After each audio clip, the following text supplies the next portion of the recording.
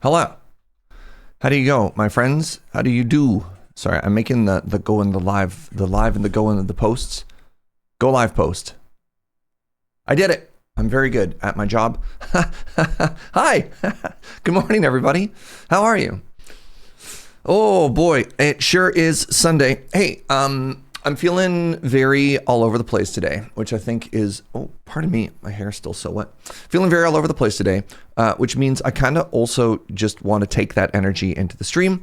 Let's watch trailers. Let's get distracted. Let's hop all over the place. And speaking of hopping all over the place, I have a very interesting miscut card from the new set. Yeah. Thank you, my love. I have a very exciting miscut card from the latest set. Does anybody here know anything about Magic the Gathering? What a wonderful phrase. Okay, so, do I have a normal copy of this card? I do. Nobody here knows anything? Great, perfect. All right. This is a Magic card called Unforgiving Aim, right? And now I have to get closer. This is the same card.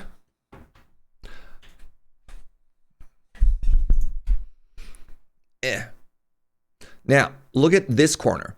This corner is square instead of round, which I'm like, okay, that's kind of interesting, but check out the bottom. So it's hard to see, but there's like a whole extra section at the bottom, and then there's just like this corner missing. It's like the corner is cut properly, but it's at a different height of the other one. So we have two miscuts. We have a miscut in the top corner where it's square instead of round, and at the bottom, it's like the whole sheet just kind of moved, eh? It's not that the corner is chopped, it's that like, yeah, I don't know. Isn't that interesting? I've never really gotten a miscut like that before. I don't know if the bottom showed up quite as well on camera as I wanted it to. That was in my my pre-release kit. And I was like, ooh, very neat. So yeah, hi friends, how are you? I hope you're chilling. I hope you're partying like rock stars. Magic Gatherer, is that a sewing thing? I think so. So I don't have a lot prepared for today. And I'm also realizing that the last time that I did a trailer day, I didn't really give y'all a lot of input. I kind of just did my thing and then I turned the stream off. When was that? When did I delete it? It's gone. It's gone forever. So the goal is, let's just hang out. Let's learn about video games together. You know what I mean? You know what I'm talking about? Was it Canal Day? I don't think it was a Canal Day, no. The first trailer I want to watch today is called Architect of Ruin trailer. Maybe I should try and find these trailers on Steam.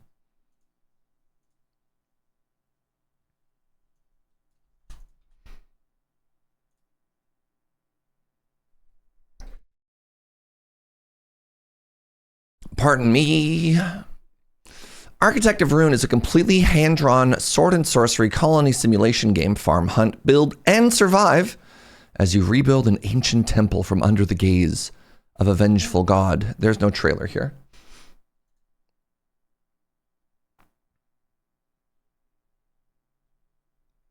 Did I find a really cool video game, but it doesn't actually have a trailer? Fascinating. Well, great start, everybody. Because I definitely saw this game and I thought this would be our whole vibe. And I guess it doesn't actually have a trailer. It just has all the pieces of a game that I think I'd really enjoy. Yeah, great start, eh? But like, look at the art style. Doesn't this look like profoundly our jam? It's got kind of a like, I don't know, I see something like this and I'm like, Dungeon Keeper? Zog Zog. What is the name again? Architect of Ruin. I checked both YouTube and Steam. Look at them. Look at them hunting. A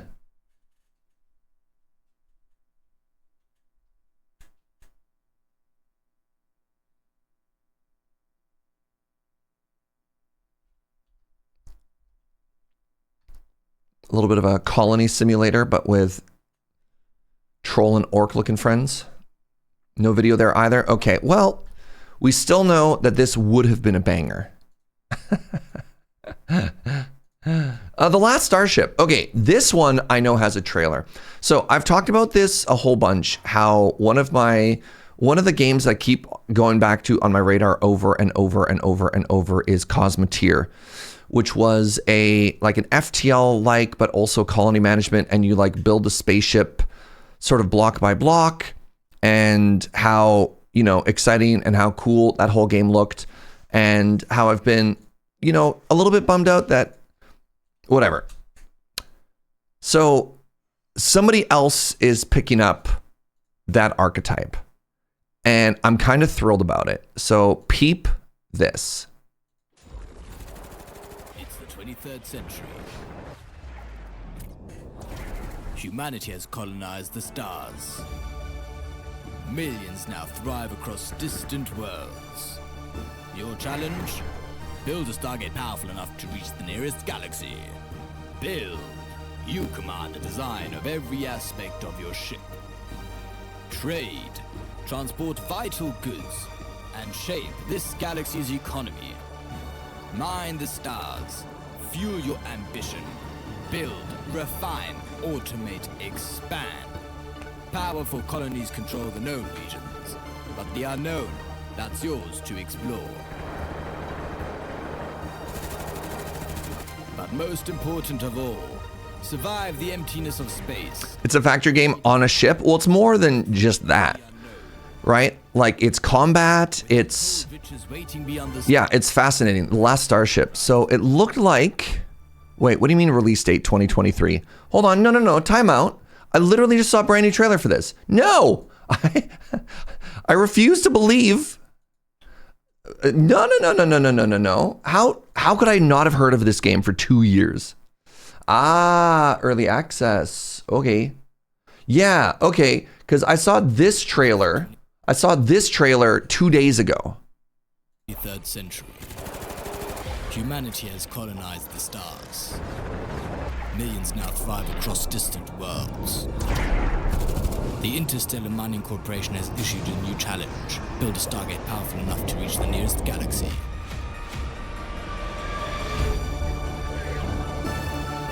So maybe this is the difference between early access and a 1.0 or something like that? Honestly, the number of different shapes that they're showing for ships is fascinating, eh? You command the design. Every thruster, every reactor, and every gun. Every gun. Trade across star systems. Transport vital goods. Shape the galaxy's economy.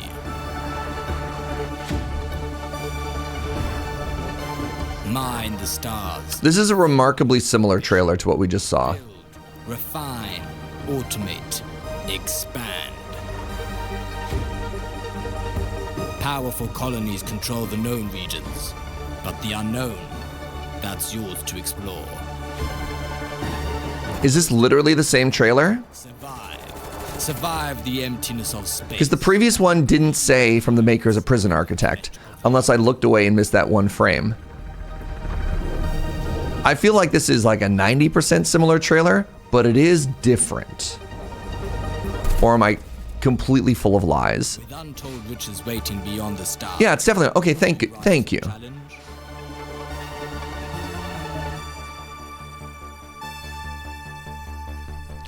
This one was 1:43, and this trailer was 1:05 seconds. Yeah, this one had way more information. So there you go. The 1.0 is coming out in 2 weeks. So that's kind of interesting. I'm a little bit hesitant. This isn't just an immediate slam dunk for me, because Prison Architect, I don't know, it's just such an odd thing to want to be an architect of. It feels right in that wheelhouse of games that I would love with the subject matter that I'm just kind of like, about. But this is exciting. I just hope there isn't just randomly some like, you know, and you can eat your crew members. You're like, why? Why? So yeah, if you've never seen it before, like Prison Architect has a very similar art style to that, which is very RimWorld in the same way as well. Whereas just the base game of this, I don't know. Boop, gotta scroll down forever now. This is how you know your age. So yeah, Prison Architect had this sort of style, right? Which is a little bit RimWorld-ish. Right? Like you have your people or whatever. Same sort of idea. They made Darwinia, Uplink, and DEFCON. I don't know anything about those games. Were they good? Could be kind of fun. Also, by the way, please let me know. Prison Architect is fun, is it? I've heard really good things about it, and if I remember correctly, it's quite well reviewed. I just found the subject matter uncomfortable.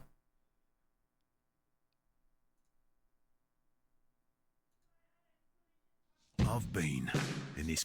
Yeah, 33,000 positive reviews. It's 10 years old. I don't think we need to do it right now, sweetie. Yeah, when we get back to that game, we can do it tomorrow. This is a different game from Cosmoteer. That was the introduction I had, yeah, to Amelie, where it looks like somebody took the same sort of formula, because this game, when did this game come out?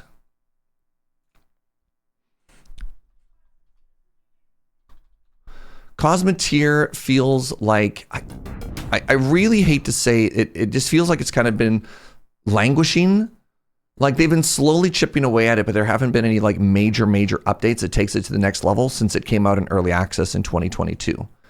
And the last time I played it, yeah, November of 2022. I think this was literally before Desert Bus. I put 50 hours in this game. This game is amazing. And they had such good bones for this game. But one of the things that they talked about on the roadmap was trying to flesh it out. It's just like, okay, we want to add more to this game other than just like go to a new area, fight a new ship. Can we add more? That was a railgun game. Yeah. Can we add, you know, trade modes or racing modes or just, you know, things that make you want to feel like this world is lived in. And then unfortunately, every major update they've had has been like, we added more guns. We added more guns. We added more guns. Hey, we added more guns. And I'm just like, that's not what I've been looking for.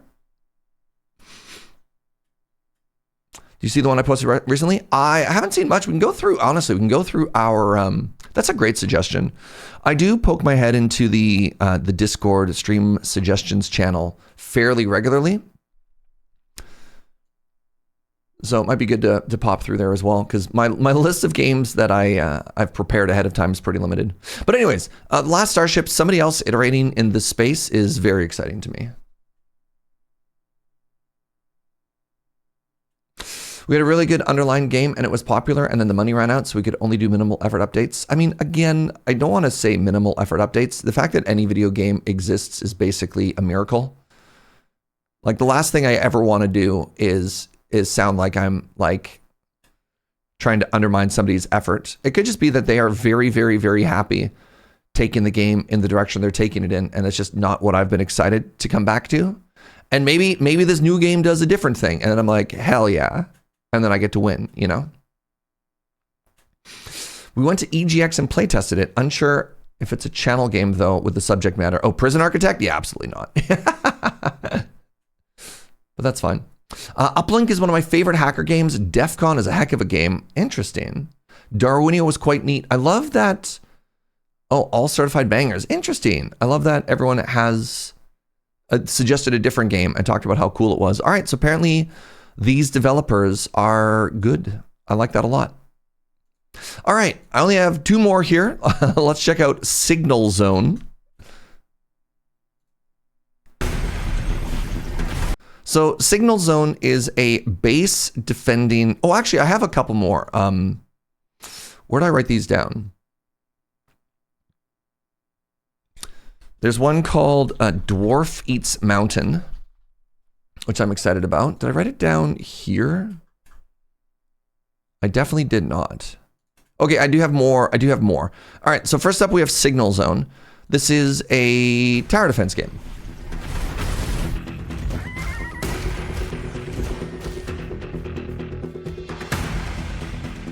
So zombie survival, base building, tower defense, sort of wave thingy.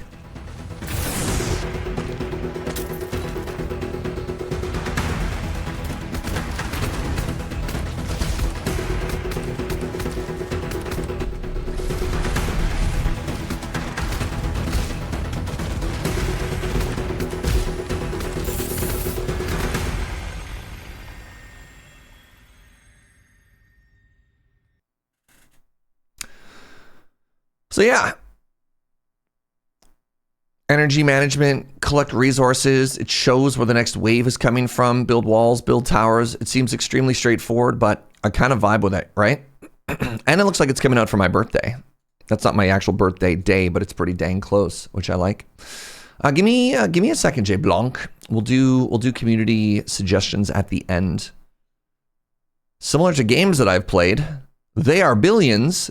Tell me more. So yeah, there's a couple of little indie ones. What was the third beat? Maybe it's under my wish lists. I don't know if I've showed this off. I'm just going to remove this. Added in 2022 and I haven't bought it yet? No. Let's clean this up, y'all.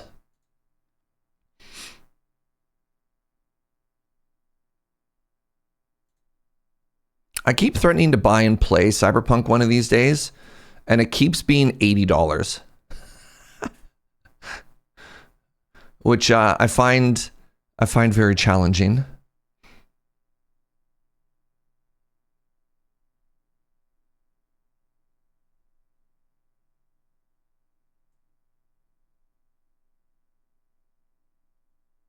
Was Starminer the other one? It might have been.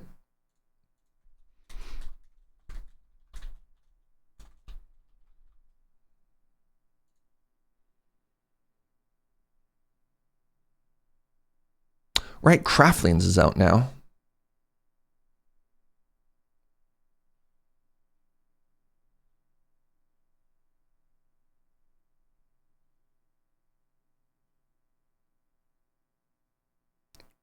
So hold on, why is there a game that I own on my wish list? Why didn't they remove that?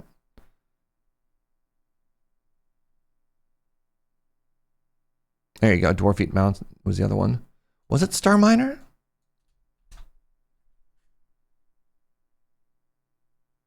That was you with Cyberpunk as well. Eventually just took it off the list. One of these days. I checked Abyssals and it doesn't seem to have been any updates for a while. That happens. That happens. Kind of a bummer. All right, let's go back to the store, not my wish list. Starminer, is this the one? Welcome to the interstellar wilderness, where navigates your... Whether weaving through What was this game? What? Hold on. Welcome to the interstellar wilderness, where navigation is not just a skill, but the essence of survival. I don't think this is the game that I thought it was, but I'm intrigued why this is on my thingy. By the laws of Newtonian physics, your vessel is an extension of your will. In real space, in real time. Real space? Every maneuver, trajectory, and pulse of thrust determines your fate. Whether weaving through asteroid fields. Oh, I mean, this is on my wish list. We've definitely seen this one before, but I thought maybe there was a... Larger ships demand strategic design. I thought maybe there's another game that I was pretty interested in checking out that isn't out yet. Complete mastery over all six. That I literally tried to buy and install one day, and I'm like, oh, this game doesn't actually exist yet. Exploit the absence of atmospheric. And I don't know if I told y'all about it. Distances at no cost. But miscalculate it, and no one will hear you scream.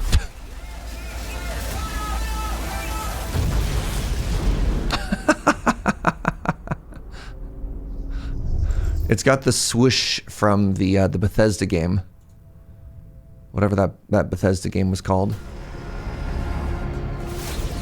All right, Dwarf Eats Mountain is such a... Does it not have a trailer either? No! Oh, the demo does. All right, here you go. Oh, this isn't a trailer, it's just a 9-minute gameplay video. So yeah, this is a game where you're a bunch of angry dwarves and you just keep attacking this mountain over and over. It's an incremental idle game where the mountain just keeps going and then you just keep making increasingly more and more unhinged things. Like, look at this. They're throwing spears at the mountain. They're shooting the mountain. They have cannons at the mountain. Giant ballistas. There's a laser beam. So this one is also not out yet. But I feel like it'd be a really good, like, one-off day. But it just says coming soon. I don't know when yet, but I can see this being a very fun, very chill day. Dwarves hunger for gold, and no mountain shall stand in the way. So growls the great maw. Build great forges and war machines designed to obliterate stone.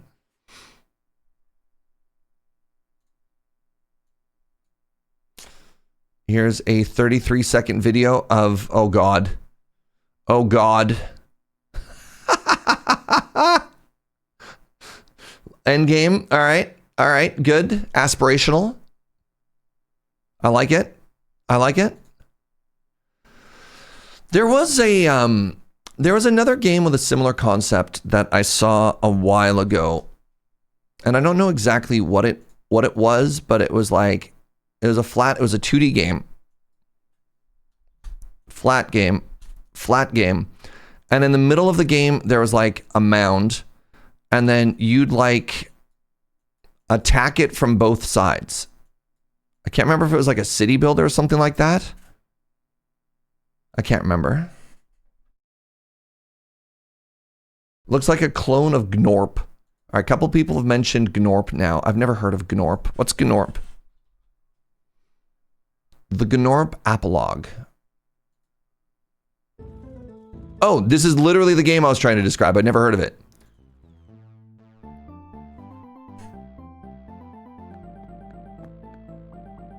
Yeah. Why is this trailer so quiet? I had seen some of this on stream.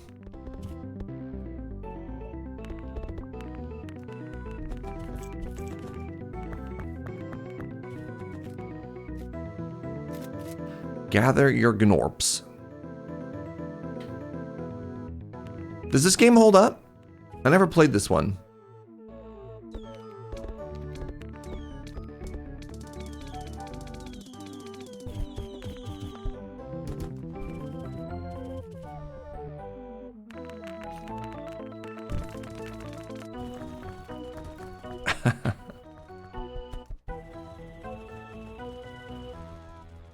I got you enough to go play through completion.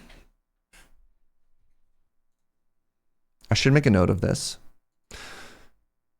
Here are all the games we've streamed in 2026 so far, by the way. It's 18 days, 1, 2, 3, 4, 5 games. One of which is a return.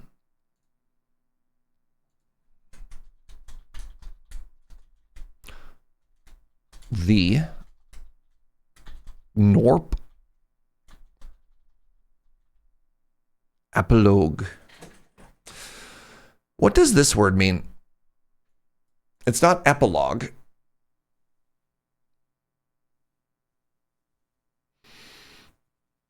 Game seems like a lot. I'm intrigued.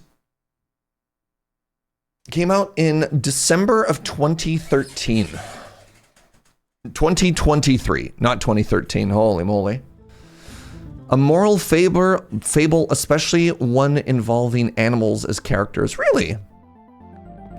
I mean, similar to Keep On Mining and Coal LLC. Heck yeah. Buy the bundle. What are the other games in the bundle?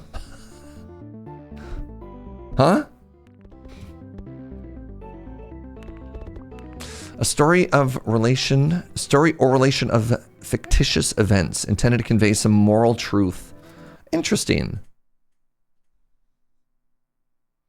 You already own it, but doesn't it normally tell you like what the other game in the bundle is? Like, what am I bundling it with? Right? I mean, it's nice that I can buy it for $7.19, but why? I don't want to click a button. It shows it here. I'm just wondering why it doesn't display the information is all right? I realize I can click things. I'm just wondering, you know? It's just really funny because otherwise I just have a button that just lets me save 80 cents for no reason. I just find that weird is all.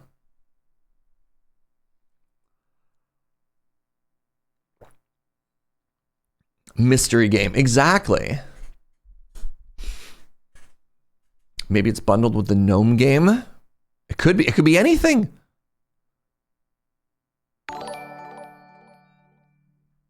Yo, what's up, Red Fox? Lee, thank you so much for using your Prime here. 24 months of the Diamond Bean. I appreciate you. All right, well, these... I feel like the trailers I've prepared today are such a huge miss. Replaced. This trailer looks sick. This trailer looks so good. All right, enjoy this one. Buckle up. I did a good job here.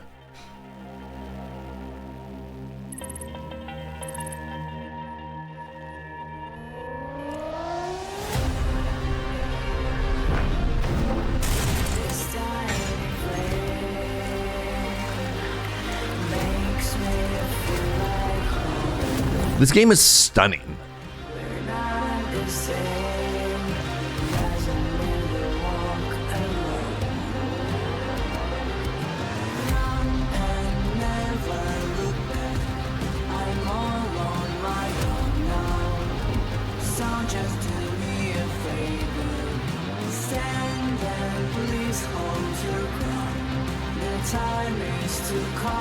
Dog.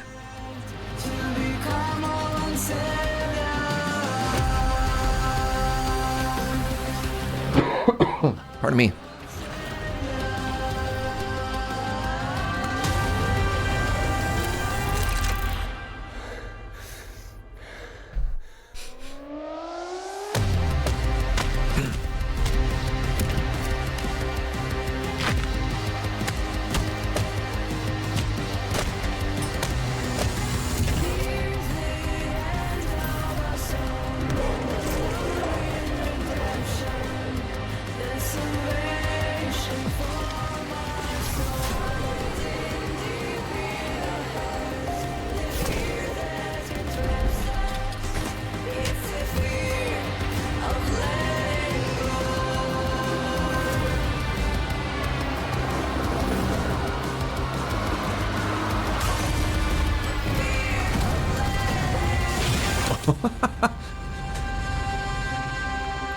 That slow moment of like watching something come towards you, you're like, I'm fine, I'm fine, I'm fine. And then finally, when you're like, oh, I'm in danger, and you don't have time to react. You can just see the exact moment, right? Where was it? Oops. That's not the same trailer.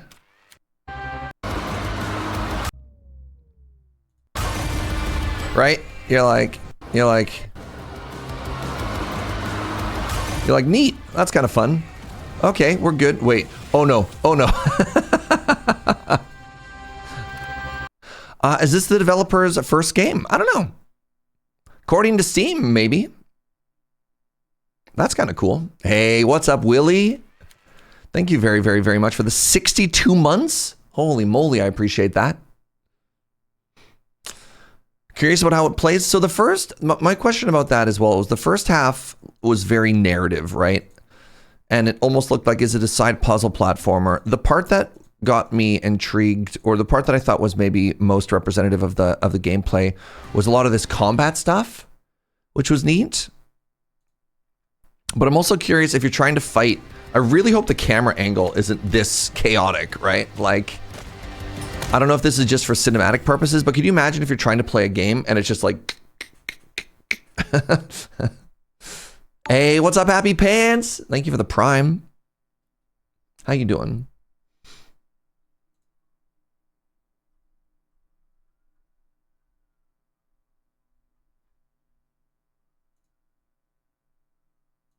Alrighty. So, Star Rupture.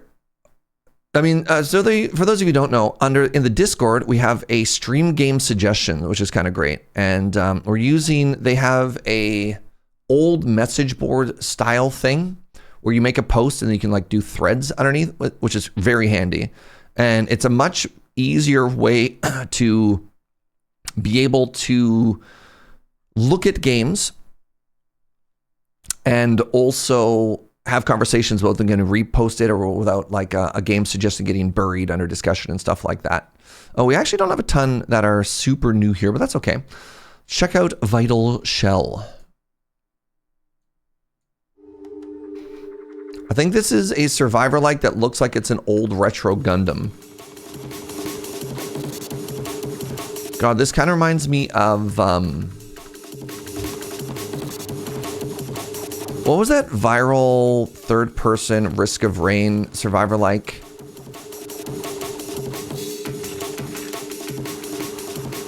Had the skeleton on the skateboard.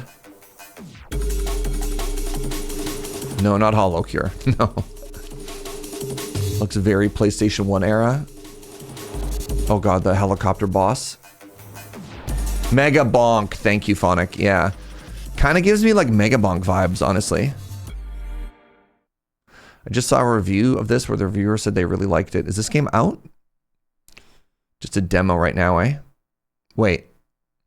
Release date. Wait, it's out? Oh, it is out. It came out a week ago. Huh. Single player top-down arena shooter. I haven't heard this called an arena shooter yet. That's interesting. That puts you in control of mechs inspired by classic fantasy archetypes.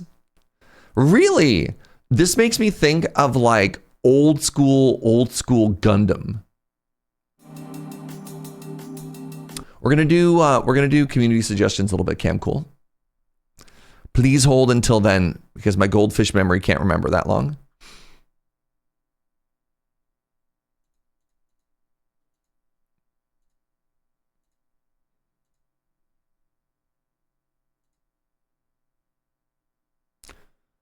Interesting.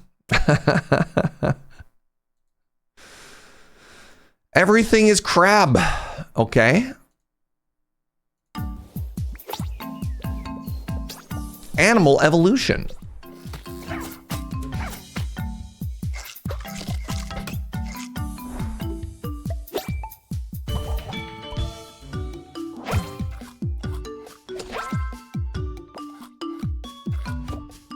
So you kill things, and then as you kill them, you get bigger.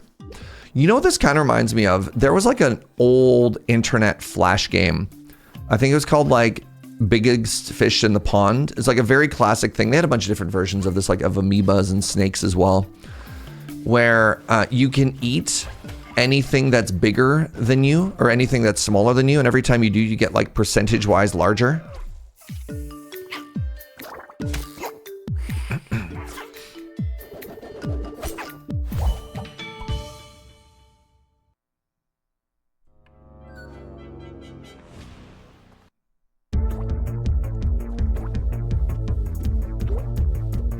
Roguelite.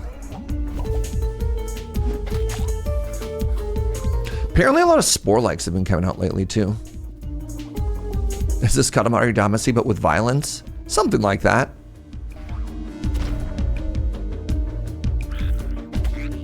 The issue was there's like multiplayer variants of it as well. As if somebody's bigger than you, they just eat you and then you have to restart.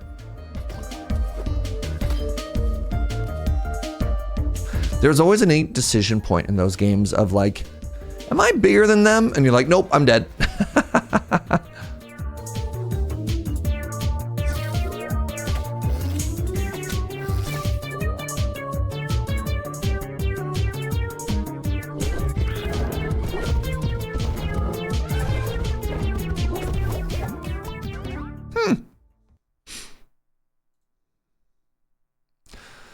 Not out yet. They have a demo. Q2 of 2026. The Animal Evolution roguelike. Hunt, flee, scavenge, thrive in a living ecosystem.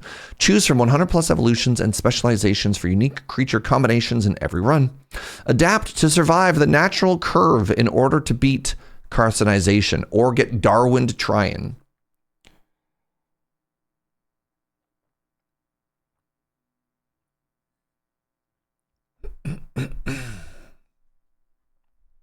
Yeah, I don't know how many Spore likes are actually coming out right now, but I saw an article saying that lots are. I don't know why. Apparently a lot of people have converged on Spore as a game they want to check out in 2026.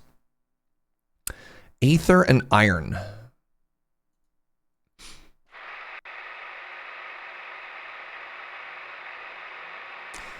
Immerse yourself in this deco-punk narrative RPG. Set in the 30s, where anti-gravitational technology has taken cars, roads, and even New York City into the sky. Okay. New York City, 1939. A floating metropolis, ruled by the iron fists of the barons. It's an empire of steel, held aloft by the miracle of Aether. A substance that can lift the tallest buildings to the heavens. Dive into an alternate history where Aether and Iron ruled the skies. Correct me if I'm mistaken, fans of old school Americana. Taking on a Wasn't like the fantasy city of the future from the 1930s? Wasn't that Chicago? intrigue. Didn't everybody kind of hate New York in this era? Allies. And make enemies. Roll the dice. Because when luck runs out, your skills and your companions are your only hope. What's up, Air Dragon? Your wits, Thank you, friend. your weapons, to uncover the city's darkest secrets. Chicago may have had the edge, but New York was big too. Okay, I stand corrected. Just may save yourself. I love the art vibe of this game. Seismic Squirrel. I love the name of the developers of this game.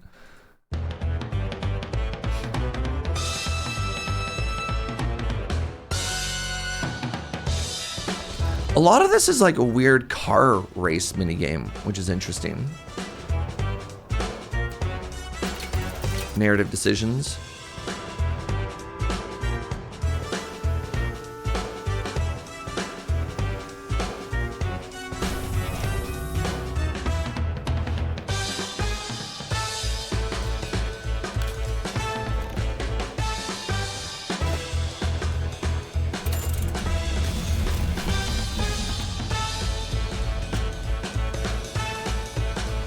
Engage in tactical car combat.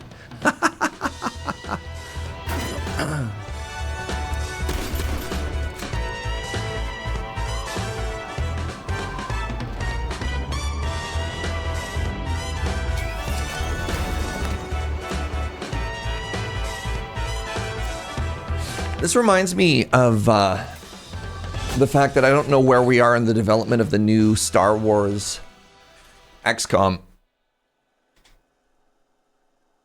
Has there been a new trailer for Star Wars XCOM, chat?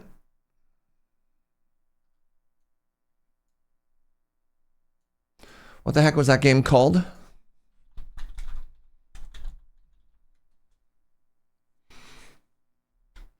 There's the announcement trailer for it. 8 months ago. Zero Company. Any news? 8 months, 13. No, there's a bunch of other Star Wars games they just announced, but Zero Company, zero news. Devastating. That did not work. That's okay. All right, a lot of these are a lot older. About fishing, right? What? Don't play. Streamed a couple of these already. All right. Hit me with your suggestions, chat. Let's just hang out and watch some videos, you know? All right, go. Reminder for Serge Safe rules. Don't just meme on me. Don't make me watch things that are dumb. Let's talk about games that you think are... also, no swears, no nudity, and no graphic violence, please, and thank you. All right, Orbit, Fogpiercer, Drill Keeper. Did we not play Drill Keeper? Or am I conflating this with like 17 different games? Fantasy Life, The Girl Who Steals Time. A game about feeding a black hole. Okay. Hungry Horrors. Kyora. PinKeep. I don't know if the name PinKeep is on Steam or not. Seems like they announced a lot of Star Wars games. The Video Game Awards had like a prequel to Knights of the Old Republic. I don't know. I can't remember what that game was called, but it was like a new KOTOR game, but it's not KOTOR. They had, now this is pod racing, the game. I mean, it definitely feels like similar to Warhammer. It feels like they're like, hey, we can just make a lot of money off this IP. We don't necessarily have to protect it. So go, give us money and go. What's up, NB Chris? Thank you so much for the 50 months, the half year. Orebound. There's some games that I look at the name of and I'm like, yeah, that's a Serge game. Orebound. There are no Ghosts at the Grand. I'm pretty sure we've seen a couple of times. This is the one that felt very... This one felt very New Orleans despite being inexplicably like in England or something like that. The Bench. Is The Bench the game where you're an angry old man and you're bullying pigeons?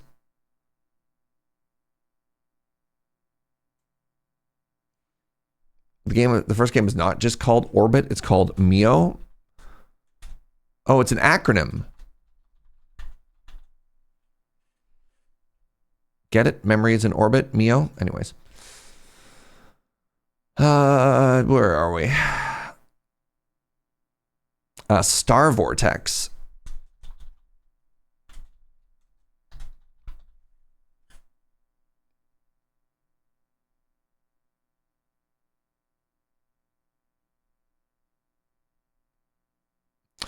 Tactical Breach Wizards, that game's old. Sorry, I don't mean to be super dismissive about that. A lot of people suggested Tactical Breach Wizards to me. That is absolutely not it's just not a Serge game. I guess I didn't add the caveat. I would rather we look at games that are new or soon coming out as opposed to games that I might have missed from 2023 or something like that. But yeah, Tactical Breach Wizards was like very, very, very, very highly recommended. But it's not a tactics game. It's a puzzle game. And that's not the... It's closer to... I can't remember the name of it. The name is so similar. Tactical Breach Wizards. To... Into the Breach. Thank you. Yes. Some of you... Thank you for translating my Serge there. Similar to Into the Breach, which is, again, not XCOM. Which is fine. But yeah, I want more XCOM. That's what I want. I'm still waiting for Fantasy XCOM, chat. I'm still waiting for Fantasy XCOM. Just give me like a medieval party of like adventurers and you have to do missions and it's just stuff. Fights in tight spaces. Again, a game that seems like it'd be a Serge game, but it's not that. No, the Final Fantasy Tactics. Well, I mean, a game from 1999. Again, no. I need XCOM. I mean, maybe I should take a look at Final Fantasy Tactics. Maybe I'm wrong this whole time. Maybe this game has existed. $70. I had lived my life the only way that I had known. But when the pillars of that life came crashing down, I did not stand by and watch them fall. The people tire of war, and their disdain for the crown waxes with each passing day. We Bales... Yeah, there's been a couple of games that have tried to do Fantasy XCOM that haven't been good. We don't talk about those. For the next challenge. Time to show off my skills. This is it. Yeah, I don't think this is what I was looking for. Nobility corrupt. They must pay. This is closer to like a Fire Emblem style tactics game, which is not an XCOM. Your time is at an end, Ramza. Do not underestimate me. For the peace of the kingdom, I can see why people would really like this. I don't know.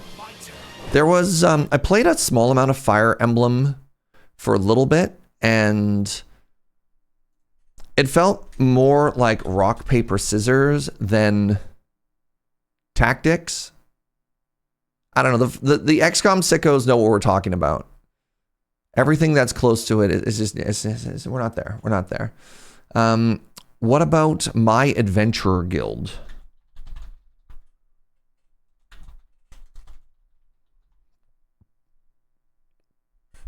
Which of these words did I spell wrong?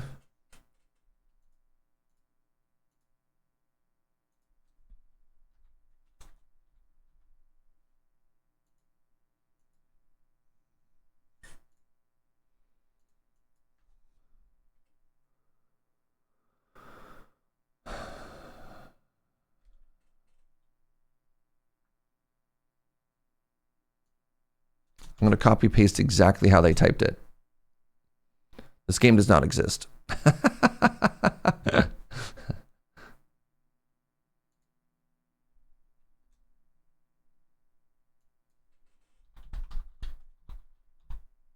Wait. Our Adventurer Guild?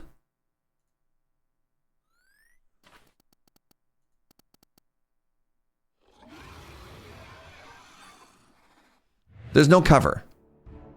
If there's no cover, it's not an XCOM, chat.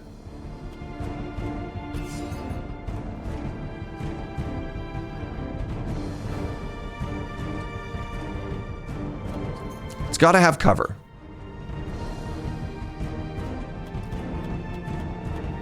Although this does look really cute.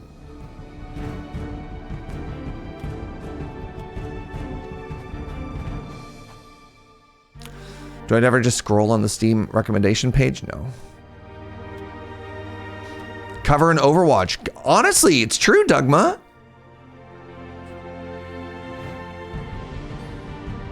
Yeah, so one of the problems I've always had with the genre is if most fantasy is melee, how do you handle cover? Bows and arrows exist, kits, spells exist, wizards, right?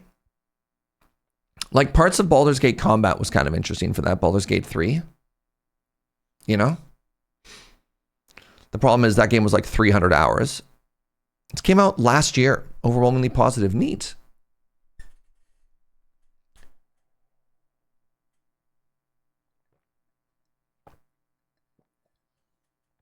Cyber Knights Flashpoint. Cyberpunk XPunk. I want Fantasy XCOM, but that's fine. Rabbids did it great. Rabbids did such a good job. An XCOM needs the following: run and gun, risk reward temptations, cover, limited ammo, base building. All true. It also needs, I don't know what your risk reward temptation, it also needs actual factual death. It needs consequences. It needs stakes. And the issue that I had with a lot of XCOM likes, especially narrative XCOM likes, is if they don't let you fail, then why bother? You need your whole squad to wipe, right? You need every single person that you send on a mission to die and for you to have to continue despite that. And I know a lot of people will just reload at that point, and that's fine. That's fine. Rogue Trader. I worry that Rogue Trader isn't Rogue Trader more like a Baldur's Gate than an XCOM? I've heard really good things about Rogue Trader. Rogue Trader has fallen. Now I must take up their mantle. But this is more of a Baldur's Gate than an XCOM. It's a CRPG. Yeah. CRPG is not an XCOM. Oh yeah, anything 40k is not Serge safe. Oh, I know. Oh, I'm very aware.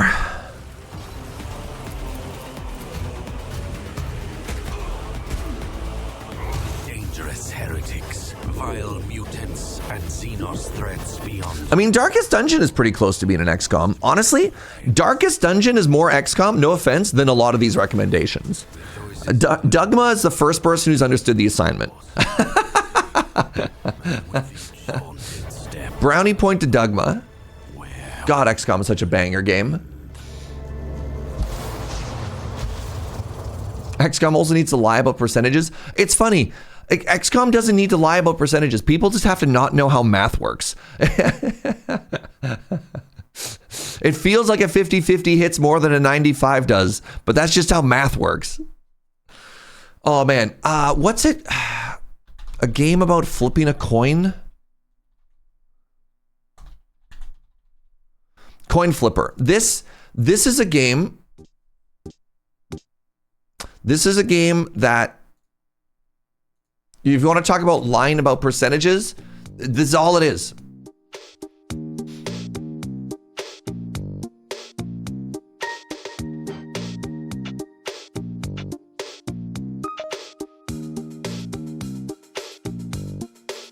Oh, is there a different coin flipping game? Which is the other coin flipper?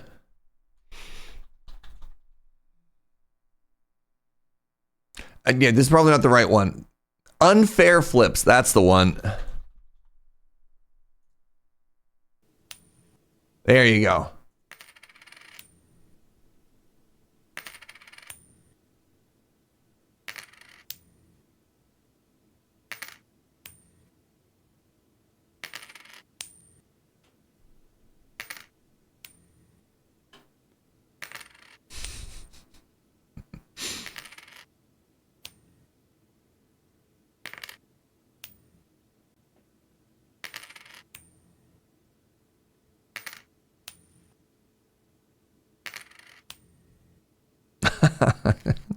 When are we going to stream this game?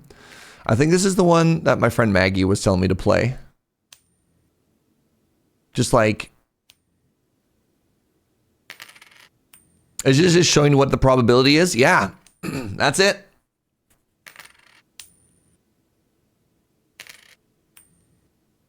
Am I sure that Maggie is my friend? Yeah.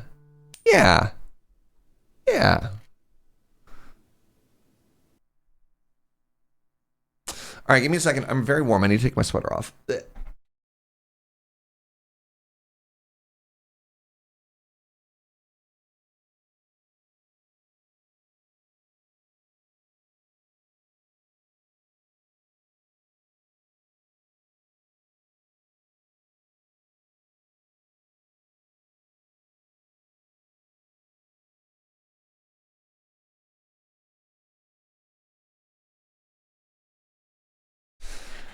Hello. All right. I haven't actually looked at any of the trailers that people suggested since we started this conversation. I was really tempted to just like get distracted again. Meal.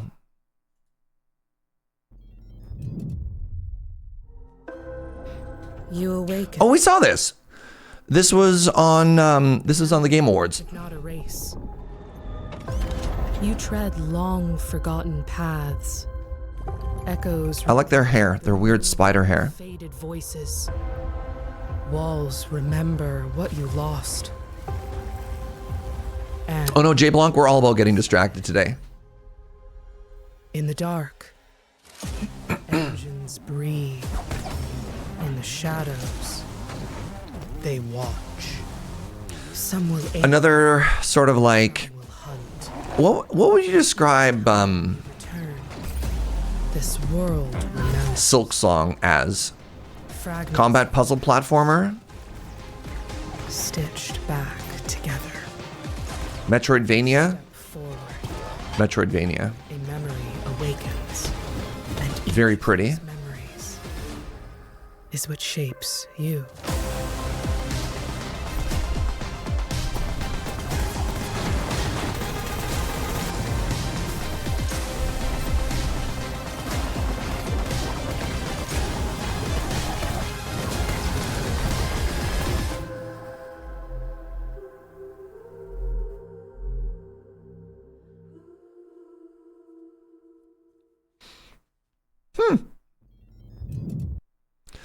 There are, I guess, two recurring themes on trailer day. I'm not even talking about Mio. And that is how there has never been a good successor to XCOM, and there's never been a good successor to Dungeon Keeper. It's just like two genres that I feel get a tremendous amount of successors, or not even successors, inspirations, but have never quite managed to recreate that magic. You're like, it's close, but it doesn't quite scratch the same itch. Stats teacher had it in the syllabus that anyone who could flip 25 heads in a row on a standard quarter got an automatic 100%, but you only got one chance. One guy did it.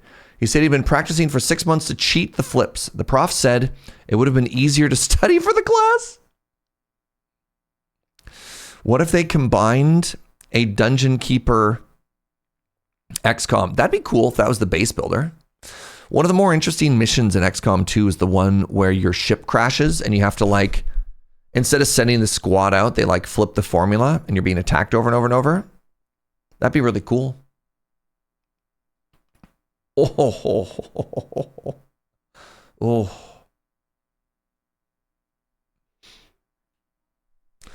Did I play Banner Saga? I think I tried it. Was that the like free to play mobile one? God, y'all are all right. No, this is not free to play.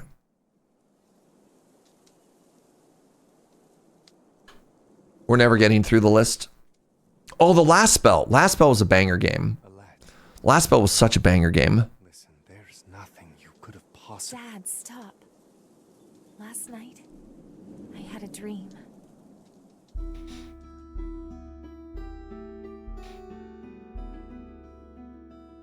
Oh, not Serge friendly? This is not Serge safe? Okay. We'll pause there. This is another Steve Dangler joint.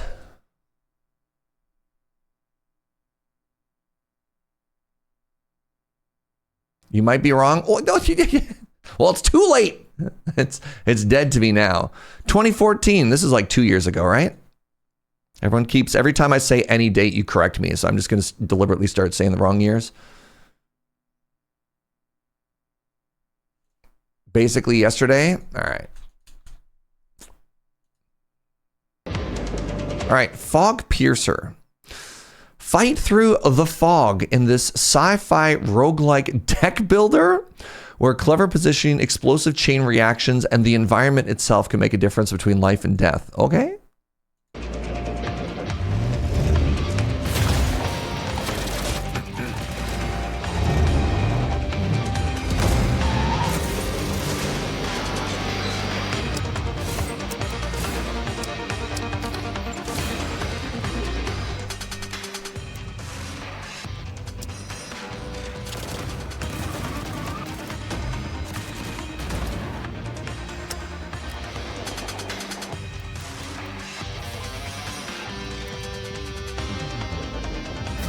Oh, this is by Hooded Horse? Interesting. Hooded Horse has been putting out like non-stop bangers for real though. Mad Max Train.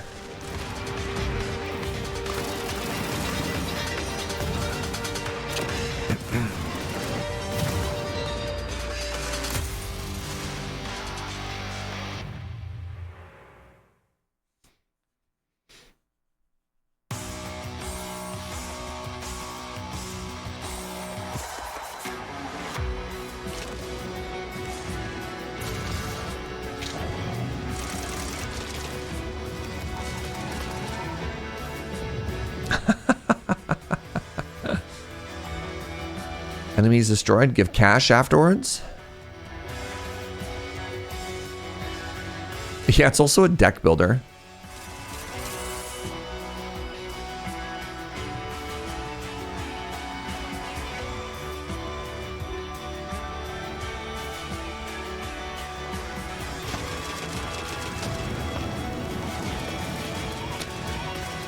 The visuals leave a little bit to be desired for me.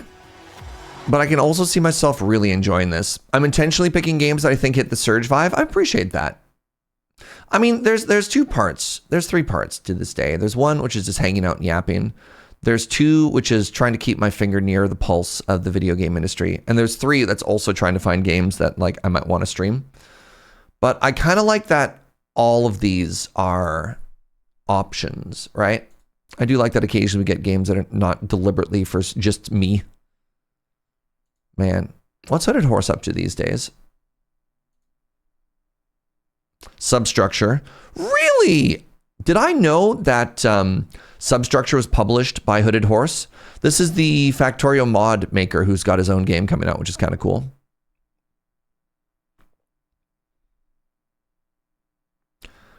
Super Fantasy Kingdom. This is a game I'm kind of tempted to check out, actually.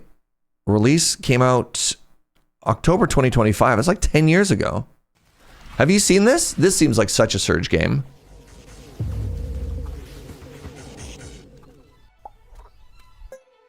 This kind of reminds me visually of the one that I kept making, the Hokage game. Nope. Dot Age, the Dotage, Dot Age. Reminds me very visually of this. So this is a kingdom building tower defense game where during the day you build and during the night you have to protect your kingdom from hordes and waves of enemies. I don't think we ever showed this on a trailer day. This is one that's just kind of randomly on my radar. Also has roguelike elements. Yeah, I believe you just have a run and then you restart or whatever, right? Maybe I need to put this on my maybe list.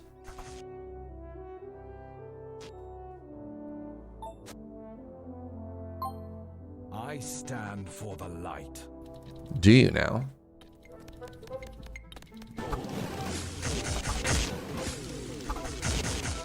Adapt, survive, progress.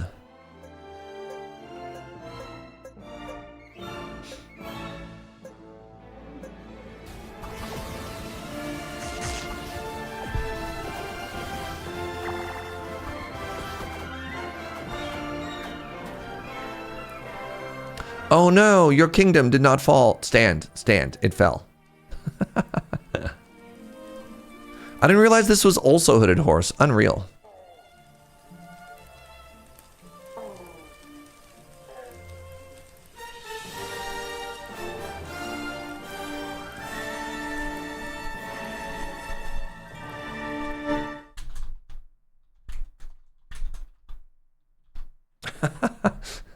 Wait, it just linked to a YouTube video? What? Hold on. We're in Steam. We're in Steam. What? Hello? Why would the trailers link to Steam?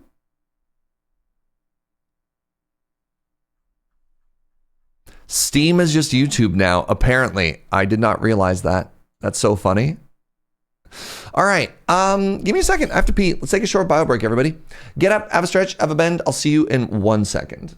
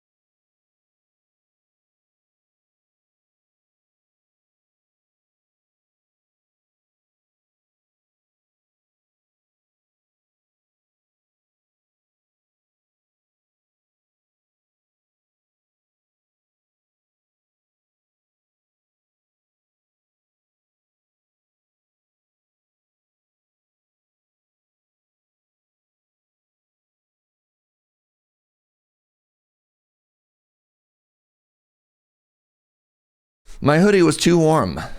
My t-shirt was too cold. This jacket is just right. What's up, friends?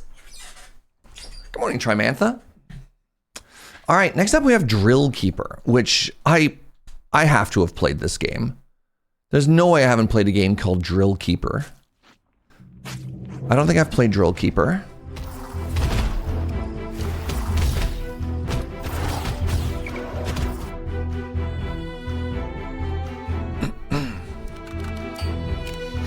Wait, it's a deck building, mining, tower defense game? Oh no.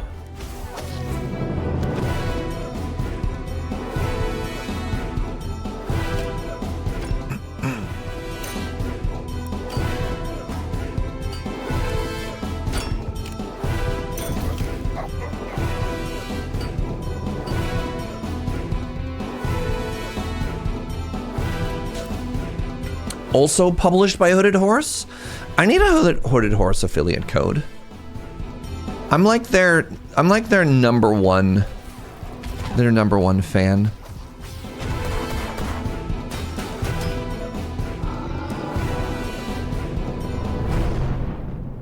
Drill Keeper. Drill Core Keeper.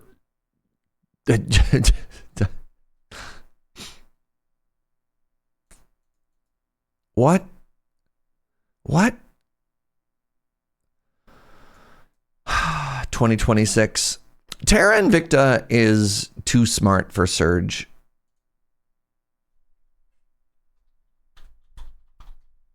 How do I spell this? Drill Keeper. One word or two words? Let's go with two.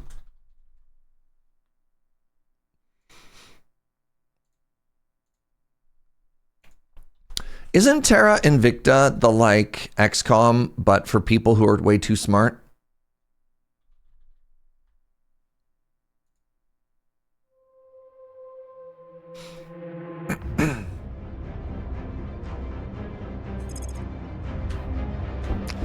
This is for people who want to play XCOM, but on like a planetary level without any of the actual tactics, right? All has changed. Our old lives are gone. Like the grandest grand strategy game, right? Like this game seems completely impenetrable to me. I'll speak with them. On Overwatch, our supporters are in place. Freedom and justice. Investigating alien site. We're going in. Score one for the good guys. Yeah, there's like a very, very, very particular kind of sicko that looks at this and they're like, yes. We'll go for the stuff.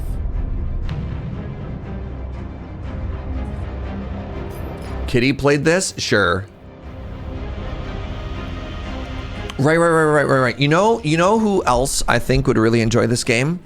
There's this like space salvage game, but it has like actual factual physics to it. Like if you want to take out the nuclear generator on a spacecraft, you have to go through like the 400-page manual and actually do it correctly. Like that feels like the same kind of sicko, right? Do you know what I'm talking about? What was that game called? Kitty also played that? No. Hard Space Shipbreaker, all you care about is laser. That's all that matters. Was that game called Ostranauts or something like that? This ship may be a death trap, but she's my death trap. And my ticket out of a life of corporate service. I think it's this one. Yo, what's up, Lady Mix? This is not Hard Space Shipbreaker. Not at all. No. With my own ship, I can fly out to the good derelicts where the corp can't see. Scavenging for scraps is not glamorous work, but is this the one? Hit the jackpot. And if you know the right buyer, it can net you a nice chunk of change. Maybe with some more cash, I can convince my old co-worker to join my crew. Of course, I'll need to upgrade my ship to make room and make my life easier. There's a whole solar system out there. If I can just find the resources and connections to torch up and leave this rock for good. Assuming I'm not done in first by crushing debt, the harshness of space, or worse. For now, I'm just trying to scrape by for one. Was this the game kits or no?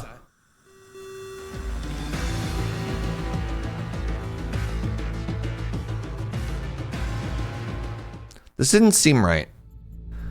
There wasn't enough, like, it was? Okay. So, there's a Testudo heavy lifter in just about... Yeah, this game is so dense. Waiting to be scrapped in the boneyard.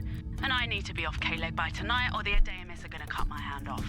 My favourite hand. Problem number 1. The thing's got more holes in it than a sieve. Somehow, I'm going to have to patch it and reflood the O2. And nothing good comes easy, right? Problem 2. I don't actually know how to fly a Testudo heavy lifter. Thankfully, cozying up to that furloughed pilot stuck on the station has paid off. She's in. Last, but Good morning, Jojo. the reactor. Never Good morning. one up, but how hard could it be? I love you. It's just nuclear. Yeah, like look at this. Yeah, like actual factual dashboard, right? If I've learned anything out here, it's that rules are for suckers. Like look at this. Look at this. You show up and you're like, great. Love a dashboard full of characters I can't read. Time to go steal a spaceship.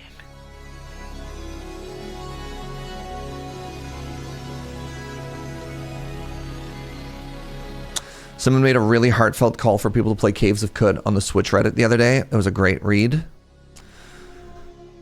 There's a whole genre of game I like to call the you need 300 hours to start enjoying the game. And there's only so many of those that you can have in your life, right? And Caves of Khud feels like another one of those for me.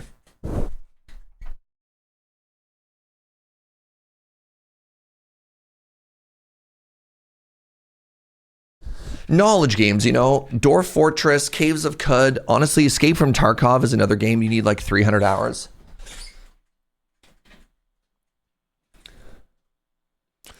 But like once you get into those, Kenshi, man, Kenshi was a game I wish RimWorld. How many of you are Kenshi sickos? How many of you have heard of this game? This was a game that I wish I could have gotten into. And I just absolutely couldn't. So Kenshi was a game that you start off as like one person. And then based on the world, you could end up having like an entire 300-person mercenary company. Like just a massive sandbox simulator.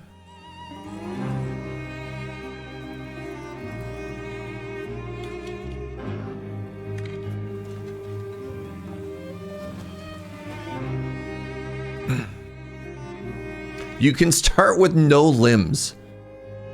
Yeah.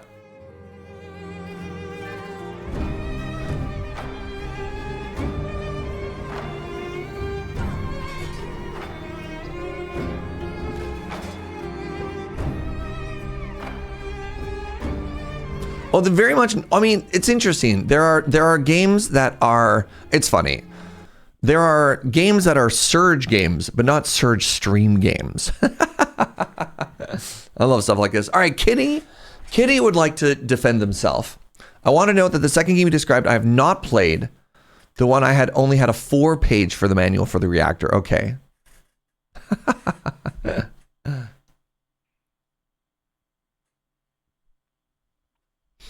But so it goes. All right. Anyways, I got really distracted again. We're 3 games deep. All right. I'm a little bit nervous about a game called Fantasy Life I, the Girl Who Steals Time. Let's see what happens here.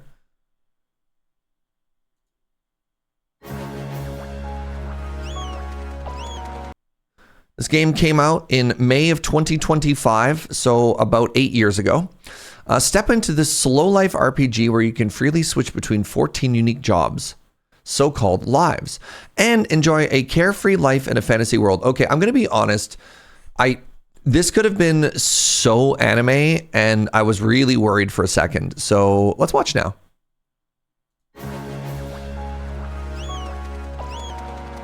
I'm obsessed with this game. It's a chore simulator and a half, and I love it. Oh, great. The girl who steams time, more like the game that steals your time.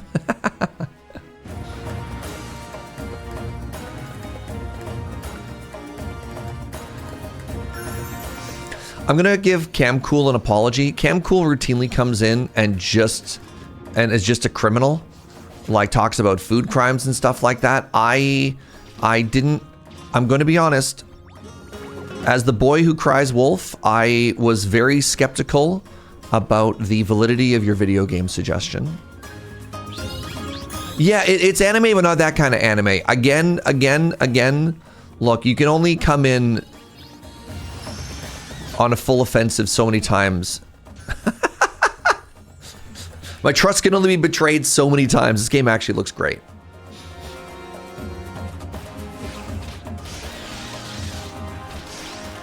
Fishing? Oh god.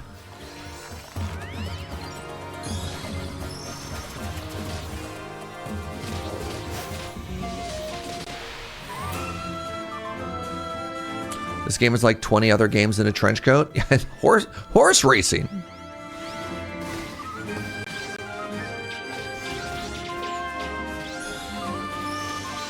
The legendary Don Woolley.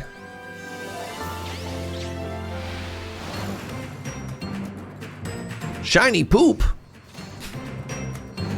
Wow.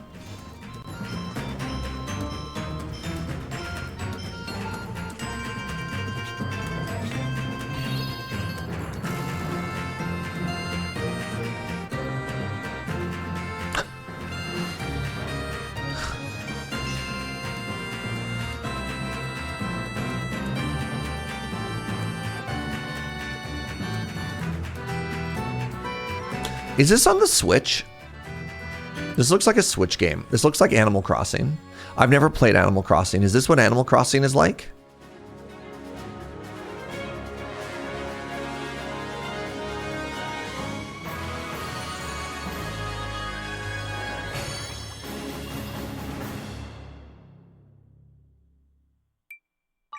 The story is super short and boring, and the point of the game... The point of the game is the grind, and also this is probably on the list because there's a roguelike mode. I mean, this is on the list just because people want to suggest games on the list. All right, give me a second here. Somebody suggested... Where to go? Death Howl. Trailer number 2. Let's keep going. Intriguing.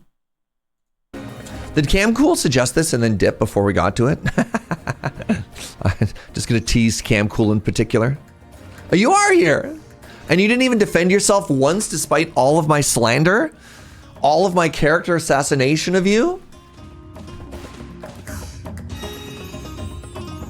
I hope you're not sad. I'm sorry. It's all true. I'm mostly just pun.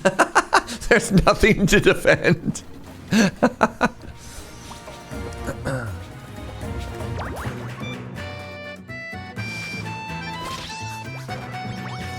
The combat life with 4 different combat classes. The gathering life.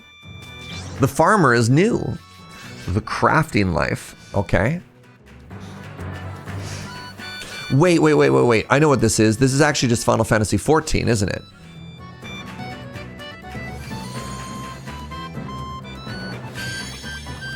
Fantasy Life is a very quiet, heavily Japanese property that is only half popular here. Interesting.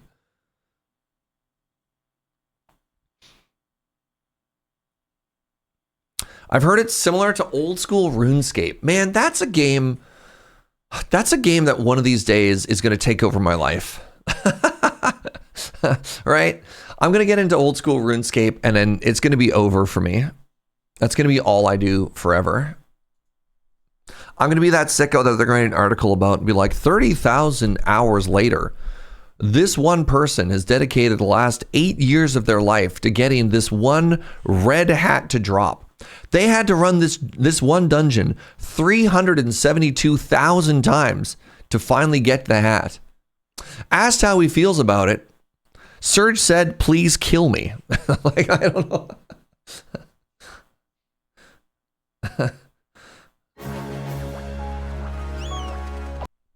Please. It's like that saying of Alien. What are they saying? Kill me. All right, a game about feeding a black hole. This also seems like a Serge game. Ooh, an incremental game about feeding a black hole. Wait, this is just that amoeba game, isn't it?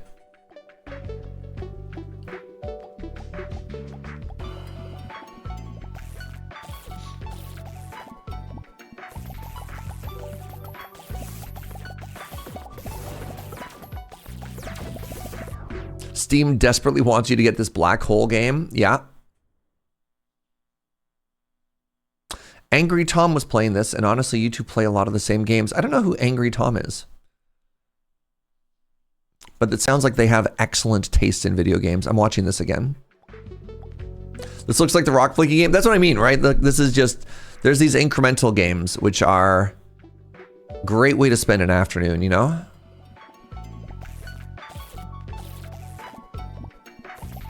This is the hot new kid in the incremental space. Ooh. Whoa, big laser splashes.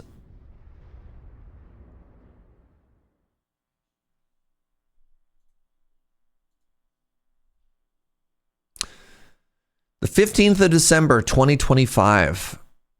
Not bad. 10 years ago.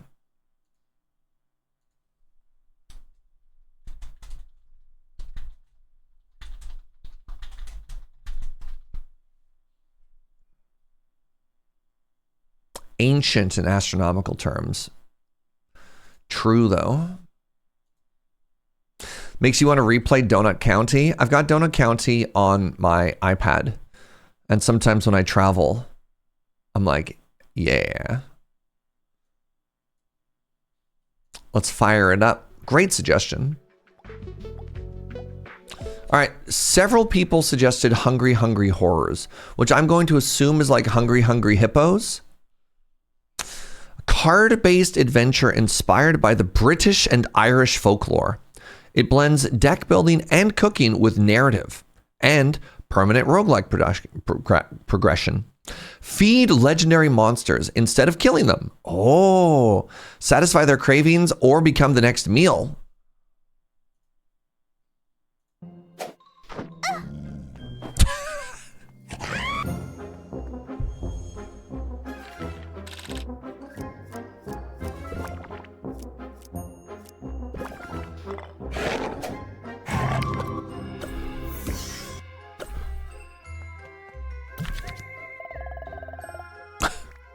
Excuse me?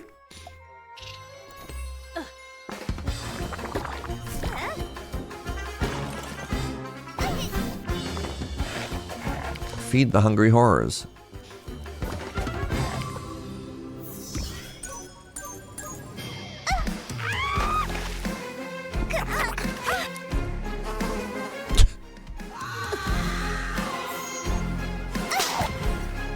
Yeah, it does look cute, but like, there's a shocking amount of animated booba.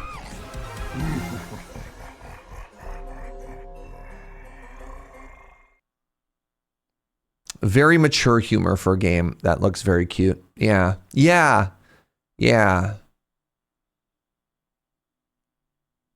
For a game about cooking, it looks very horny. I don't know how to feel about that. I don't know, man. I'll put it on my wish list. There you go. Yeah, like yeah, dude horny is a good way to describe it too. Yeah. Very male gaze. This feels like a game targeted at the women I dated in college. Interesting. Did Serge get his Hytale creator code? I did. Exclamation Hytale. If you know what, let's watch a trailer for a video game here. Something new that just came out. Hashtag Hytale creator.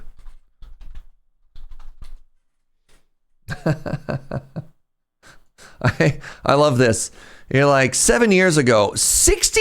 I'm sorry. Hytale had 62 million views on this trailer? What? But exclamation Hytale doesn't have your creator code in it? Joe works fast and in mysterious ways.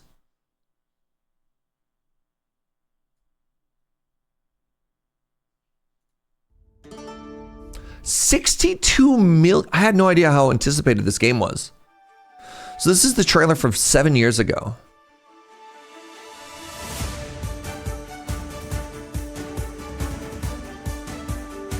Let's see how much this has changed. So the graphics look way better. Like way better. The chickens still look equally derpy. I have not met a dog yet. You didn't think the code would just be your name? That's what my code was for like Epic and oh god, what was it called before it imploded? Humble. My code was just my name for those as well. There's the bug. Okay, they kept the bugs. I haven't seen this large friend.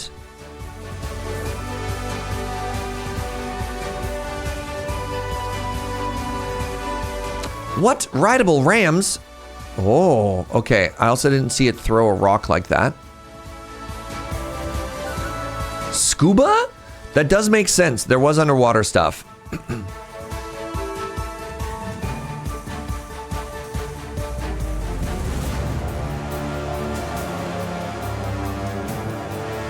This is a very ambitious trailer. This is the announcement trailer. So the game was announced like 11 years ago. And I guess this trailer came out 7 years ago.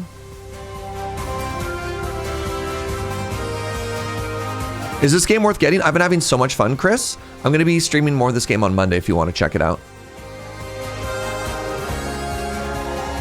The general reviews for this seem to be, if this is what they call unfinished early access, I can't wait to see what they're satisfied with as development. Yes, there is so much of this game.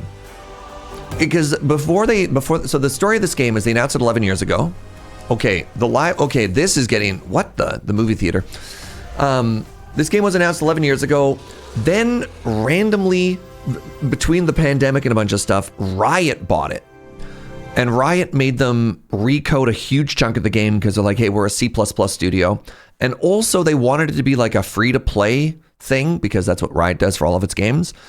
So massively had to change the game, the progression and monetization for it. Then it was kind of like canceled. The devs bought the rights back to the game and said, we're going to release it as soon as we can. Made a big post being like, hey, just so you know, this is like, it's super janky. It's super early access. Don't go in. You're like, okay, like don't go in expecting too much. We're like, oh no, this is not going to be great. And then it's actually been like so banger. It's been so good. I want to see if they have an actual trailer release thing. I guess they didn't. Yeah, look at that. Just like radio silent. Props to Riot for selling it back to them. I'm curious what those conversations would have been like.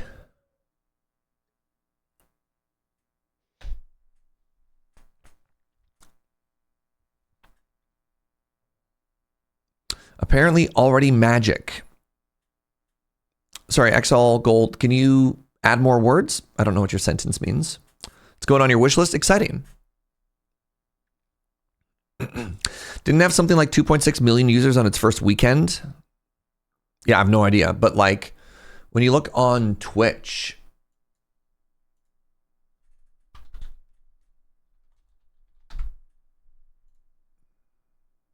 currently 30,000 viewers on Twitch for Hytale. So, you know, that's a thing.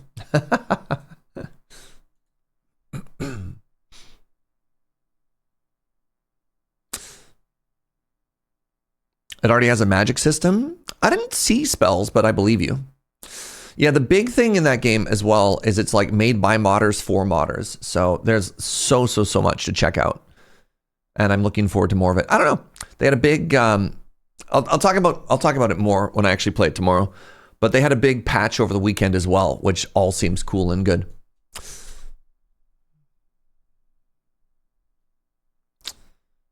You feel that the tension between Riot and the devs was Riot's wanted their own Roblox and the devs wanted what they wanted. Yeah, but once you own the game, you can just kind of make them want whatever. You know, you're like, We own you. Build the game we want you to build.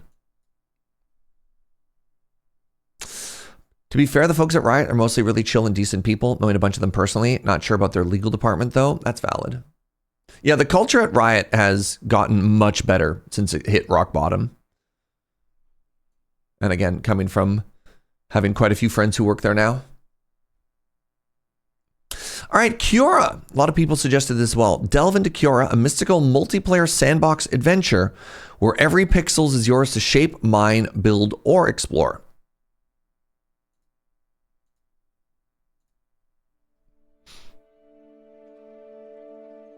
Oh, Core Keeper.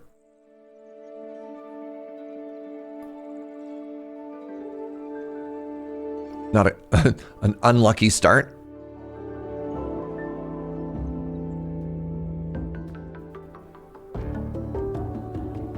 Oh.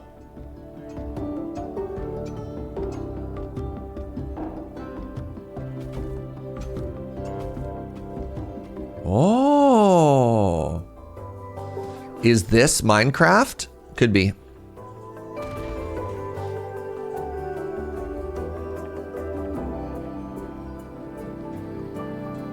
No. I need more information. This looks extremely my jam. Hello?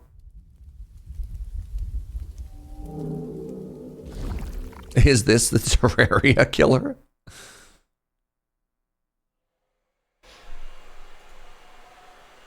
Coming soon. Do we have more? Of course, Ellie. Do we have more information? Similar to Star Rupture. You know what? I don't believe you.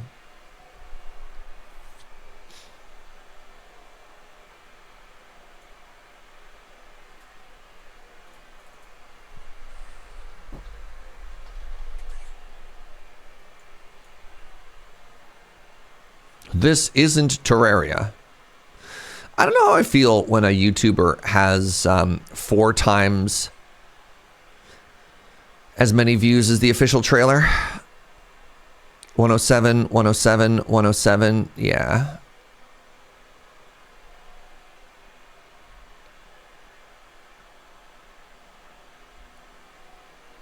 Why Starbound failed? Okay.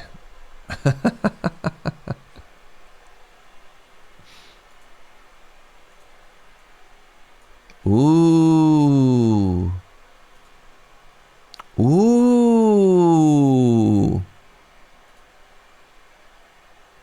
Worm boss.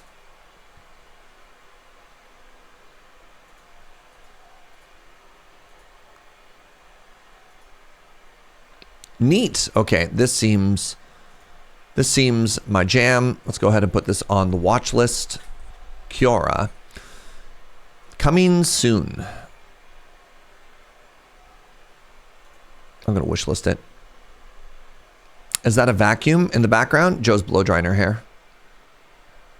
Sorry if that's very audible.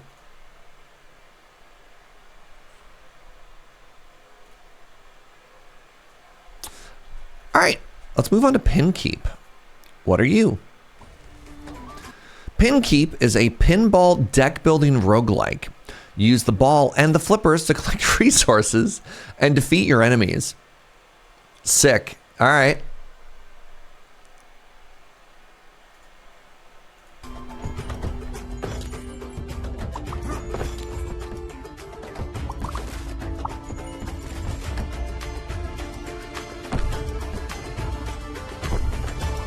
I mean, it kind of feels more billiards than pinball, if I'm honest.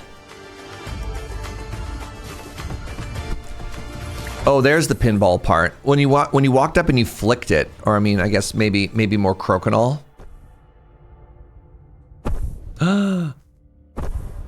PinKeep.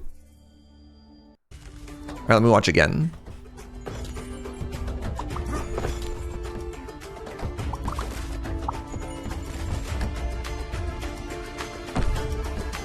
What was the Metroidvania pinball game? Pardon?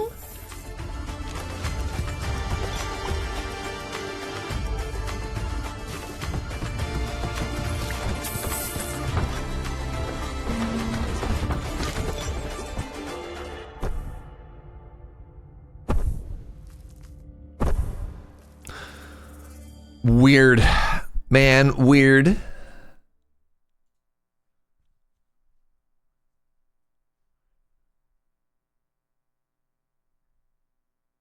What a profoundly silly concept. Is this game just math? No, it can't be. I swore off all math in 2026. I was that kid that put hundreds of hours into Space Pinball game that came with Windows. There was a, in the early days of the internet, there was a website that you could just play billiards. You could literally just play like pool. And what would happen is you'd like, there'd be the ball.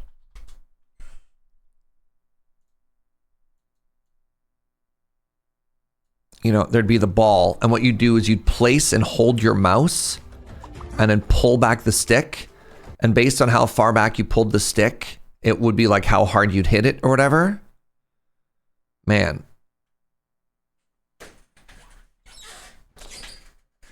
And then, yeah, there was like ranked ELO or ELO, however you say that out loud, where you play against other players. It was like a Shockwave Flash game. Yeah, 100%. But there's like this massive, massive community of like online ranked billiards player. It was wild. So I don't know about this, the pinball game you're playing about, but yeah, I did a lot of this. Lot of this. Luckily, no math in billiards, right, chat? No math in billiards or in pinball. I describe them more as vibes games. I want a docu-series on the Flash games of the early 2000s. It's pronounced ELO, since it's named after a person named Aprad ELO. Fascinating. Angles aren't math? Oh, thank God. Okay. I mean, this game looks cute. There's like no information or a date coming out from it, so there's not a lot I can do with it.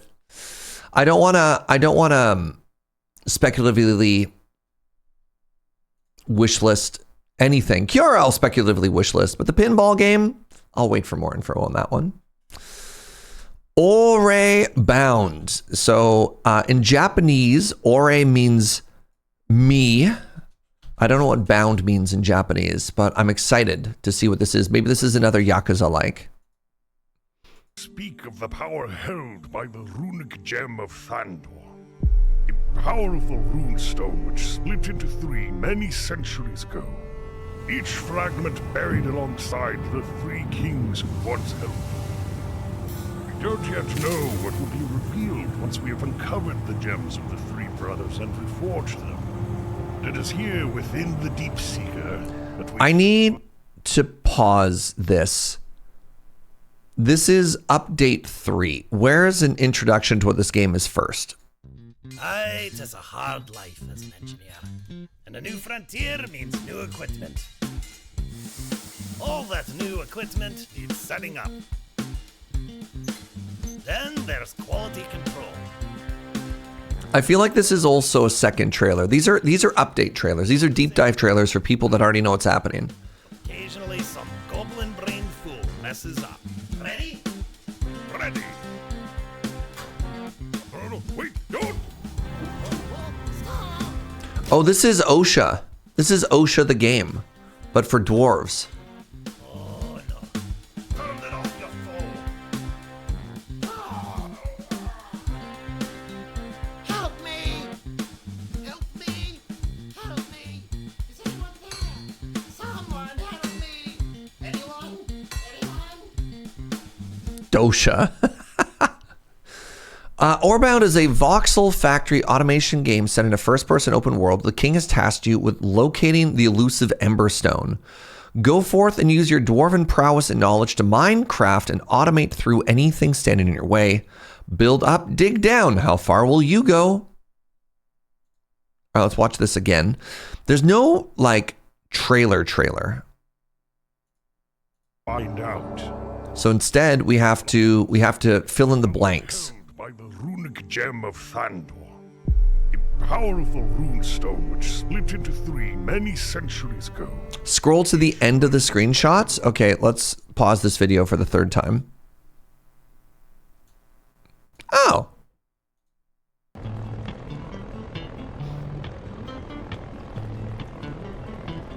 Thank you. Airship. What?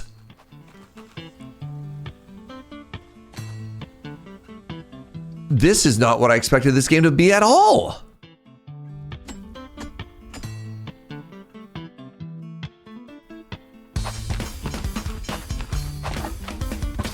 This is so different. Yeah.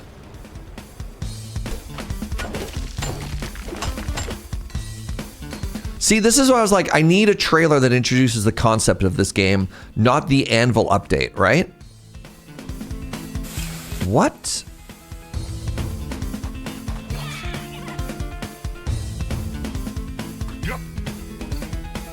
I played quite a lot of this game. No kidding. Very fun, satisfactory-ish game.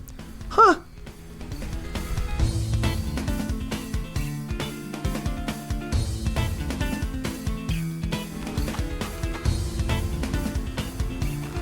Why is it making cannon rounds?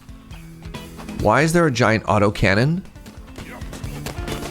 Why is it now a tower defense against goblins? What? Hold on. What?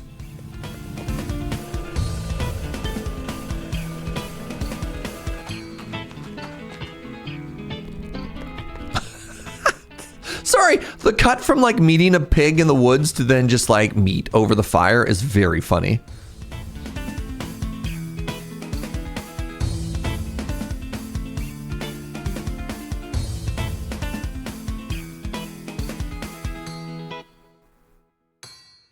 So a lot of this game started off looking like a single player automation first person game.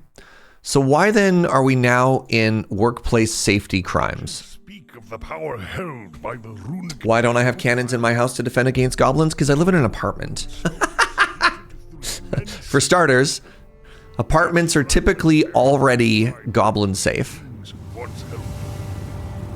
don't yet know what will be revealed once we have uncovered the gems of the three brothers. Yeah, it's a landlord's responsibility. It is here within the Deep Seeker that we shall find out. There's a long road ahead of us. We're going to need more parts to get the Deep Seeker fully working. I'll leave that up to you. Greetings.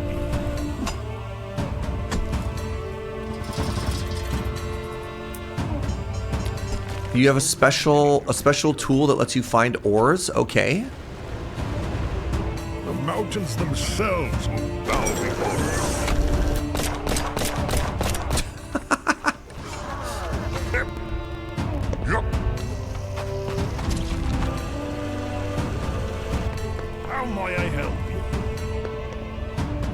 What is the scale of this game?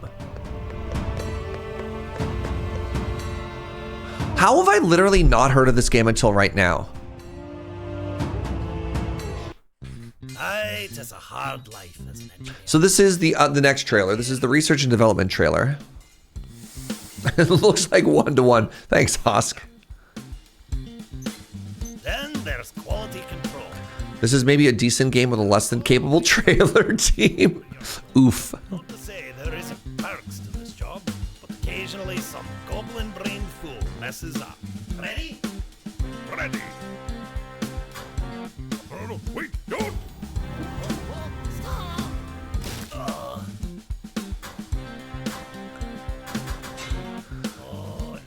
So like who are these dwarves? Because nothing else that we've looked at in the other trailers implies, other than like some shopkeepers and vendors, implies that you'd have other dwarves walking around, right? So like this scene, where are we? This scene confuses me because it implies that it's something close to like Dwarf Fortress, where it's a game about like scaling up and making a bunch of people, like a colony sim game, as opposed to a first-person survivor game. I've broken Steam, apparently. Fascinating. It's supposed to imply multiplayer? Is it? Yeah, all the trailers are so different. I don't know. This seems like a very competent trailer team. This is giving a wide net for gamers to buy. I don't know what the game is.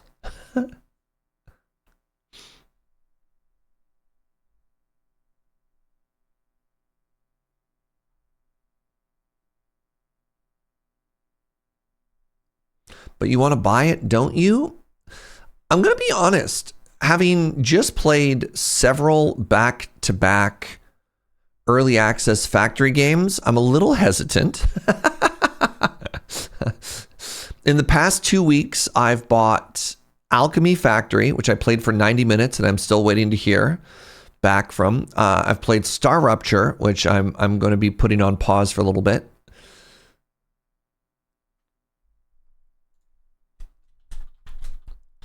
I don't know. We'll see. We'll see. There's quite a few early access factory games. But yeah, no, this doesn't, like, again, everything that we're looking at in that trailer didn't scream multiplayer to me. It screamed Lemmings, right? It screamed like an archetype of games where you have a bunch of incompetent staff.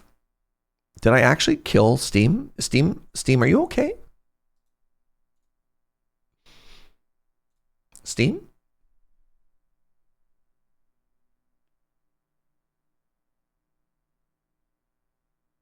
Weekend deal. Tiny book shoppy.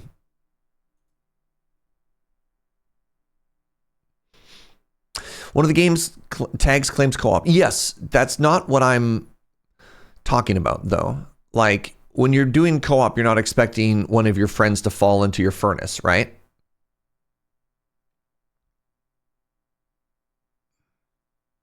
There are no NPCs walking around, just a few stationary ones as part of the trailers. Yeah, that's what I would assume from the game. Then where is this coming from? Where are all of these scenes coming from? Right? Like, all that new equipment someone wants. like I do not understand this trailer. I just broke it again.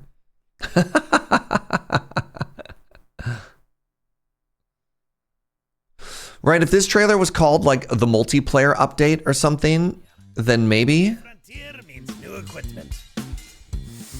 All that It might be a lore trailer. Y'all are being very generous. That's okay. All right, let's go to There Are No Ghosts at the Grand. This is a trailer we've seen before, but it's a cool trailer and there's a lot of good music. So let's watch it again. Having never met your real father. Meow meow. He left you this hotel in his will. It's been in your family for generations. Much like the caretaker. He's If you haven't seen this before, as you watch this, where do you think this game takes place? A hotel famous across the land. Every room used to be in such high demand. Your wish our command here at the Grand.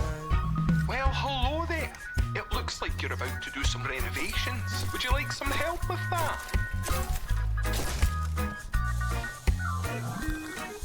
I appreciate that they didn't just spray paint over the old lady. My father was renovating the hotel when he disappeared? Not just the hotel. He was helping the entire village. You have his power tools. You know, you could pick up where he left off. You seem like a good man, like he was. I'm in. They don't suspect a thing. Just make sure the locals don't get wind of what you're really up to. Because if they find out, they will wicker man your ass. You keep looking into things, and things are gonna start looking back. Don't make the same mistake your father made. In this place, the only one you can really trust is me.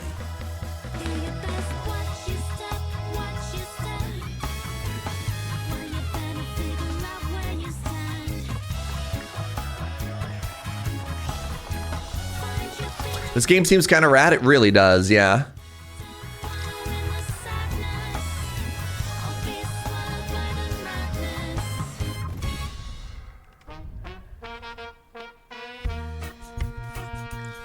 There are no ghosts at the Grand. But yeah, the music makes it feel very, very like New Orleans. But yeah, inherit a crumbling English hotel. I believe it's supposed to be in the UK somewhere.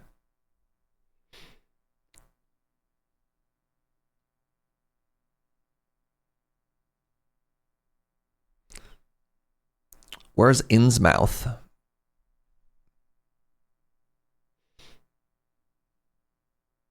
My no ghosts at the Grand t-shirt seems to raise a lot of questions that are already answered by my t-shirt. Yeah. That's in England.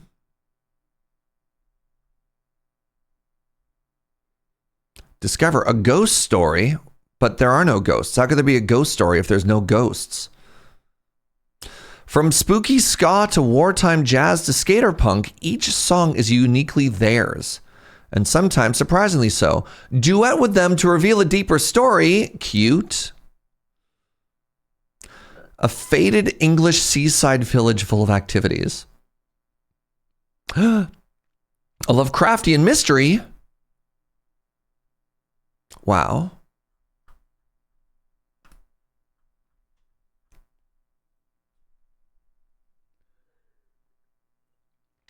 Innsmouth is in Massachusetts.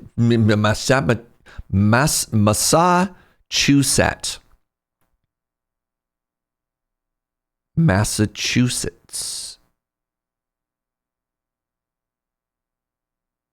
I give up.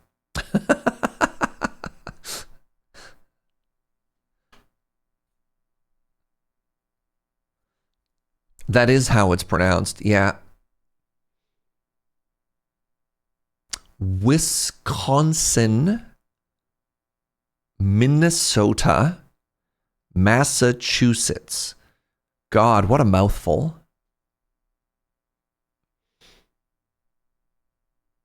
Welcome to England. Oh, it just keeps going through.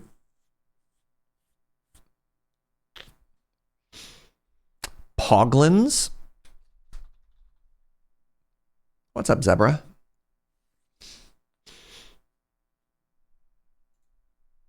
Yeah, Kansas and Arkansas. Man, America.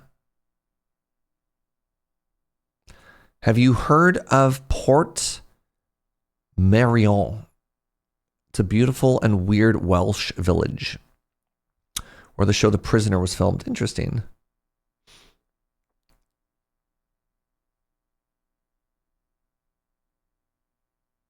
Poglins is such a good game name. Yeah.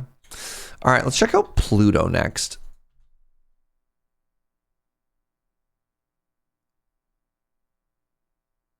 If Poglins isn't Star Wars Animal Crossings, I shall be cross. I'm kind of hoping that it's like Peglin, the orb game, except it's bringing back the hit viral sensation game from the early 90s called Pogs, where you had hammers and you had little pogs and you had to flip them. That's my hope. For the person who suggested Pluto, I think we've seen this, and I think it was very upsetting. A roguelike deck builder where you cast elemental spells and outwit monstrous foes. I hope that's what Poglins is all about. All right, I think we've seen this. Oh, they were called slammers, not hammers? Okay, pardon me. It was 40 years ago in my defense.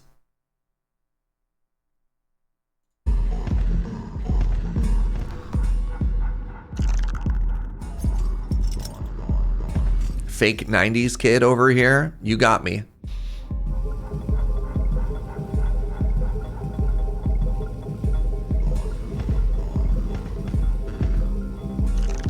We were talking earlier about like Flash games. This game definitely feels like it takes its inspiration from some of those like those old school like first person dungeon crawler games, you know, where you'd like press forward and it'd be like scene, you'd be crawling through a dungeon or whatever. It is kind of interesting to see them counting with their fingers.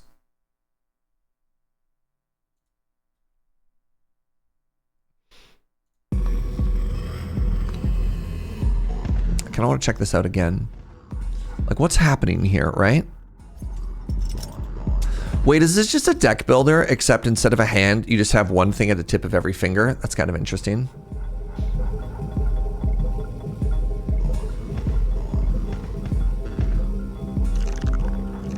I played the demo for this and wanted so badly for it to be some kind of weird typing game. I love that. Okay, look. Okay, I know what hands are. Okay. Thanks, chat. All right. Thanks.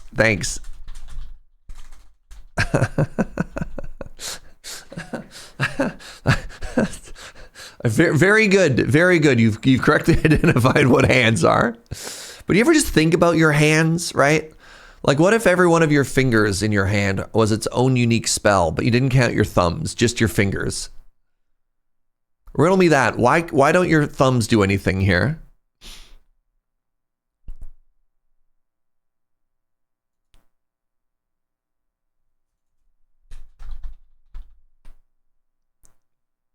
Thumbs are for recharging? That's fair. I mean, I guess if you're also using your thumbs, what are you going to hit spacebar with, right?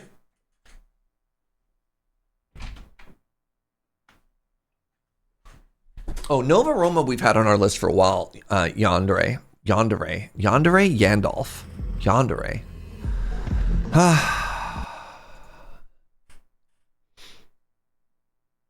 Wanderburg as well. I believe...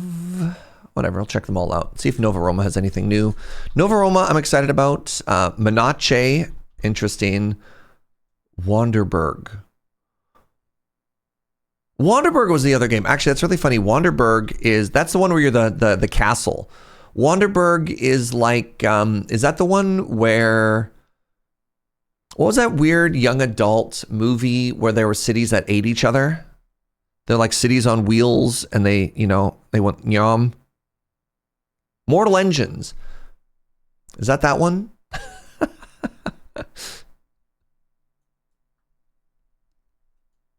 All right. The Bench.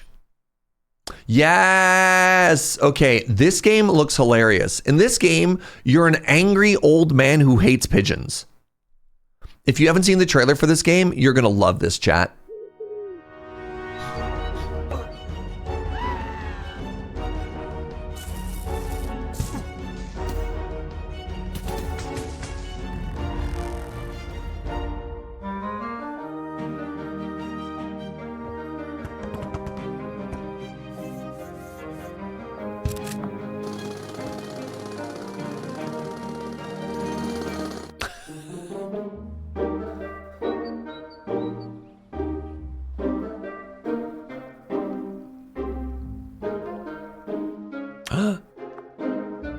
France mentioned?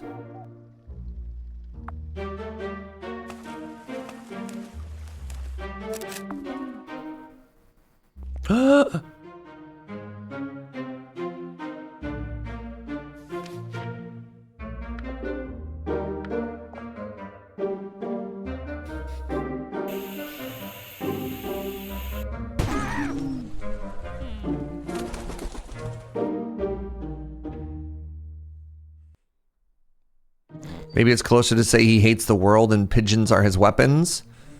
The game had you at customizable pigeon army. Yeah. I mean, honestly, you know what this kind of has? This kind of has like Goose Game energy, right? Like, can we just talk about some good old-fashioned harmless crime? No consequences? Right?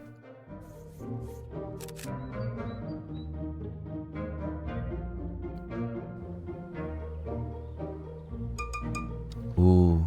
You can fish? Oh my god.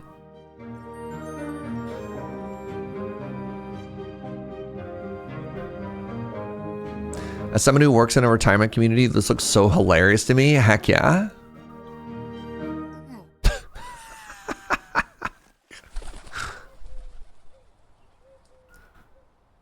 Is this game out? It's out. What? It feels... How did not more people see this game?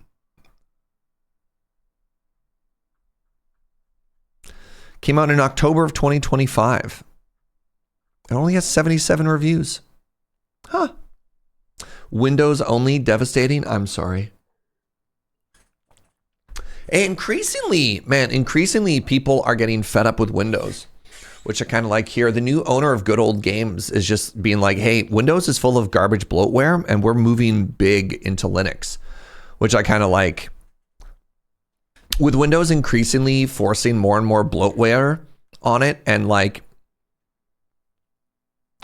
making people increasingly have to use more and more of their like AI slop tools. I feel like they're doing a great job of eroding all of the trust and market dominance they held for so long.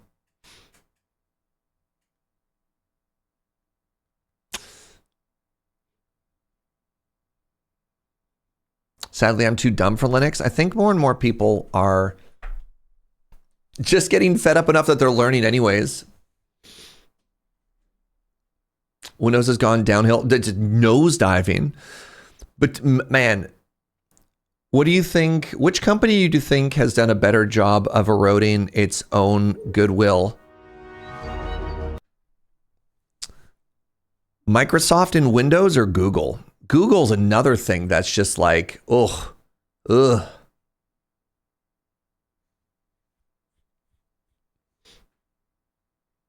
File Explorer was taking 3 gigs of RAM. Jeesh.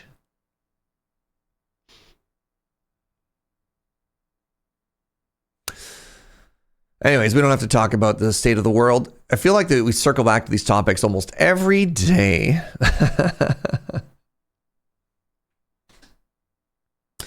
Wait, Steam is releasing its own OS? Interesting. The Microsoft guy was crying about everybody being mean about AI the other day. Stop making us... Man. If your product is good, you don't need to force people to use it. If your product is good, people will want to use it. I don't know, man.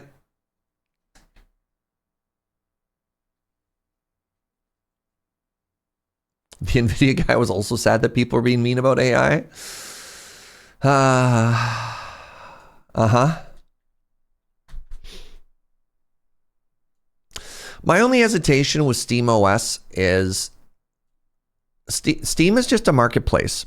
Steam is get bullied billionaires. Steam is also, isn't Gabe Newell also a billionaire at this point? Like, it's cool that Steam is kind of handy, but like when Epic Store came out and people got like really militant in defending Steam and being like, Epic is bad, we shouldn't use Epic. And you're like, y'all, you want a diversity of options. We don't want to just replace one monopoly with another monopoly, right? Like, we're not fixing the problem. We're not fixing. Yeah, I don't know, man. Epic is bad, but like people weren't mad that Epic was bad. People were mad because they only ever wanted to use Steam. Epic is fine.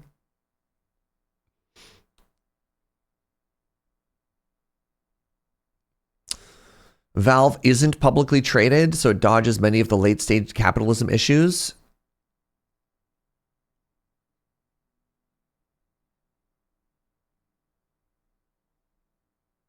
I guess. I don't know. Yeah, I just like I'm glad you found a good billionaire. Like, I don't know what to tell you. It's like, no, I will be different. I will be the world's first ethical billionaire. Man, when the owner of CD Projekt Red became a billionaire and everyone was like, congratulations. And you're like, oh God, man, I don't know.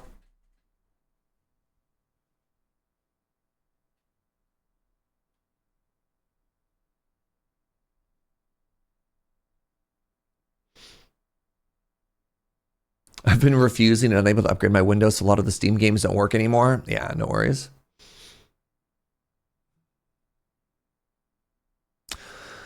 All right, let's move on to our next game.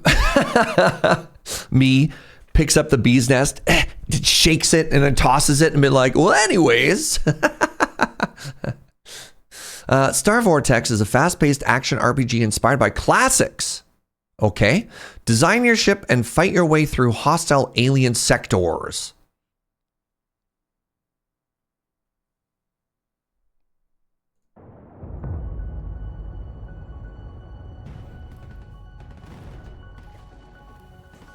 Oh.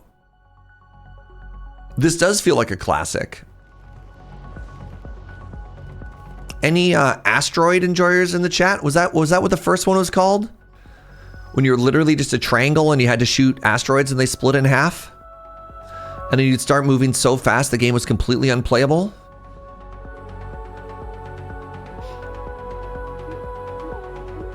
Crumbles into dust.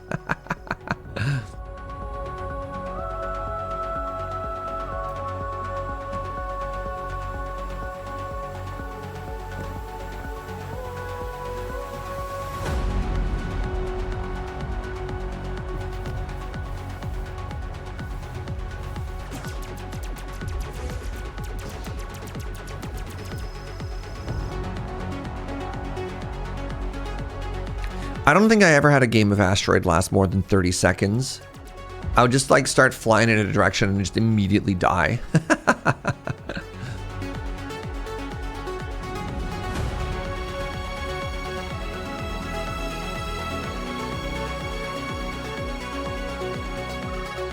Oh, this is kind of cute. Yum. I do like how much time you can spend customizing your ship, and then they shrink it down so it's so tiny. You're like, great. Yeah, the those details are really popping.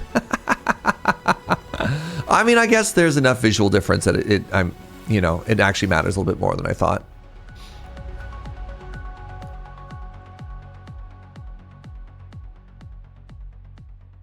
The key to Asteroid was to move as little as possible. You just did little circles or something like that. Yeah.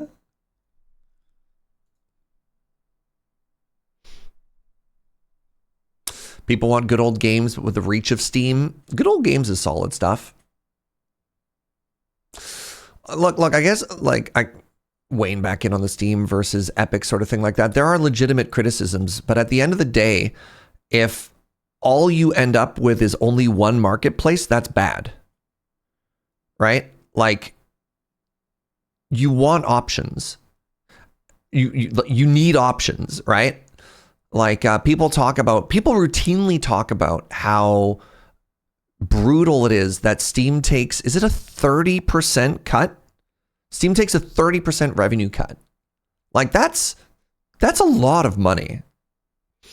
There have been a couple articles lately on how some devs have paid Steam for promotions and just like missed the ball, or like a wishlist error went out and their launch, like their little launch window, I can't remember what it is, like your first 24 hours or first week or whatever is so essential to making it or breaking it and just falling apart. It's tough. 30% is also the cut that Apple and Google take from their stores. Yeah, and people took them to court. I just don't want to have multiple launchers.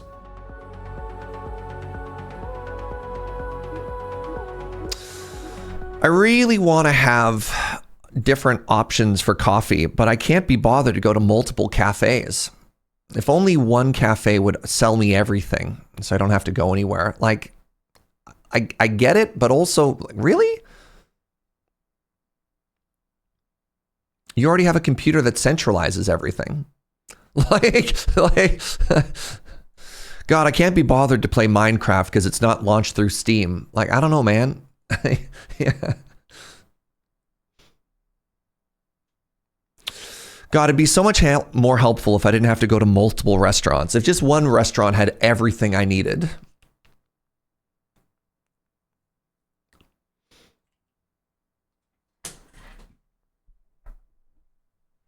See, you get it. Ugh.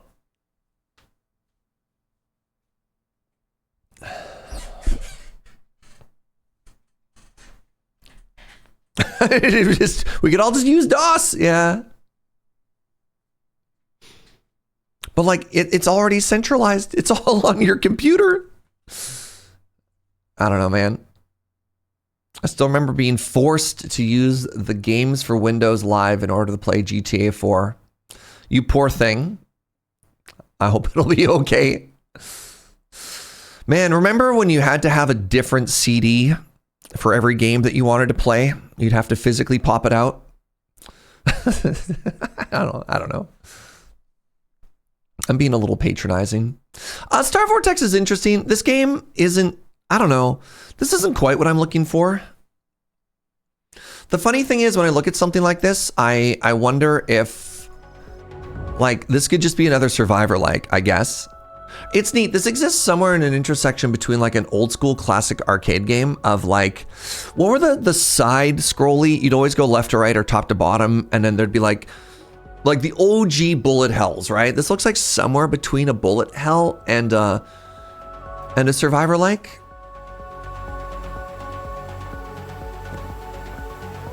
Is that actually called a shmup? A shmup? How did three of you come with this same term? Interesting. Oh, it's short for shoot 'em ups? Really? Just shumps. How have I never heard that term? Oh, that's fun.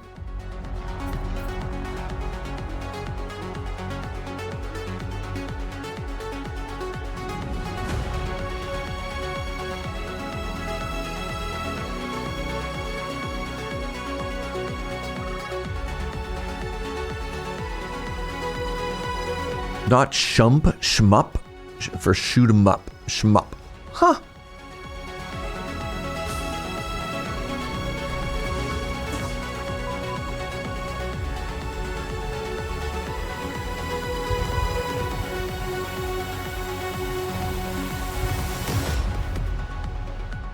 The boss combat seems kind of neat.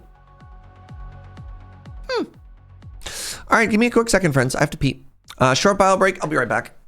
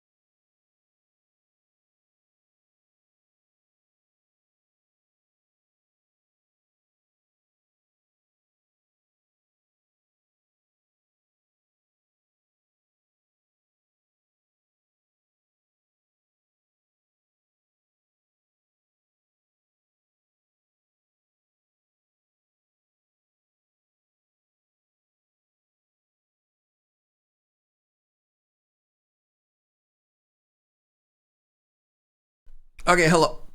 Hello. I have more water. All right. Let's lock back in on video games. And let's check out Lens Island. Lens Island is an open world survival crafting game for 1 to 8 players, blending intense dungeon crawls and ARPG combat with peaceful farming? What? With peaceful farming. Okay. Take on quests and explore a vast procedurally generated world full of danger and discovery. So, what does that say? I don't know if that's an update. I always want to try and find the OG trailer first, right? So let's try the second trailer first, ironically. Oh, interesting.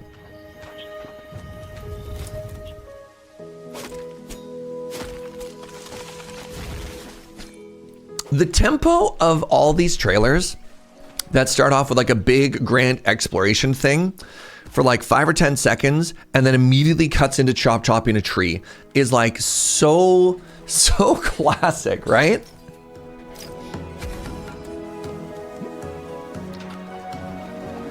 Oh God, there's a lot of game to this game. All right, I'm curious for when they cut to the combat section. There you go, good timing. Yes, it's suddenly an ARPG. What? And there's a tower defense minigame?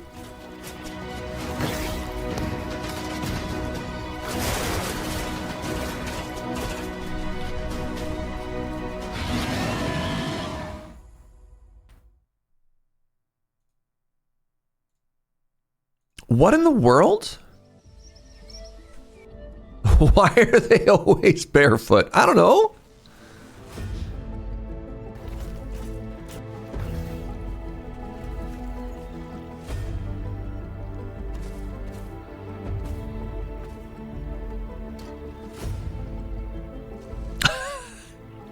I don't know why, but farm in all letters there was very funny. That's a very cute chicken coop.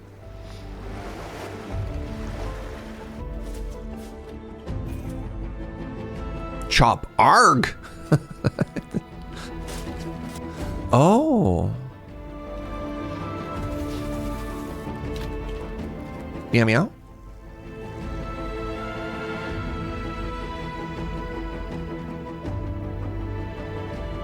The mixed reviews are not cooked enough, but lots of promise but not there yet. Interesting.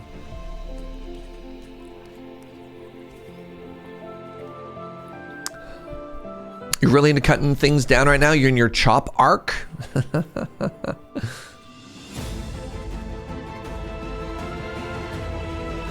I don't understand where the tower defense element comes from.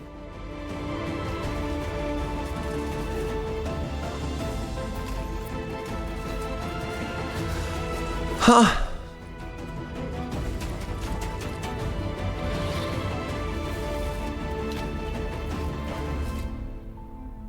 Lens Island 1.0 is out now.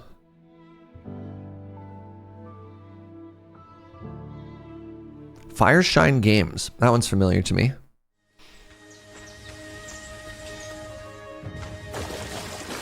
Similar to Nightingale. That's a game that I'm curious about. I've heard really good things about... I need to check in on Nightingale again.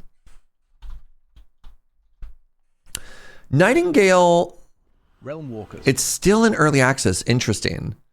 Nightingale came out in early access, felt like it was kind of a miss, and then they did like a huge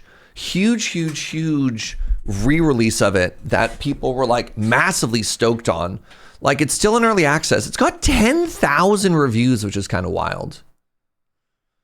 So when was the last time they've where are we at with Nightingale, y'all?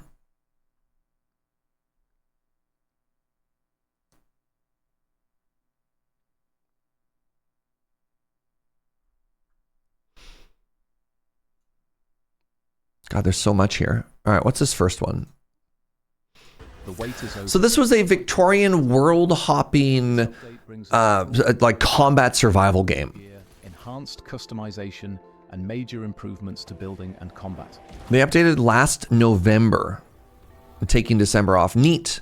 Do I have any Nightingale enjoyers in the chat? The Fae and their automaton queen. Somebody said I played with my friends and we dropped off it. Yeah. Oh, this looks... Turn the tide. Leap across rooftops, clear the streets house by house, and navigate the labyrinthine sewers beneath the city. Whee! Three massive quadrants, shutting down bound invasions, closing corrupted portals, and activating pale pylons to reclaim the city. Face your most dangerous challenge yet, the Automaton Queen to safeguard Nightingale City. I enjoyed it a lot. Need to pick it back up again. Interesting. Building enhancements, smoother structure rotation and placement for precise construction. The Herbalist tile set offers stunning glass architecture.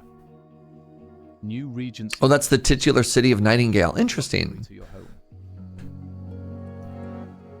The previously added Frontier tile set lets you build a Wild West-inspired estate paired with the new Wrangler. Yeah, this game was very ambitious because you could go to multiple... So there's like a world that you live in and you open these portals and you go to all these other worlds. And all the other worlds are like pretty uniquely different, which is why there's Victorian, there's Flintlock, there's Cowboy, there's all kinds of stuff like that. Like this game seemed so ambitious. Projectiles for the slingbow.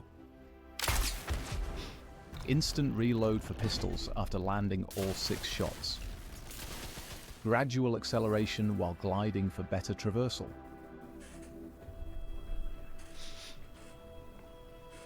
For the first time, I feel like it didn't quite convert on the other worlds or different aspect. I mean, there's right. We're still limited by our, you know, our small human brains, right? There's going to be a vibe. Perfect realm walker aesthetic. With Nightingale City, seems like they changed the progression to make unlocking less annoying. Sick. I love that every game just has fishing now. And by love, I feel like they've overly added fishing to too many games now. Look, even I will say there's too much fishing in games. Not every game needs fishing. What is this? Hi, this is Neil, the art director from Inflection Games, and I'd like to welcome you to Nightingale, Realms Rebuilt, our most ambitious update yet. Have a good one, Fuzz. You're a seasoned realm walker or stepping into this magical world for the first time. Fishing is one of these things that's now turning you off of games. Yeah, that's valid. New discoveries that await. Before diving into the new adventures, it's important. Like, I feel like if fishing doesn't have an important addition to your game, like streamline the onboarding process to get you into the like Valheim, for example, the fishing is awful in Valheim, which is a bummer. Tutorials to help new players settle in. Because you're like, that's a game that it makes sense it'd be good in, but it's just not. Introduces an all-new campaign storyline. Every game needs fishing. No, stop. Again, it doesn't. It doesn't. If it doesn't add to your game and if it's not fun to fish in it, why is it there? Each of these realms offers a distinct narrative with unique quests, challenges, and enemies. From gravity-torn deserts to corrupted forests and beyond. Yeah, a lot of base building, a lot of games. Honestly, one of the worst things that happened to the Fallout series was base building. These realms culminates in man, why Fallout turned into a like colony sim management base builder is baffling to me. I never understood the desire to build bases in a Fallout game. We've also refreshed the existing procedural realms to provide a great opportunity for harvesting resources and further adventures. Like the Elder Scrolls letting you buy a house, maybe. Bow offers rapid fire capabilities for close to medium range encounters. Because gamers demand realism. Realism means fishing. Oh, is that what realism means? Oh. To further refine your combat options, we've also introduced new tiers across existing classes, allowing each weapon type to evolve alongside your journey. Interesting. Magic has also become more deadly with the introduction of new spells that become available from the very first moments you step into the realms. Unleash Immolation to hurl blazing fireballs in 3 different sizes at your enemies. Or try out Fion's Wrath, because nothing says you're in trouble like getting smacked down by a giant fish. Oh! For example, the Charm of the Raven adds an initial launch off of the ground to begin gliding. I mean, that looks kind of fun. It looks uncontrollable, but it's very fun. An updated consumables system, allowing access to up to 8 via the new Q radial menu. Press Q once to consume the first item, or hold down Q to quickly access your other consumables. Along with this change to the menu, the hotbar now provides slots for 7 main hand items and 3 offhand items, reducing the need to shuffle tools. Realms Rebuilt brings improvements to estate building, offering players greater creative freedom. The build limit has been... Some of the build stuff in this game looked stunning. One of the things that I did see when I was watching, some people's like, yeah, there's this like way too many crafting stations. So you'd walk through a place and you'd be like, God, this just looks so busy. Additionally, setting your respite point in any realm you explore allows for greater flexibility in establishing your primary base. It is exciting to see a couple people in chat watching this and be like, I need to fire this game back up. Like, it looks very close, you know? The new progression tree gives you direct... It's close to being like, just like one of the all-timers. Gain essence, aligning your growth more closely with in-game accomplishments. Augments have been reworked to make them more beneficial.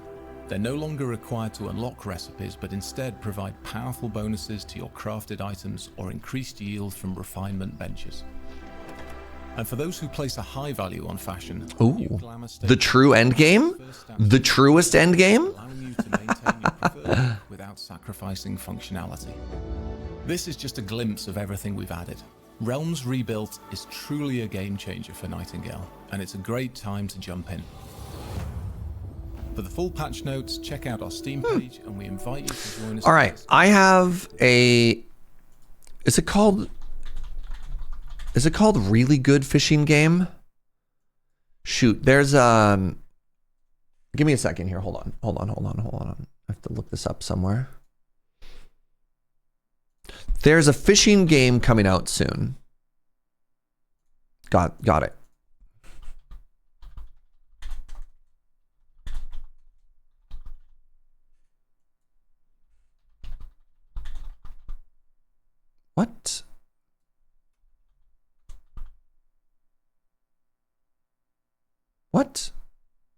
What?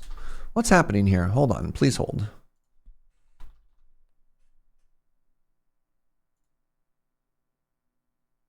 No.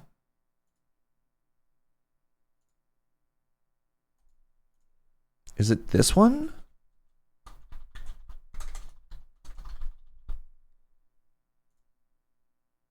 Yes. Please hold. Please hold. All right.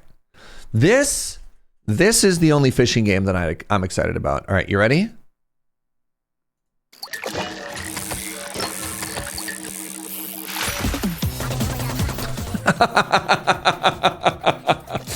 This is a game about fishing that I can get behind.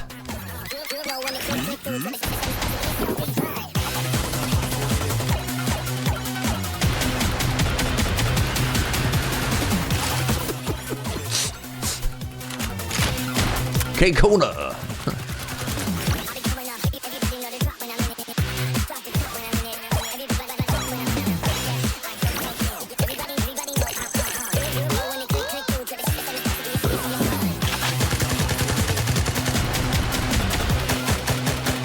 What is this trailer?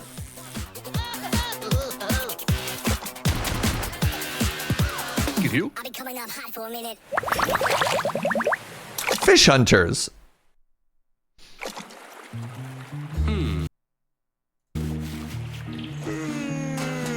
Dog. Fishing can be a total snooze fest, right? But not this one. Got it!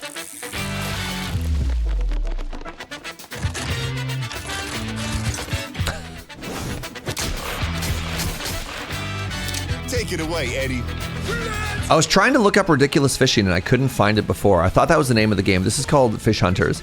I was literally Googling ridiculous fishing over and over and over and I couldn't hit it until I managed to like You ain't got time. Google foo and get there. Grab quest, search for the right fish in different bodies of water, and shoot that bad boy with every weapon you got. Whoa, whoa, brother. Not cool. We love fish, man. Yeah, you're right. And the main thing here, you're always progressing. Level up, unlock new weapons. You're always progressing.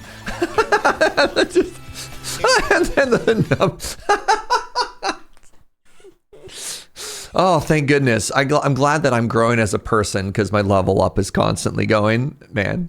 All right. Anyways, fishing. Next up, we have Death Howl. Oh, all right. What is this? Death Howl, master the grid, defy death, enter a grim spirit realm in this open world deck builder. Craft lethal decks from 160 cards, claim totems, and defeat foes in a tactical grid combat. Fight as the desperate hunter Ro and bring her son back from beyond the veil.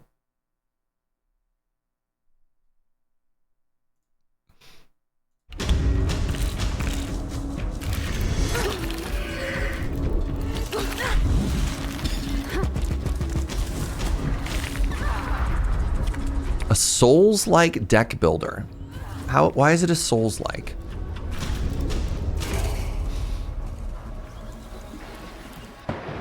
Oh, you're literally exploring the world. Oh, it's not a roguelike then. It's narrative? What?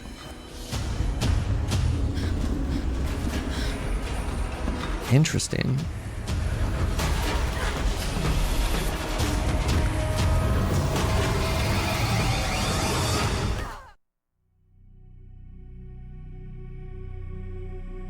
Huh.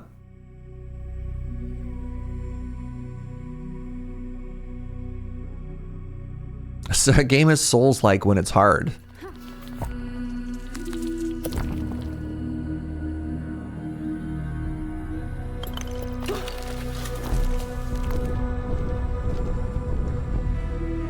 Thank you for finally explaining it to me. In the year 2026, I didn't know what a Souls-like was, and at that point, I was afraid to ask.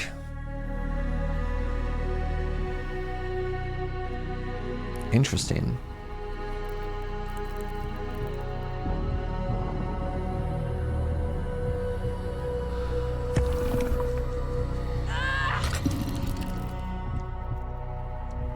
One of the greatest deck builders ever crafted. Wild. Huh. Very cool. Interesting. This game was not on my radar at all. I don't know if this is necessarily a Serge game, but very cool. Oh, 11-bit Studios. Huh. Cool. Have we learned nothing from Full Metal Alchemist? Bringing back family is not a good idea. But what if it was different if I did it? Man, how is my temperature always off today? I just opened this window and now I'm cold?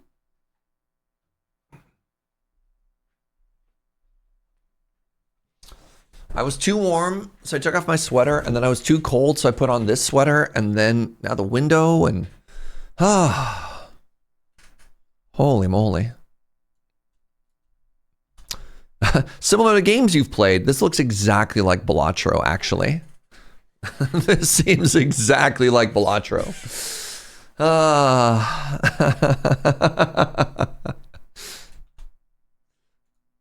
Void War. Command an ancient starship and fight your way to the heart of a dying empire. Fend off attacks from demented cultists, craven space pirates, and xenophobic imperial soldiers. This feels like it's probably going to be not my vibe. But I'm interested.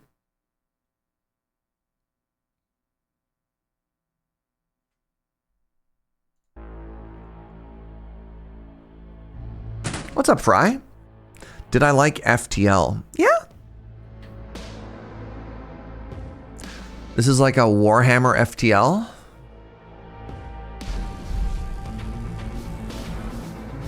Oh, this art style is hilarious. What?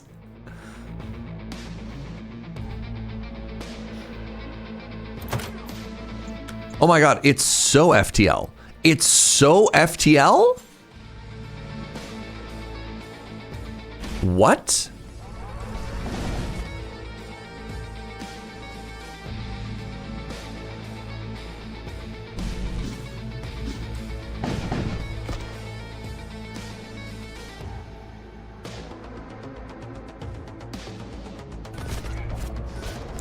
This looks like what I imagine fan fiction looks like. When you have two very, very, very, very obvious inspirations, and then you just scream OC don't sue, and you're like, is it OC? Because it doesn't look very OC.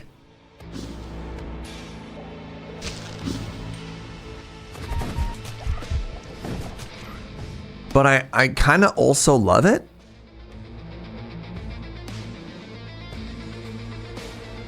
The FTL dev said they're okay with this. Sick, yeah.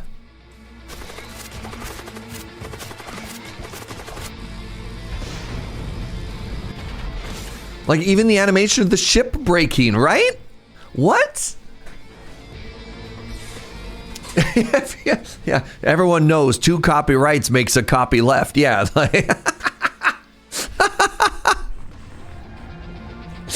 Oh my god.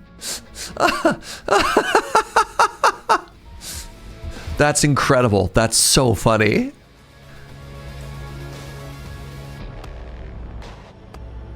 Wow.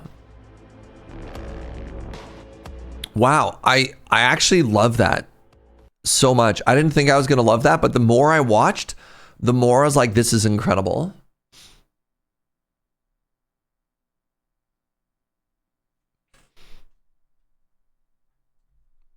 Neat. User reviews, very positive. Heck yeah. All right, this is a suggestion earlier. Poglins is not on Steam. Apparently, this game is in Kickstarter right now.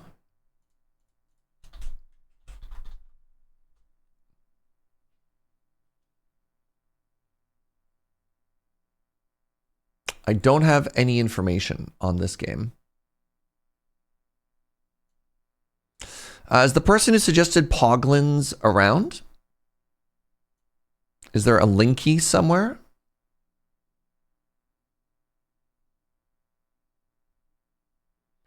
Poglings? Poglings! All right, that would explain why I couldn't find it.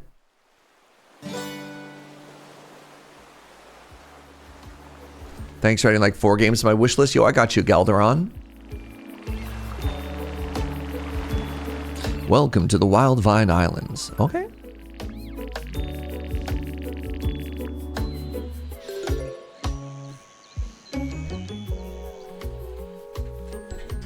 Oh, tiny. Take care of it until it evolves into an adult.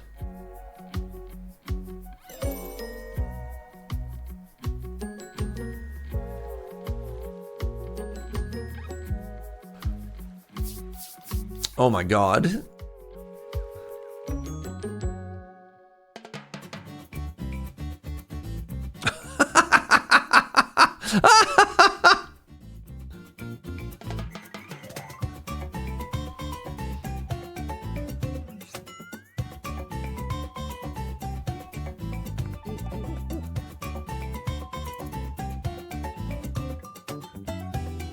So instead of just being like a battler, it looks like you then get to do a bunch of little mini games with everything.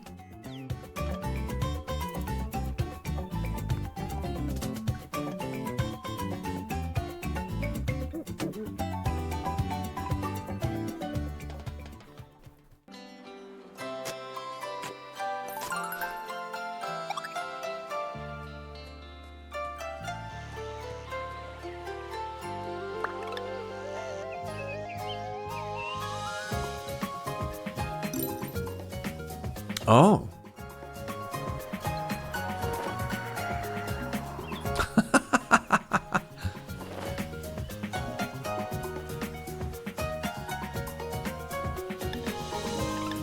Oh. So I wonder at what point you have multiple of these, or if the whole goal is just to have one and keep going the whole time. The plural of Poglin should be Poggers. Yeah. Okay, now you've got like this whole little camp. Different colored ones. Holy moly. Oh, that's pog racing.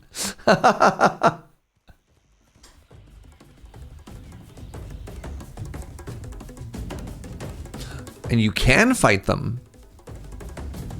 Oh my god. They battle sumo style?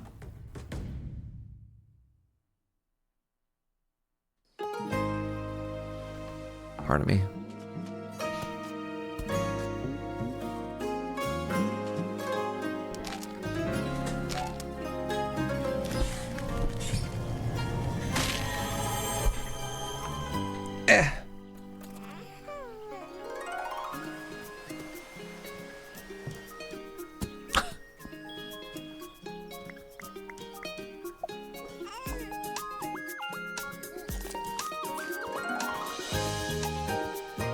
This is a very in-depth trailer. Does it eat the butterfly? Oh my god. Do you think it just autoplay directly into a second trailer?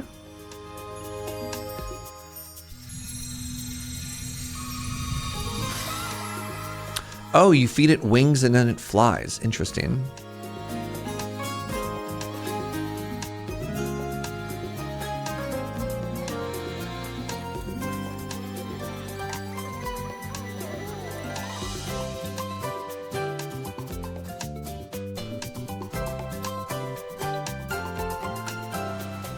Ah, fishing.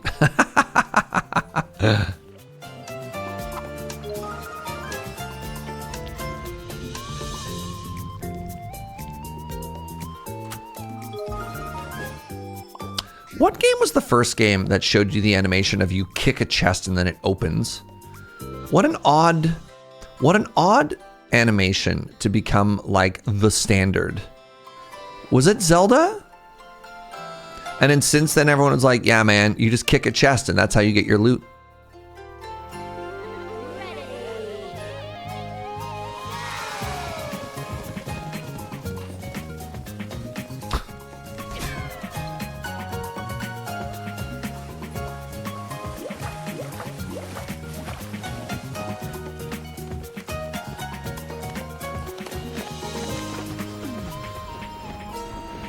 Someone took Chow Gardens from Sonic and made it into a full game. I obviously have not played enough Sonic. I've never even heard of Chow Gardens. The Pog Triathlon, yeah. Maybe it was to check for mimics this whole time. Maybe you just kick the chest and that way if it's a mimic, it has to tell you if it's a mimic. Huh. Poglings.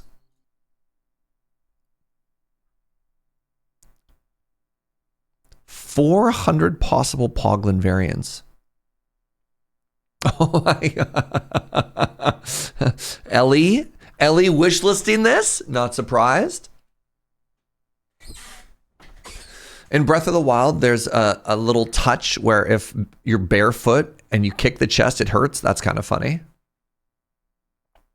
Chow Gardens were big first in the Dreamcast Sonic games. I think there's like an entire era of games that I just missed. Even though I like grew up in that era, my family, we weren't like a console household. Consoles were really expensive.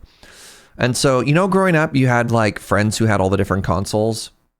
I had a buddy who had like the 64, I had a buddy who had a PlayStation. I don't think I knew anybody who had a Dreamcast. Yeah, and I didn't grow up with any of that stuff, so. We did a full playthrough of Nice Day for Fishing, Real Gamer Cow, and we still have people, anytime I mention fishing, who show up and say, nice day for fishing, innit? So the Chow Gardens were thing in Sonic Adventures 1, but not so much in Sonic Adventure 2. Interesting.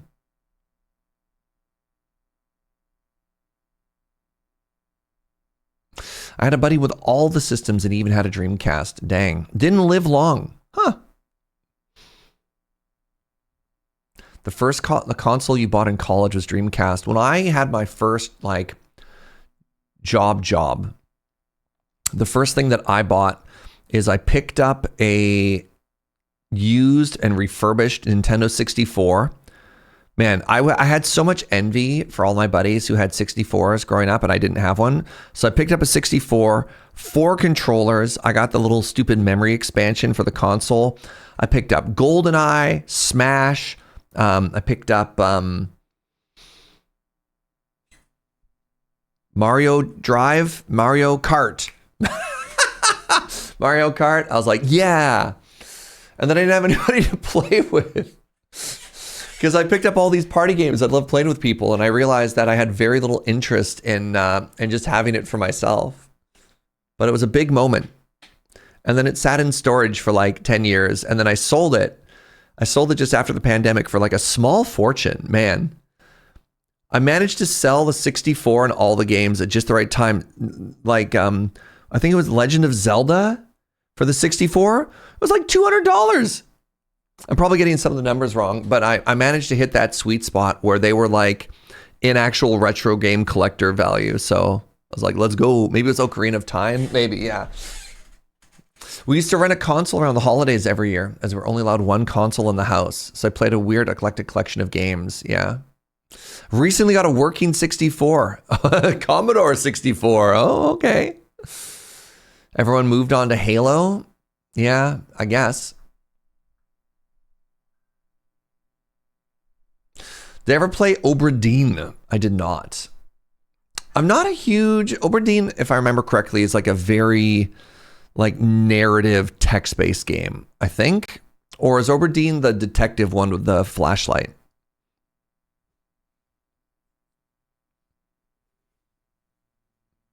But not really that style of gamer. Puzzle game, ghost ship, yeah. Detective with a time travel witch. Yeah, never a huge, I don't know. It's really cool. I mean, I believe you. I'll throw it down here. Obradine? I don't know how I'd spell it. All right, The Last Caretaker. This is a game that I am already aware of. And I've been thinking about maybe, I just don't want to play, I don't know, another early access survival crafter. But let's check it out. So we've seen the trailer for this before. All of the humans are dead. You have to make a boat. It's got some interesting stuff going on with power and crafting and stuff.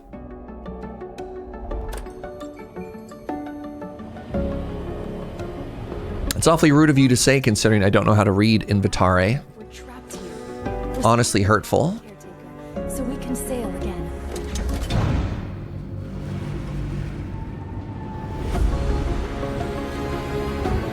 Like, this looks very close to being a Serge game, but I just don't want to go through the development process of another game like this. I'm not one of these, like, if it's early access, I swear it off kind of gamers. He says, looking at Hytale and Star Rupture and stuff, but I have a certain threshold. Tolerance is maybe a better word, because this one looks very narrative. And I don't want to go through a narrative game. Like a sandbox game, I'm okay to kind of screw around with, but like if this has story chapters, kind of like Raft did. You voted this one due to the thalassophobia. I mean, if I don't have to go in the water, I'm fine. I mean, this again, this looks like Raft to me. Again, as a complimentary way as possible. You have to go in the water? I don't want to. What if I don't want to go in the water? Who gave this robot a gun?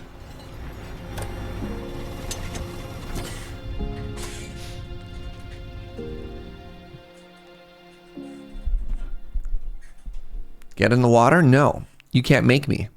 You can't make me. But yeah, visually this game seems very cool. Instead of like building your boat a la Raft, you just like slap the stuff that you want to build onto the side of it. It's a lot of guns. A guardian, a caretaker. Its hands shaped to nurture, its heart programmed to protect. His heart programmed to protect. I was programmed to love. Sending sparks of life into the void. The task I gave it was impossible, but isn't that what hope always is? Why does the sun go on shining? Oh, I like the little robo orb. Is that just a robo shark?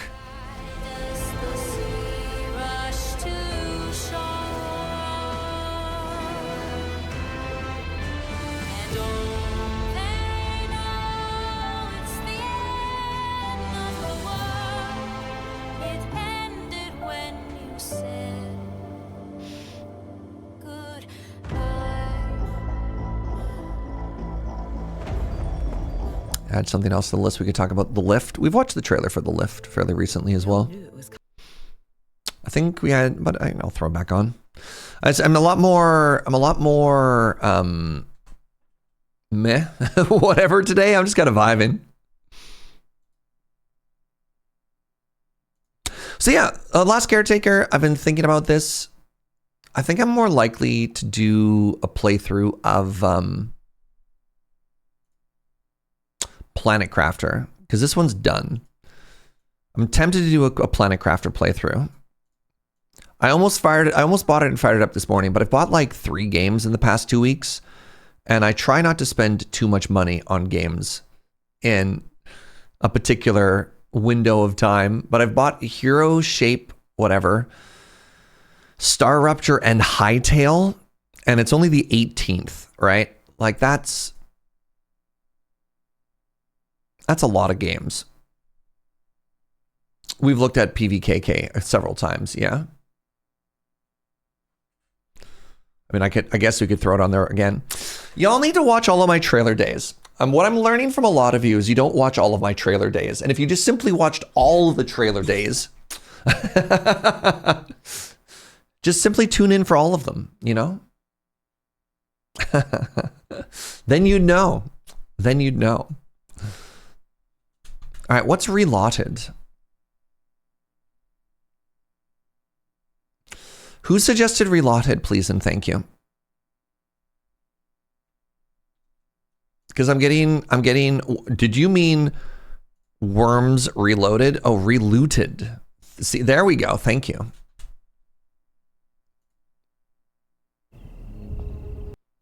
Reclaim real African artifacts from Western museums in this African futurist heist game? Hello?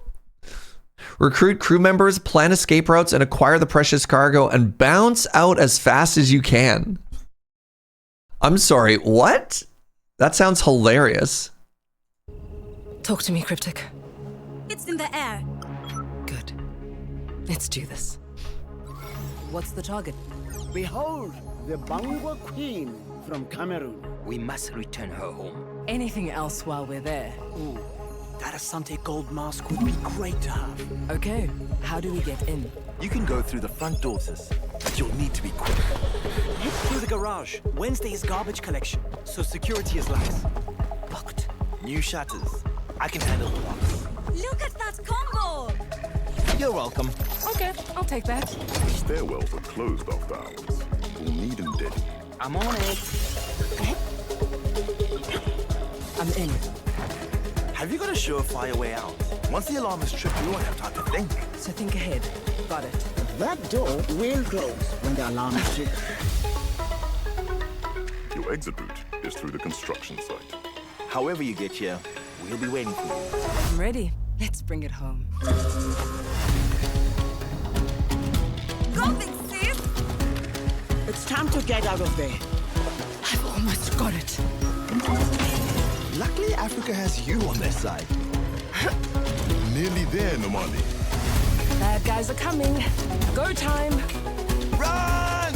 Oh, you are like so far beyond the museum now. Now's the escape portion. Interesting. Let's go! And there's the getaway vehicle. Huh? That's kind of interesting. This reminds me, when I was in university, I never started playing like D&D or any tabletop RPGs until I was in university, and we got into Shadowrun. Shadowrun 3.5 was my big thing, and I got to be one of the more like reliable DMs towards the end of it. One of my favorite things I do is like, yeah, the job went fine, because whatever, I'm not going to say the job didn't go fine, but the escape was the part that was always really interesting. It's like, cool, you know, you've got like 3 gangs and a police force after you. What do you do? Yeah. Oh yeah. Yeah. You're just gonna lead them back to your base where they all know where you live. That's a great idea. What's this all about? Treaties were signed, promises made and broken. Stealing to take back what was stolen. Stolen? Who's stealing them? Us.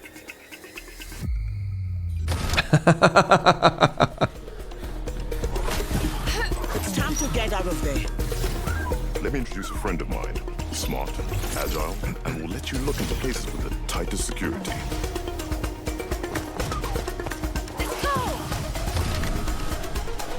I could probably bench press every one of you. Hold on. The job ain't done until Johnson is handed over the cred stick. Yeah. Nope. Just hoping you won't get me killed. Yeah.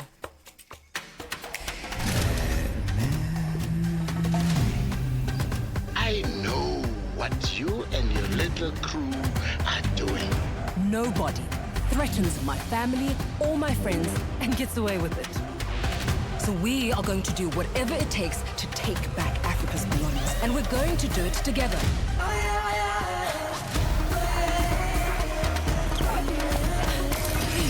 This kind of reminds me of like Mark of the Ninja as well. Of just like, what if we just took a very simple premise and just did it really, really, really well? Right? Cool. This looks great.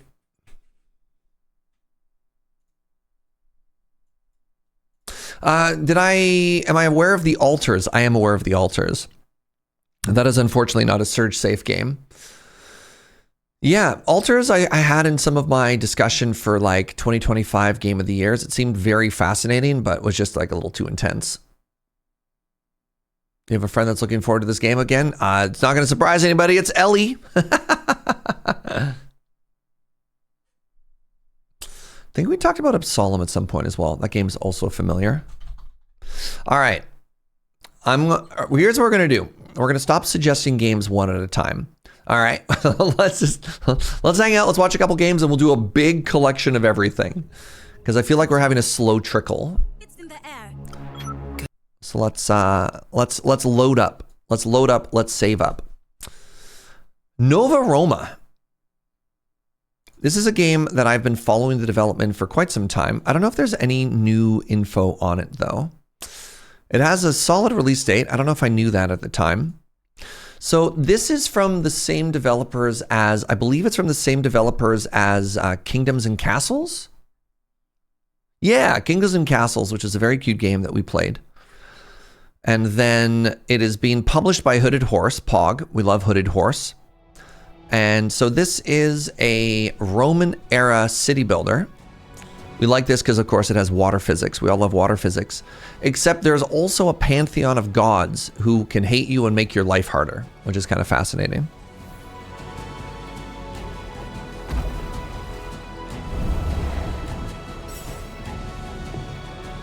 Canals are just ground aqueducts.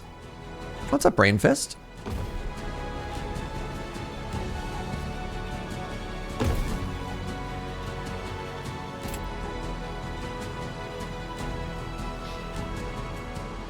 So this trailer doesn't really have the gods are mad at you portion that the other trailers have.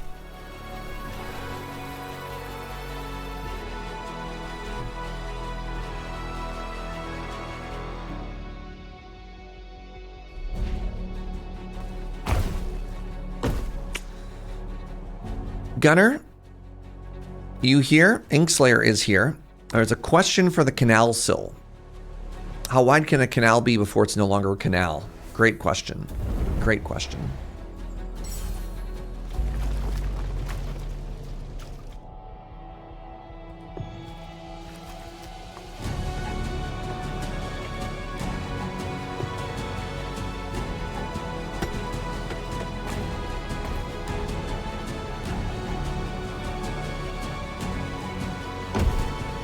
Well, there's obviously a limit to a canal. If it's not bounded, then it just becomes a miscellaneous body of water, right? It has to have borders. That looks like a canal to me, chat. That toe to tip, that's a canal right there.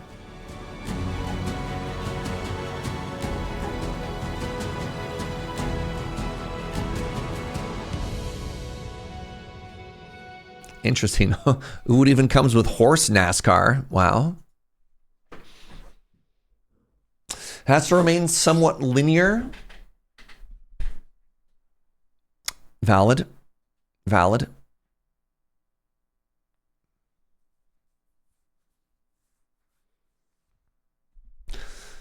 Next up, we have a game called MENACE. I'm something of a MENACE myself. Lead a strike force. Anyways, Nova Roma is a game I'm almost certainly going to be playing as soon as it comes out. Well, yeah. Wait, this is also Hooded Horse? Hello? Goodness, they are so busy. Lead a strike force against an alien threat in this turn-based tactical RPG from the developers of Battle Brothers. Battle Brothers is interesting. Battle Brothers is a game I'd had on my radar for a while. Answer distress calls across different worlds, train and equip infantry, deploy tanks and mechs, and plan and execute missions in detailed turn-based combat. Fascinating. Does this trailer have no sound? This is the quietest trailer I've ever heard.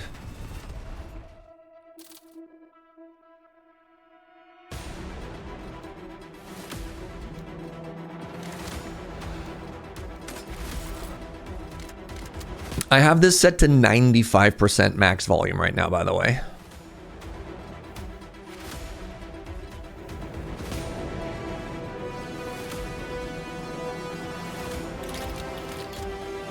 Eyes on.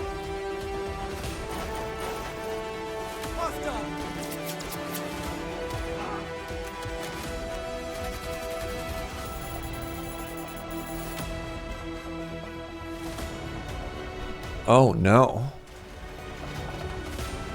Do I really like this? I might. Kind of reminds me of like Band of Brothers. Or was that the YouTube show? There was a World War II squad-based, turn-based tactics game. You know what I'm talking about?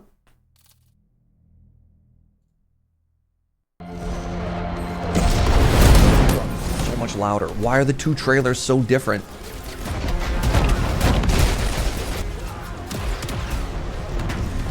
It does have cover. I'm intrigued. Company of Heroes. Yes.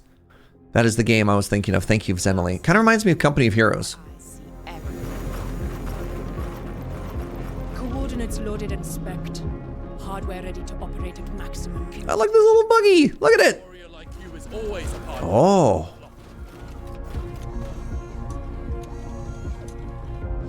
Never come here. Gate Ripper!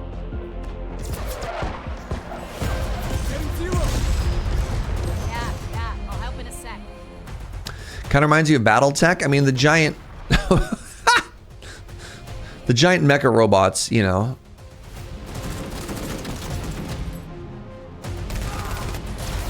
God protects me. Fire mission underway. Neutralized. Rip it apart. Death takes my enemies. Death takes my enemies. Taking fire. Uh-oh. Well, that's... Don't recommend that one. They keep coming. Interesting. Interesting. Huh. That comes out about like 1 month from now. That's kind of fun. I've heard very good things about the BattleTech game, especially if there are parts of XCOM that you didn't like, where you know you'd miss a 90% shot. And they're like, all right, here, go with me on this journey. It's going to be a 90% shot, but you're going to fire a volley of like 30 small range missiles, and so you'll hit enough. And I'm like, oh, that does sound fun. Okay. You love BattleTech, but poor Decker. Every time RNG kills him. I don't know who Decker is, but I do feel bad for them. Poor Decker. There's a demo for this. Interesting. If you're craving XCOM 3, the new tactical RPG might be what you need. MENACE is an XCOM Warhammer hybrid that makes turn-based strategy feel like an immersive sim. Battle Brothers Developers has taken its love for tricky tactical scraps into the far-flung future. Interesting.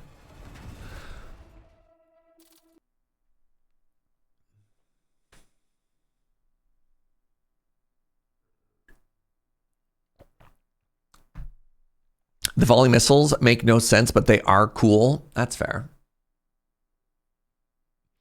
Decker is why BattleTech earned the nickname Bucket Tech for me. Interesting. I'm working on a Decker Lives run right now. There's actually an achievement. I could have sworn you played BattleTech. Nope. I've never played a BattleTech. I mean, when I was a kid, is it BattleTech that had the little like metal figurines kind of released around the same time as Warhammer? But they're like little solid metal ones and you'd still paint them. And then there was a tabletop game. Was that BattleTech as well? Because I had some buddies in high school who played it. And they gave me like one robot that I thought was really cool and I never actually played it. Was that Battletech?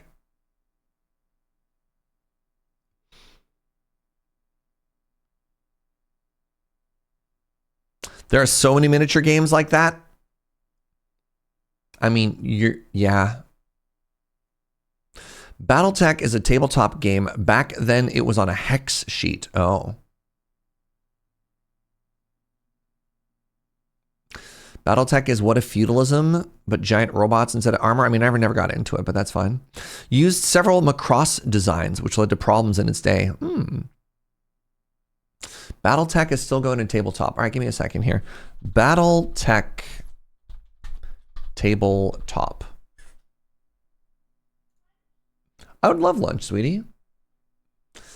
I remember these looking more like tanks. This is maybe not the game that I remember.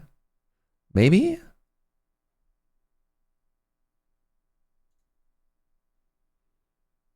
No. No, maybe. Big robots?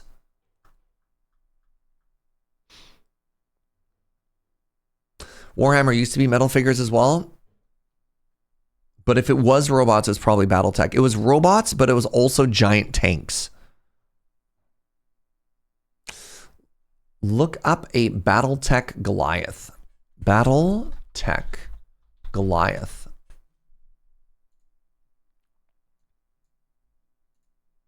Yes. Yes. This 100%. Yes, this.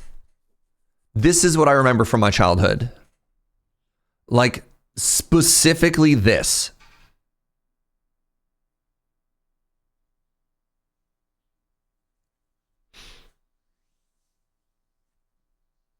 I'm still salty that Harebrained Schemes lost the license to Battletech when they sold out to publisher. Interesting. You forgot that Goliath used to look like that?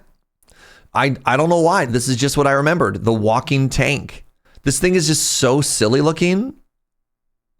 I guess they've iterated on it since, eh? Yeah, that's so much more boring. That is... No. Like, they took something that looked kind of unique, and then they turned it into, like, knockoff Star Wars. How was I to know that Serge was describing a corner case mech? Kits, I thought you knew me. I thought you got me. You wield that sword so you can cut through my lies and translate to chat what I mean. All right? You have an Atlas mech tattooed on my lower leg? Atlas mech. Yo, yeah, these weirdos. Yeah, what if we put faces on our robots?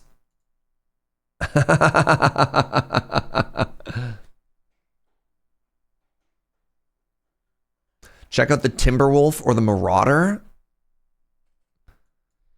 Timberwolf mech. Yep. Okay. Yep.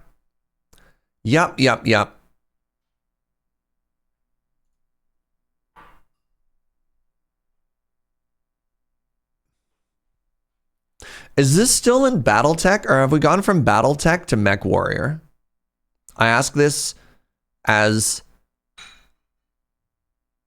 I'm not like no meme or anything. What's up, Paul? It's the same thing.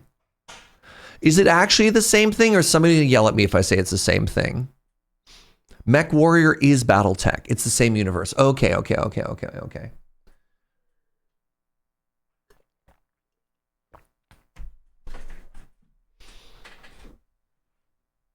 Is this a Mech Warrior stream now? Always has been.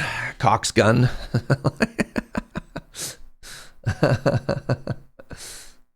How you doing, Paul? Wait, all your homies hate Battletech. Is that because you're Warhammer pilled? Are you like legally not allowed to like Battletech if you're into Warhammer? I had a problem when I was younger and they came out with like the earlier Mech Warrior games. I really struggled with WASD controls where you would be able to pilot your direction but then rotate your chassis. So you're like moving one direction but shooting another. My brain had a really hard time solving that.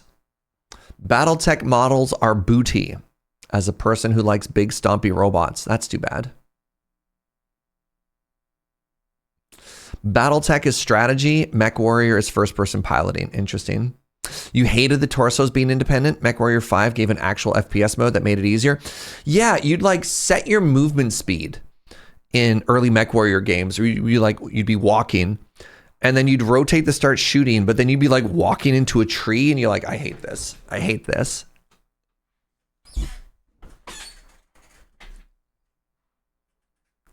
My favorite mech is the Irby, and it's adorable. All right, let's check out the Irby mech. Oh my god, look at this little guy. Hello? Hi. What happens if they fall over? How do they get back up? They have little T-Rex arms. Why did they make a mech with little T-Rex arms? Oh... The trash can. Wow.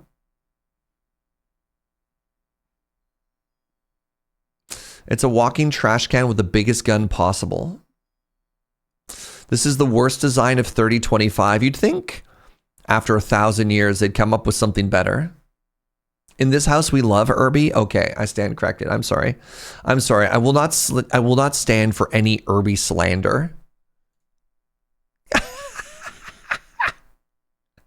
It's just a dome.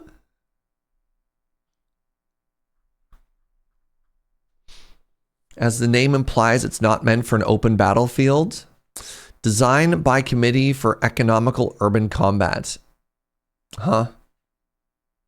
There's even a plushie for it. That makes sense. That scans.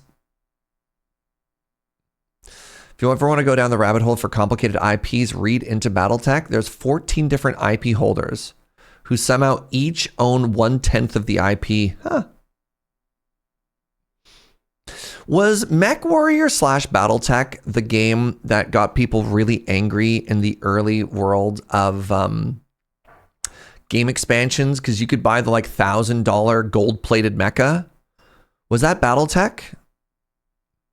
Or am I thinking of a different franchise that had like the fully gold thingy?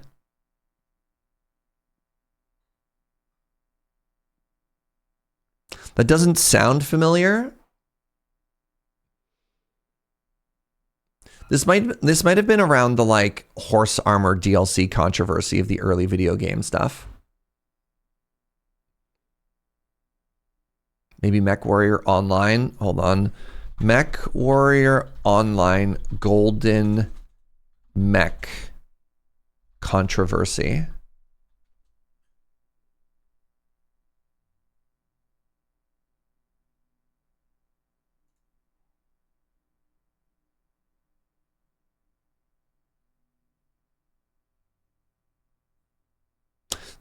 Mech Warrior Online offends players with its $500 golden mech. Yeah.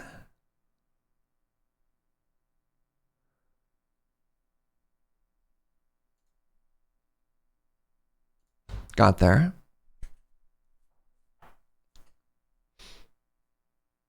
Pay to win, baby. Free to play arena PvP games be like that sometimes. All right, this is another game I'm really excited to play that isn't out yet, but I can't wait to play this. Do I have it wishlisted yet? No, I don't. All right. Check this out. This is art.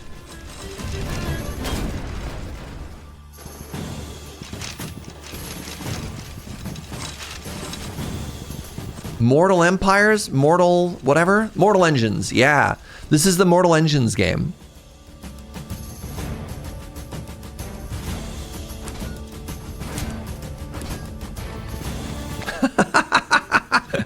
Look at the little guy.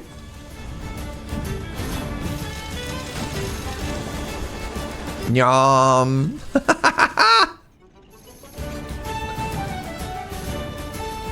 Doesn't this look incredible? Oh, hi, cutie. Thank you very much.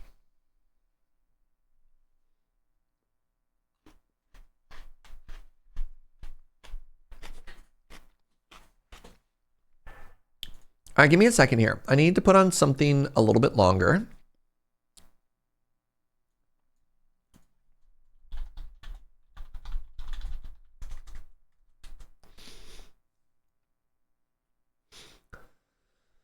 I want to put this back on. This was such a great time lapse. It's time for lunch. Let's put on a slow transit of what it's like to be the first person perspective of the Panama Canal. Having some lunch. I'm eating some delicious leftover bulldog. How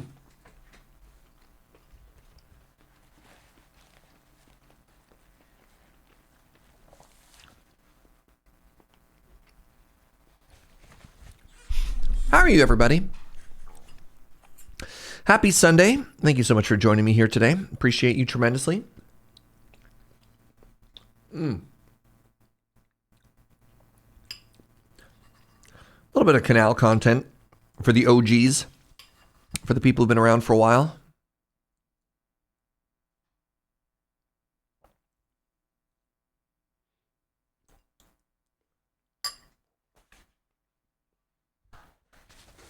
You'd use the Panama Canal instead of going around the Horn of Africa like a real man.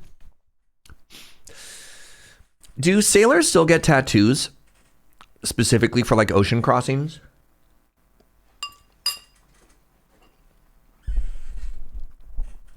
Like, is it still a thing where you only get to get like an anchor on your shoulder if you've crossed the Pacific or whatever?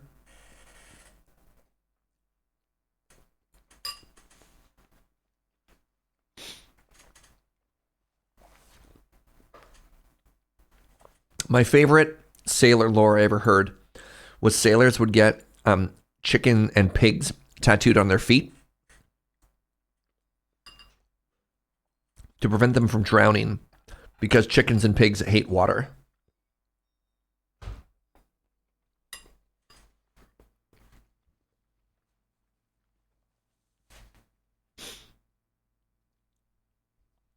How long do you have to have been around to count as an OG? It depends. How many times per stream do you scream the word canal? At that point, you're an OG. You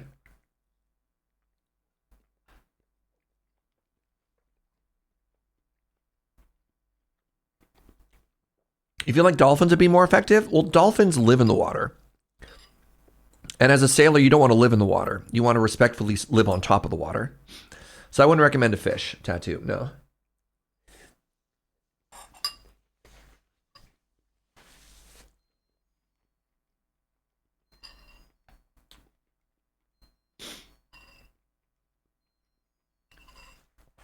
You never stop screaming about canals. In fact, you're screaming about canals right now. It's true.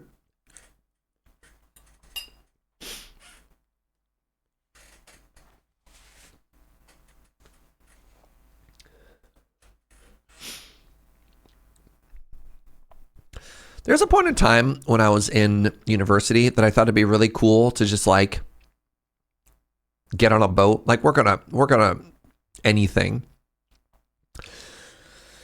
and get big sailor tattoo energy. That never happened. If you ever meet me at a convention, you're just going to say canal over and over and over. I hope to be in Amsterdam. I don't know if it's going to happen or not, but I really hope to be in Amsterdam. That's in Europe. That's like most of the way there, Inkslayer. Step 1, buy a boat. Okay, that sounds like a lot of money, but keep going. Build a canal around the boat. Fascinating. Okay.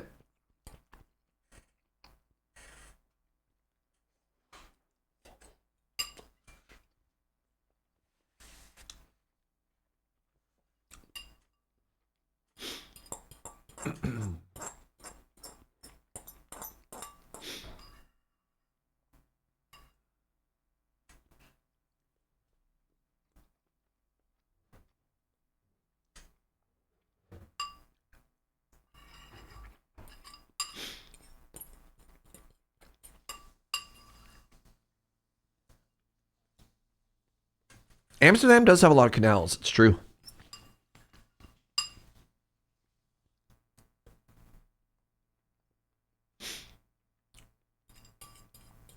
A lot of canals.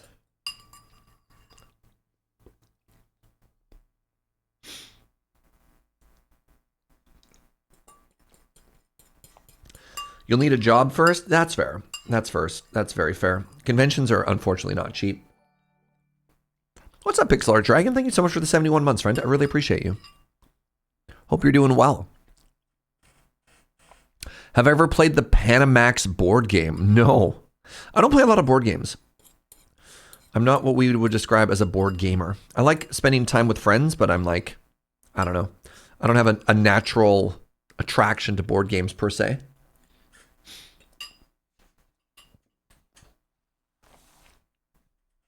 Interesting.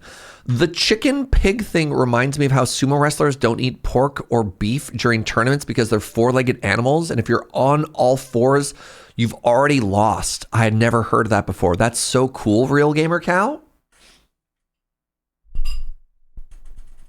Man, I love stuff like that. Are we doing viewer suggestions, asks Chrono? All day, basically. I only showed up with 4 of my own suggestions. We've just been kind of vibing and bouncing all over the place today.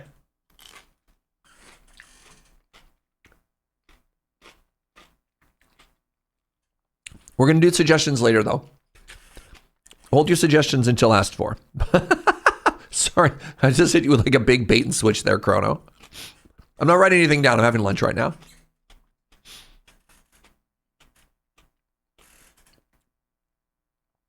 Look at the water go up and down. Man. Wow.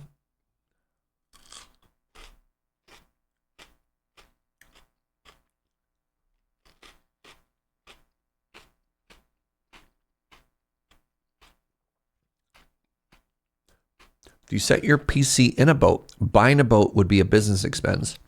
I can't imagine I'd be able to stream in the middle of the water. Oh no. My trailer is over.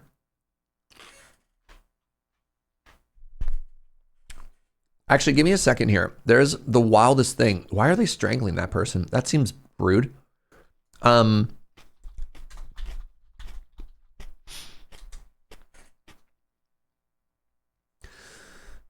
Is there nothing else about this? I only just recently heard about like the most unhinged ski line ever. It's called the King's Gate.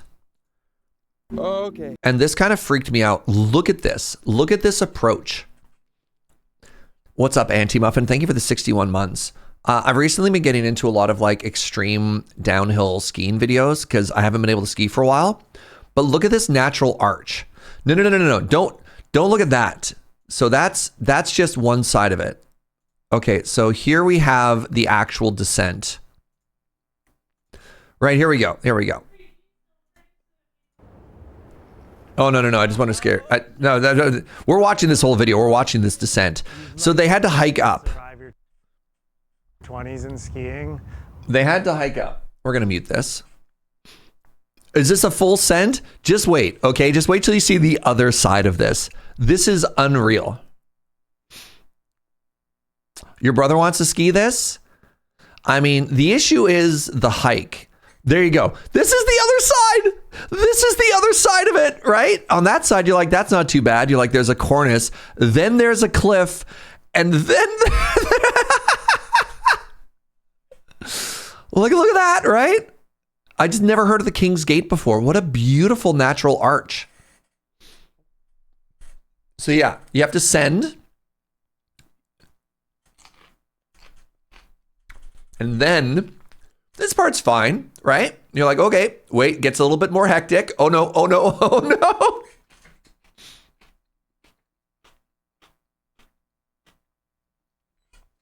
Isn't that incredible? But yeah, they had to hike up the approach to make it down. Yeah, that's the track of them having to walk that.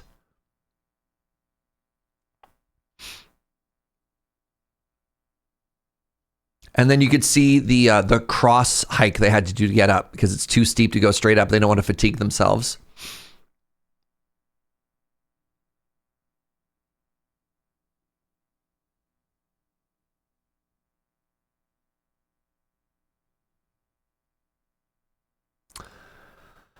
Oh, this can only be done in countries with free healthcare. So the skier making it, you're like, that's kind of cool. The snowboarder doing this is unreal to me. I can't imagine doing this on a snowboard.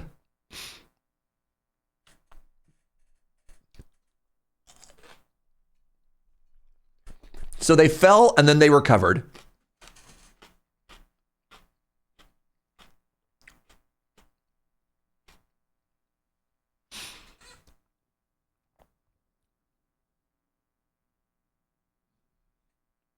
What's up, SRAB?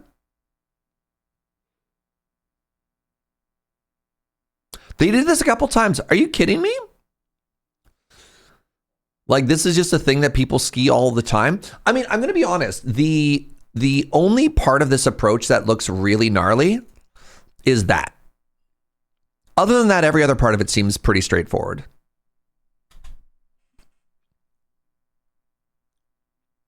It's just expensive to get a helicopter. Yeah, that's valid. There's a video I got to show you. We're watching ski videos now. I think it's called The Perfect Ski Run. Yeah. There might be a swear in this. My mind goes kind of crazy about skiing. But this run is this is so funny. This is very heavily produced, by the way. So there are two wolves inside of Serge. There is Serge the skier, and there is Serge the streamer. And unfortunately, these lifestyles are not compatible. But I wish I was doing this. I wish this was me.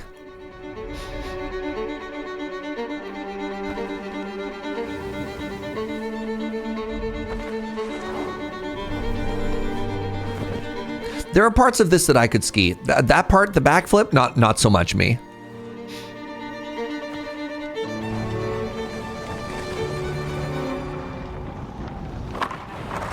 That's solid ice. This is why it's sometimes tough to ski down a glacier. Skiing on a trailer day? What's up, Gunnar? You just missed the canal video.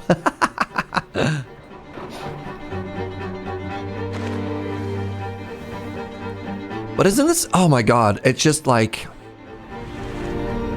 it's so good.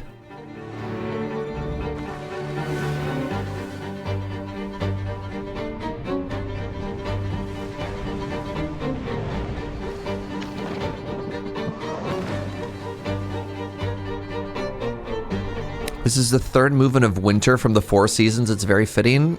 Let's go Pixel Art Dragon for spotting that. I love that.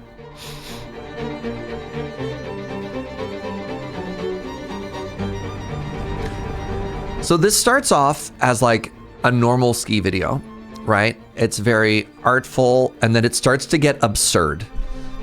Oh, hold your breath.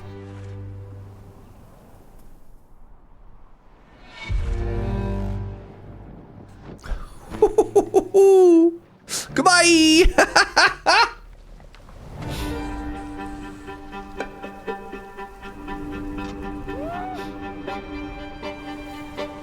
And this is where it starts getting silly.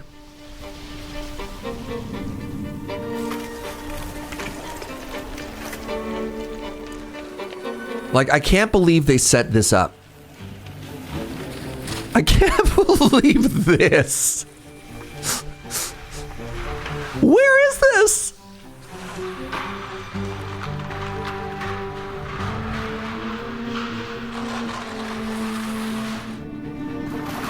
Is he wearing a Red Bull helmet? Oh yeah, this is sponsored by Red Bull. Red Bull puts out some of the most unhinged. Red Bull puts out some of the most unhinged skiing videos on YouTube.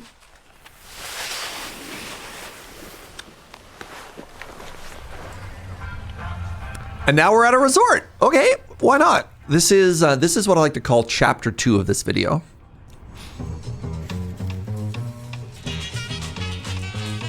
Oh yeah, the cinematography, this video is beautiful.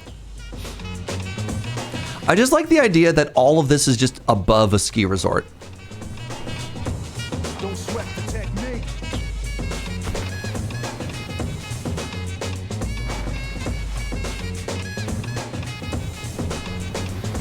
Oh.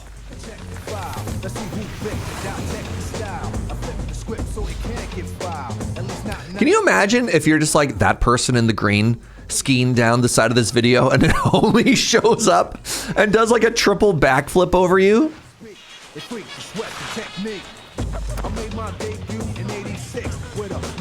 Anime Kitty, hi friend.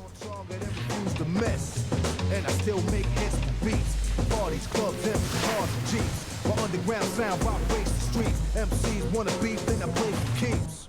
When they sweat the technique.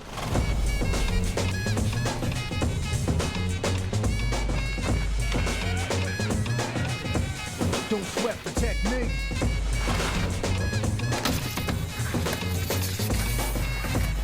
I was never very good at rails. This is a part of my skiing I never got into. Also, as a big guy, the idea of landing on stuff like that, I just wear out my skis. My dad already got mad at me for wearing out too many skis. Yeah, he just launched off of the snowcat there, as one does. Rails are how you wrecked your shoulder. Yeah.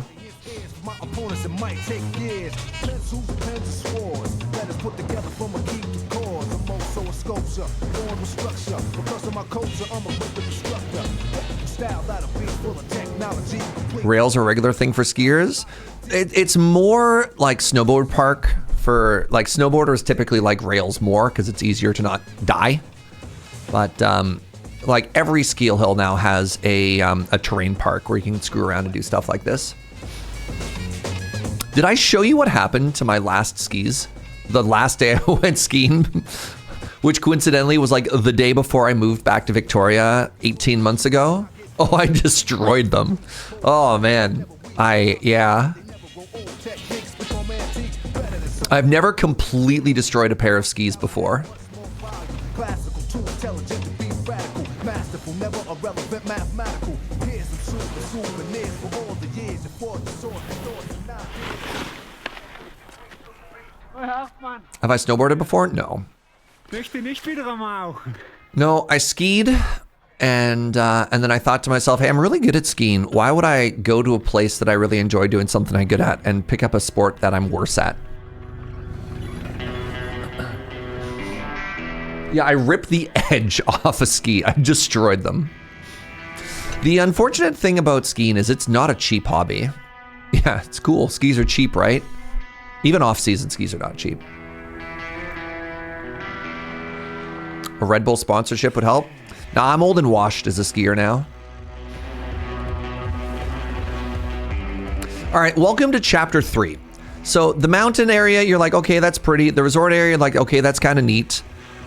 Welcome to Chapter 3, chat. Welcome to Chapter 3.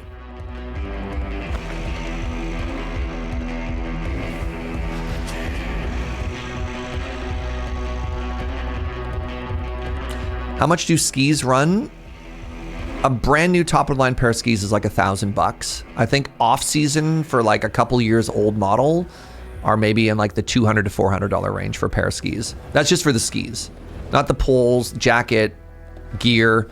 A lift pass at a big resort's like $100 a day now. If you just go in for like a drop in. I think a day pass at Whistler might be approaching like $200.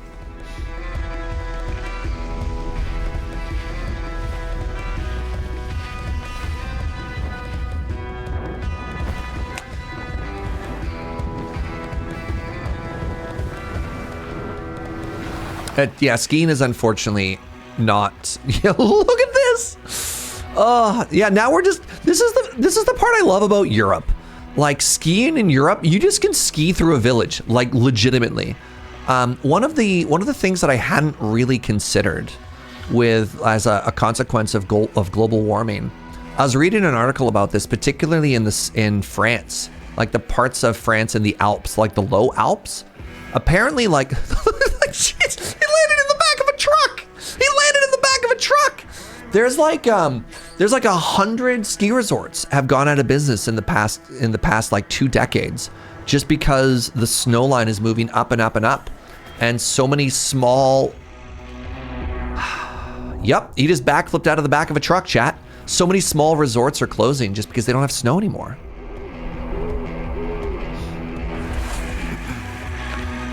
Yeah, you ever just skied through a castle? I love the cinematography here. It's so unhinged.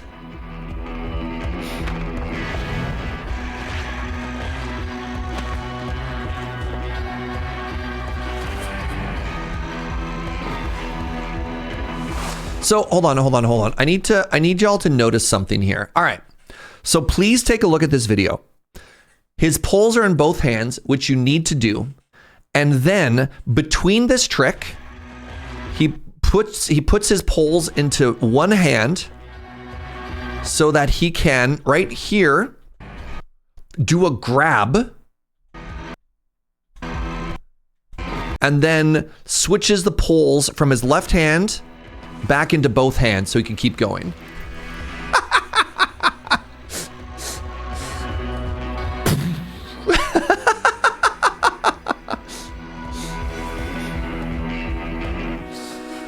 So there you go, friends. From top to bottom, that is the perfect ski run. Not bad. Not a bad run, eh? I can't wait to play this game. Well, here's the thing. You just have to start skiing when you're like 3 years old.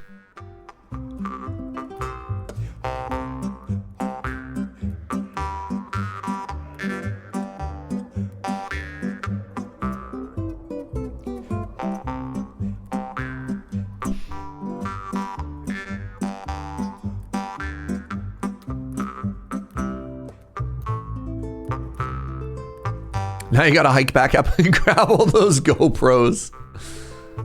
All right, give me a second. I'm gonna pee and then let's get back to the video games, everybody. BRB.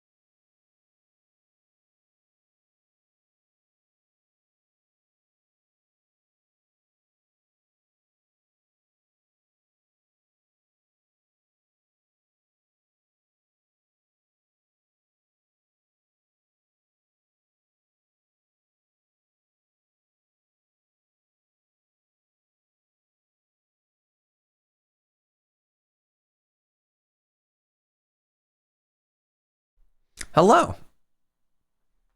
All right, a lot of people have been asking if they can get some more suggestions in, and I'd love to have them. So yeah, hit me with games that you want to see that we haven't already watched today.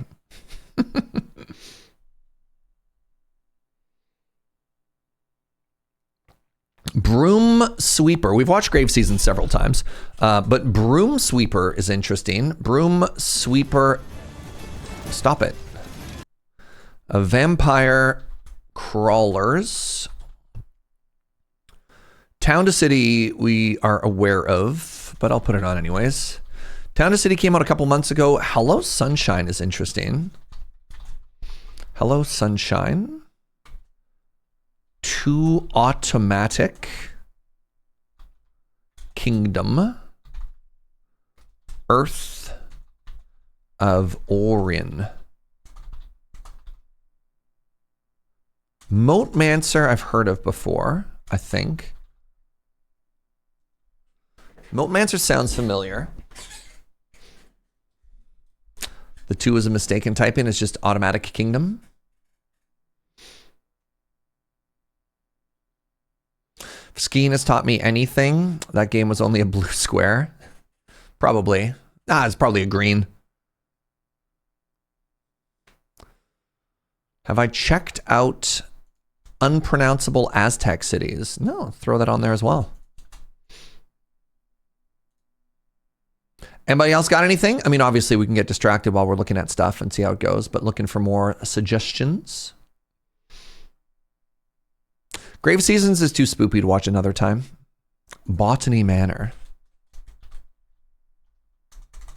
Has anybody mentioned Dog Witch? I've actually streamed Dog Witch before. Fun game.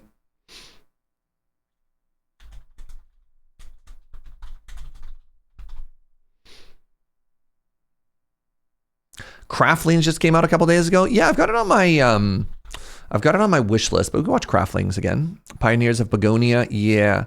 I think Pioneers of Pagonia and Disctope.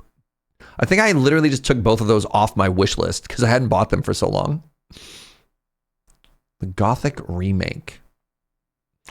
We're looking for new games rather than looking back would be my recommendation. I don't know how I feel about remakes. It is new. I mean, I guess. Well, remade new. Sure. Is it good? I don't know. I look at that one. I feel like I'm just going to, I mean, whatever. We'll watch it. We'll watch it. Whatever. We'll watch it. Maybe if I watch Pioneers of Begonia trailers again, maybe I'll actually get it this time.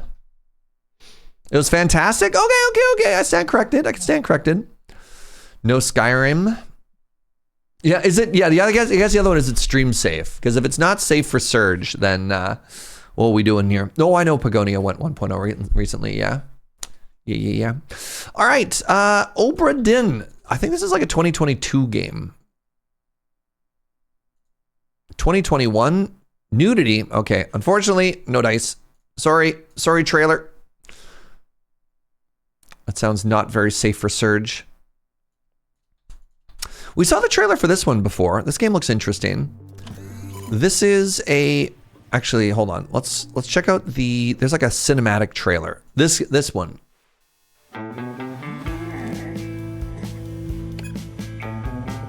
The trailer for this is quite fun.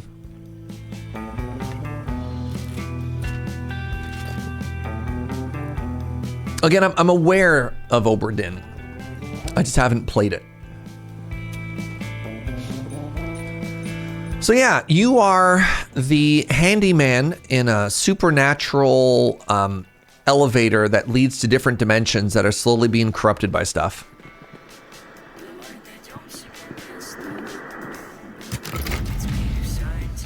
You gotta fix it up.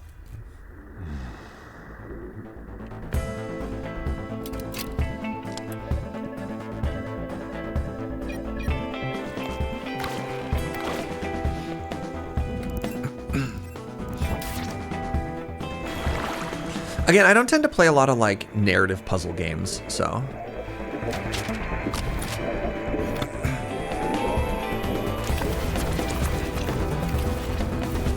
There's we'll have a gameplay trailer after this one. This is their cinematic announcement trailer.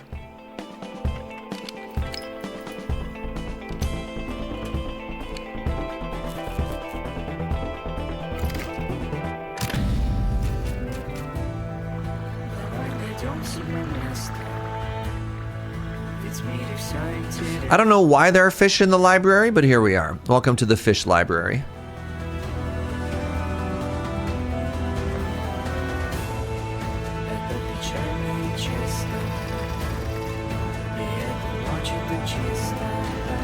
Fish want to read too? You know what? That's fair. I mean, that's one thing I learned from Hellboy.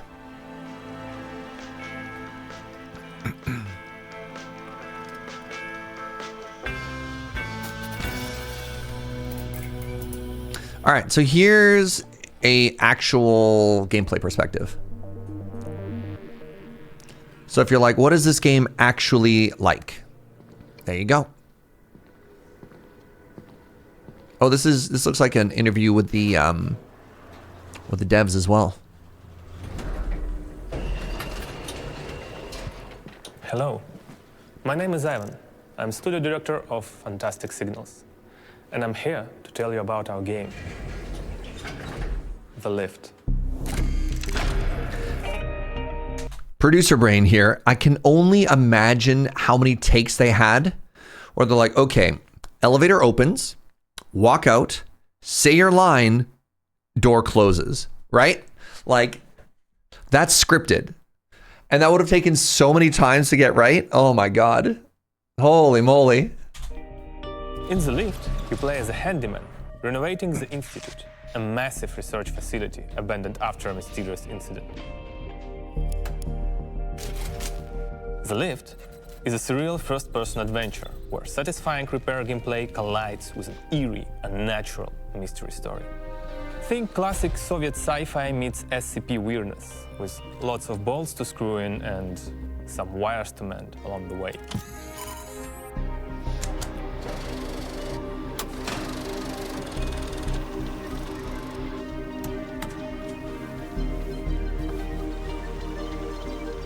So, what is this place you'll be fixing? Let's step inside the Institute and see where it all begins.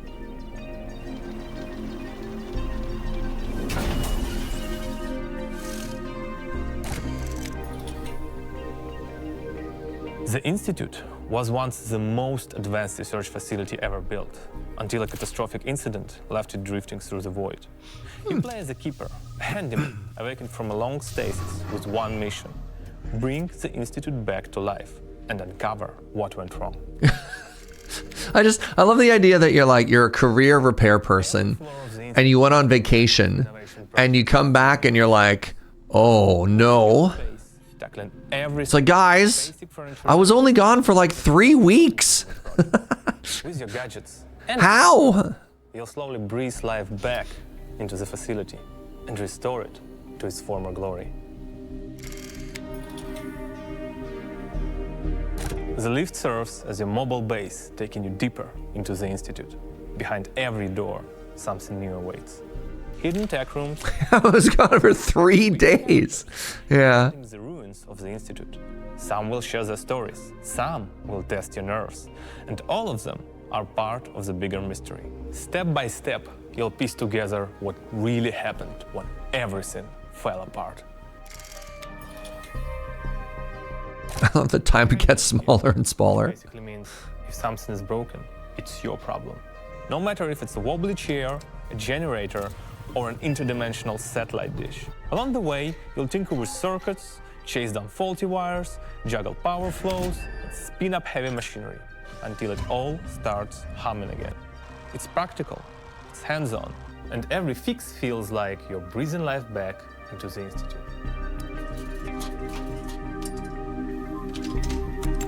Ooh. It's a very satisfying ladder.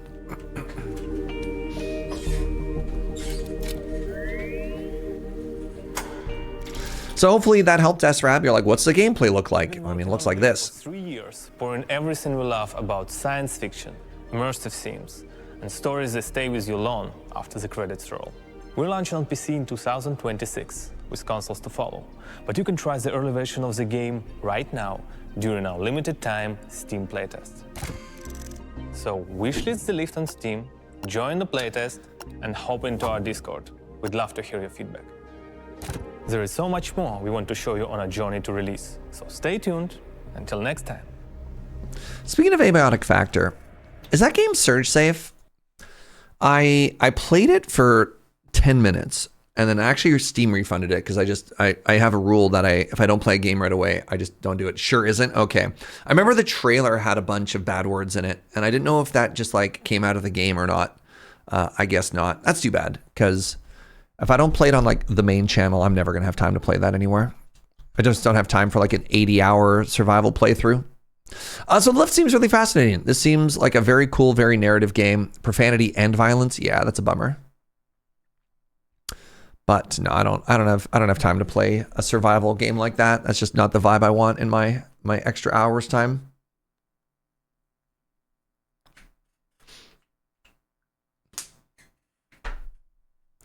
I wonder if this is more like blueprints, like puzzle unlocky sort of thing. Take Gothic off the list. Definitely has some strong language. Okay. Looks at Tarkov. But Tarkov is great because it's good. There's no... The thing about Tarkov is there's no need... How do you describe this?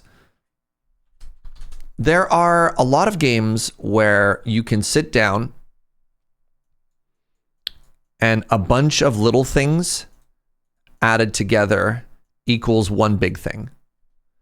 And that's great because if you only have an amount of time to play this, it's still adding up towards something.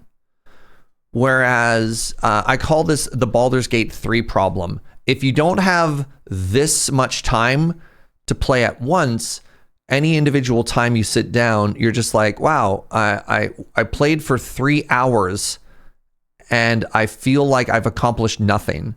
Like all I did was go through the camp, organize all of my bags, had 17 different pieces of dialogue and nothing happened. And it's really tough for that because there are games that like the minimum requirement of how much time you have to play is just higher than I always have available to me if I'm not streaming it, right? Like if I can sit down and I can stream a game for 6 hours at a time and I can dedicate, 4 to 6 days a week to it, perfect, great. Give me big games. But when it's a smaller game, even for my other channel, when it's a smaller game, but all I can do is this, if this doesn't feel meaningful, if this doesn't feel rewarding on itself, I'm never going to play it. So, and I think that's where abiotic factor is going to fall. I just don't have time if I can't play it on the main channel because it's got too many swears, which is kind of a bummer. I somehow managed to fall asleep while playing Victoria three times in the last 2 weeks. I'm glad you found a sleep aid game. All right, next up we have Absolum. What are you? Fight as the outcast heroes of Talamin in a fierce battle to retake magic from the Sun King Ozra's grasp. In Absolum, an original roguelike beat 'em up by Do Te Mu.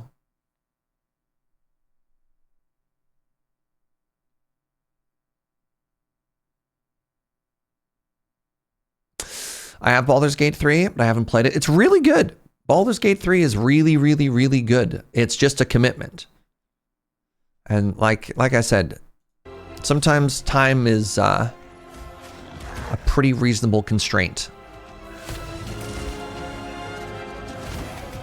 This looks like a classic beat 'em up.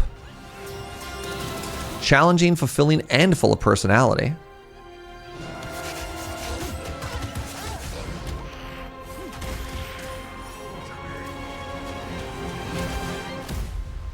Sick. What? You can play as a frog? 10 out of 10 game? Interesting.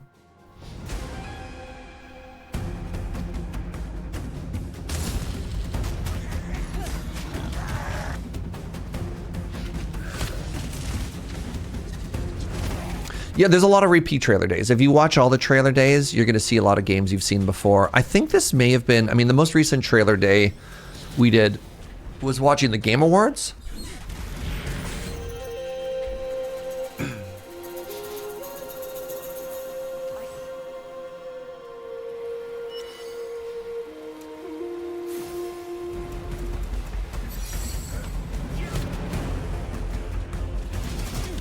I like that their multiplayer is only 2-player. They're like, no.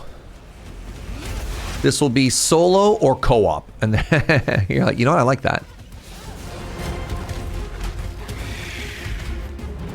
Right, I guess we also watched that PC Gamer top 25 most wishlisted games of 2025 as well. Yeah. This game looks sick.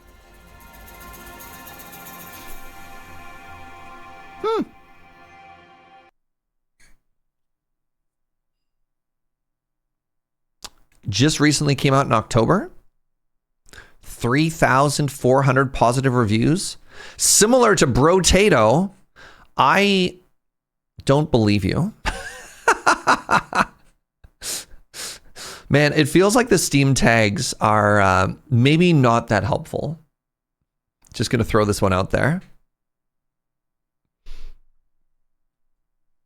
I've played it and it's not similar to Brotato at all. It doesn't look like it is.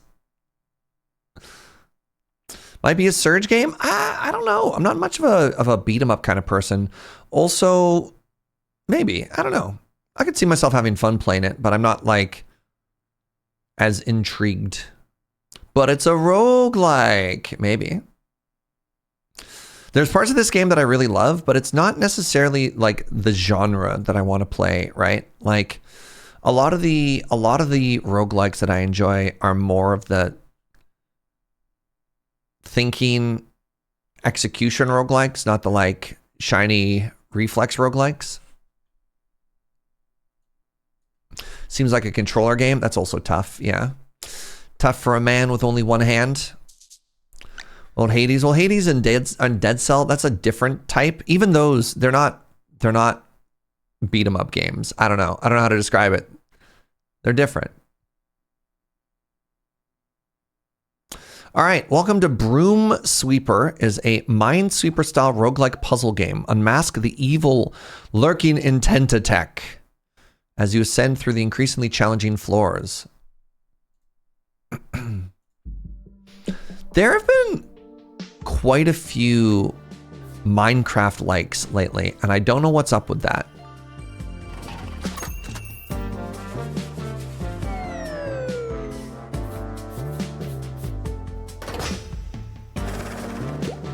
And by Minecraft likes, I mean Minesweeper likes. Look, I said the word mine, and then I got distracted, all right?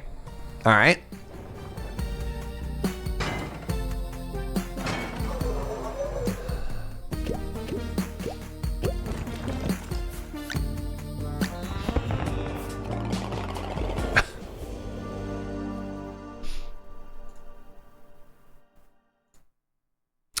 Trying to think what it was. It's like a Minesweeper adventure game.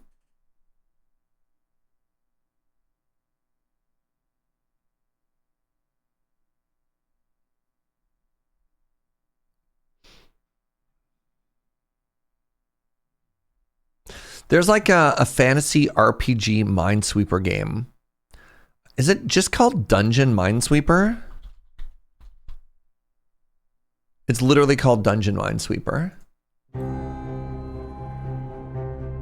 Right? Like, I don't know. Maybe it's not that similar to the previous game, but it's kind of wild that there's another one, right?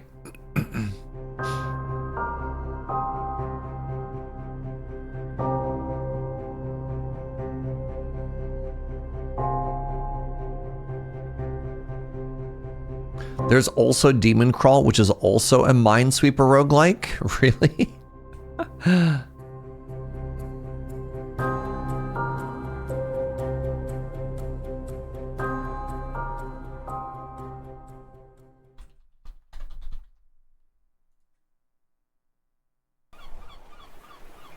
Very negative. This one came out a while ago.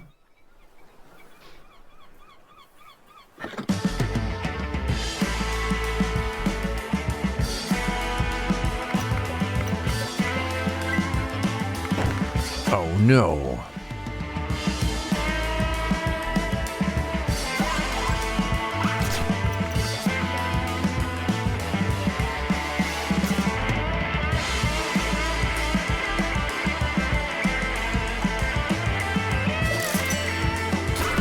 There's also Radical Dungeon Sweeper. All right. Enough of these. Just fascinating. Fascinating that multiple of these exist. Vampire Crawlers. Oh, is this the first-person VR Vampire Survivor? Deal world-ending combos and blitz through infested dungeons. In Vampire Crawlers, the Turbo Wild card from Vampire Survivors. Casual turn-based deck builder roguelike. Oh my god.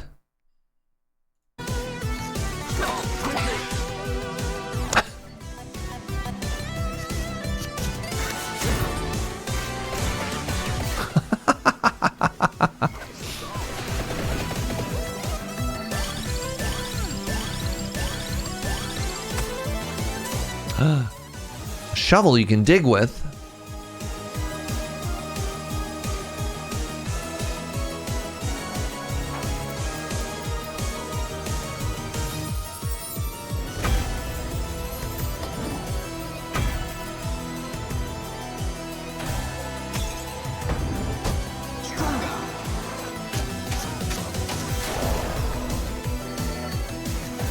Maximum overkill.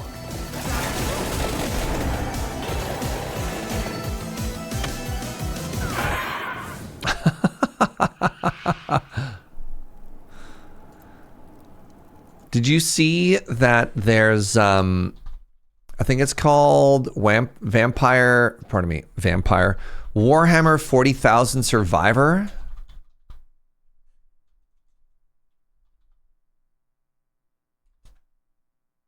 It's just called Warhammer Survivors. Like if we're just talking about games in that art style, right?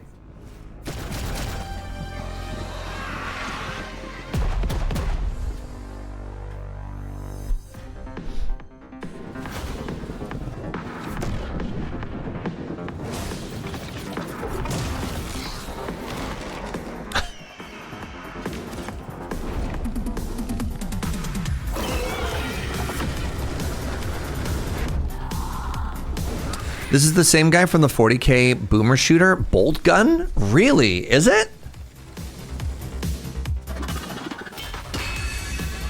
But yeah, like this is like actual factual Vampire Survivors, but with 40k, like made in Blessing with both 40k and Vampire Survivors.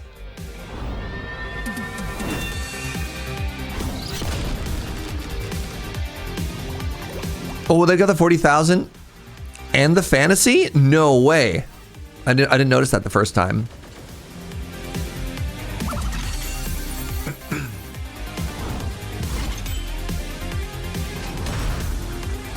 Endless War. Oh my god, the XP crystals are little skulls.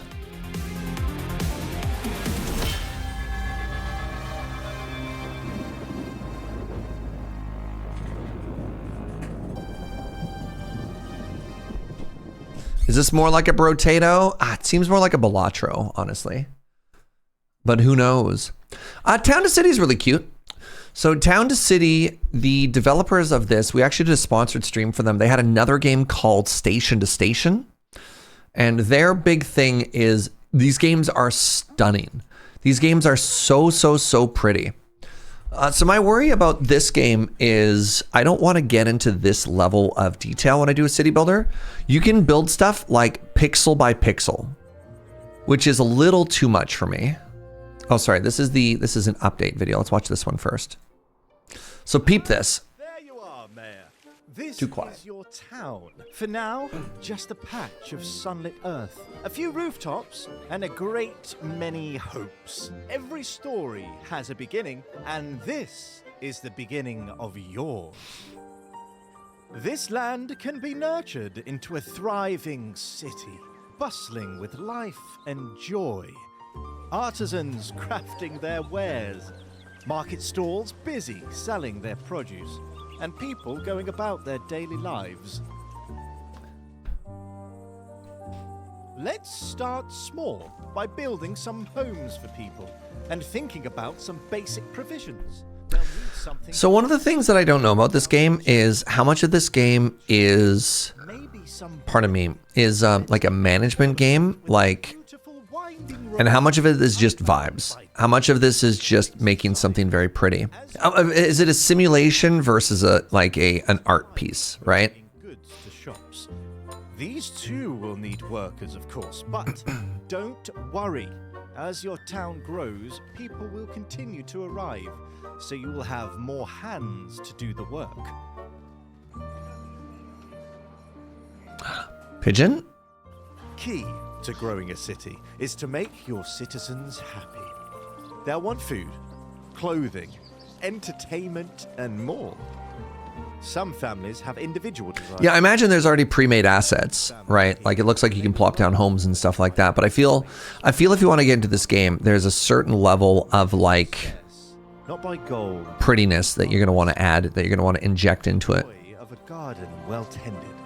The comfort of a neighborhood lit. I think that the best example would be when I tried to boot up a theme park management game, and I was just like, I don't want to terraform, I want to manage a park, and it felt more like a game about designing very pretty assets than it actually was about like hiring people and setting prices for popcorn. And you know, I want to build the roller coasters, but I didn't want to design like the snack bar, you know what I mean? Yeah, Planet Coaster, which I get, don't get me wrong. They also need to inspire. I played the demo for this game. You manage people's happiness via decorations and shops. Decorate houses. Word. Place flower beds and trees. Create an elaborate plaza for people to enjoy. Some citizens have more personal requests. Maybe they want a nice spot to read, or a maze to get lost in. With the foundations of your town placed, attention can now switch to growth and prosperity. Money doesn't make the world go round, but it does drive progress. As your city grows, Like, this game is absolutely stunning, right? they pay more taxes, but they also desire fresh produce. Build a farmer's You didn't have to do any designs. It's more like this amenity works within a radius. Nice. lavender and roses. You're not a huge fan of like Minecraft with shaders. You don't like voxel games. That's fair. A living place, a thriving home, crafted not just with strategy. You know what? I think we could all go for a maze to get lost in right around now, right? Can't wait to see the world you'll build. Apparently, if you meet somebody in the center of a maze, your love was meant to be.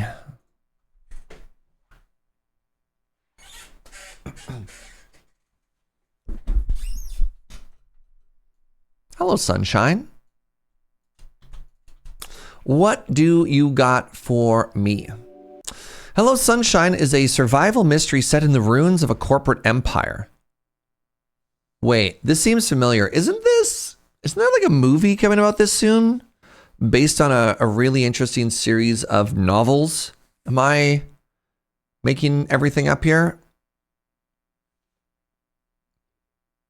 A survival mystery set in the ruins of a corporate empire. Walk in the shadow of a giant robot during the sweltering days. Stay close to keep warm during the cold nights. Scavenge, craft, upgrade, and piece together the broken puzzle of a world ruled by machines that refuse to shut down. This game looks really cool.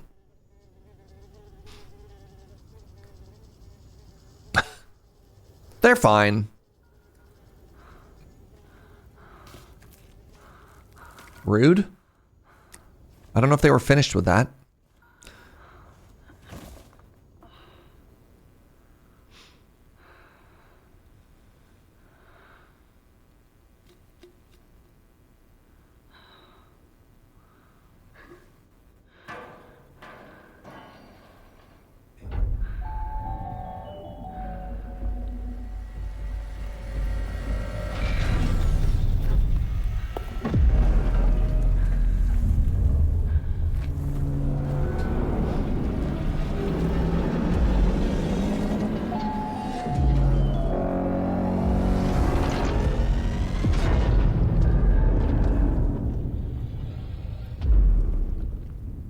You loved it as a kid. Now check out Rock'em Sock'em Robots in 2026.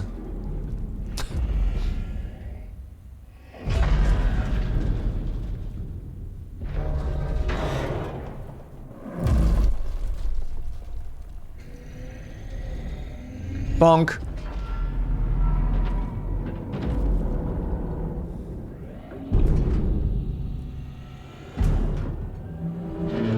Oh. Well, it seems like a very inconvenient weak point.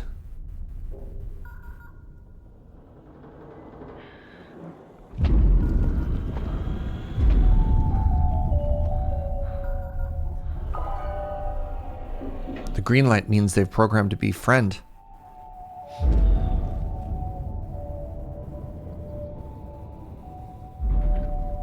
follow.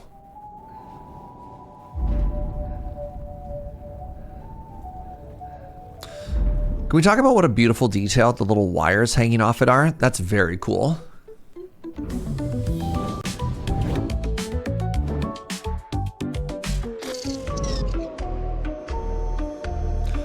This game seems very, very, very interesting. Now, help me out. There's like, is it a terrible Netflix movie that's coming out? So there's a series of novels, like very dystopian, very anti-corporate novels about like big machines. And then there's either a Netflix movie or theater movie that came out that kind of just felt like it massively missed the point. And the iconic thing is like a giant big robot with a smiley face on it. Does anybody know what I'm talking about? Anyone? The Electric State. Thank you.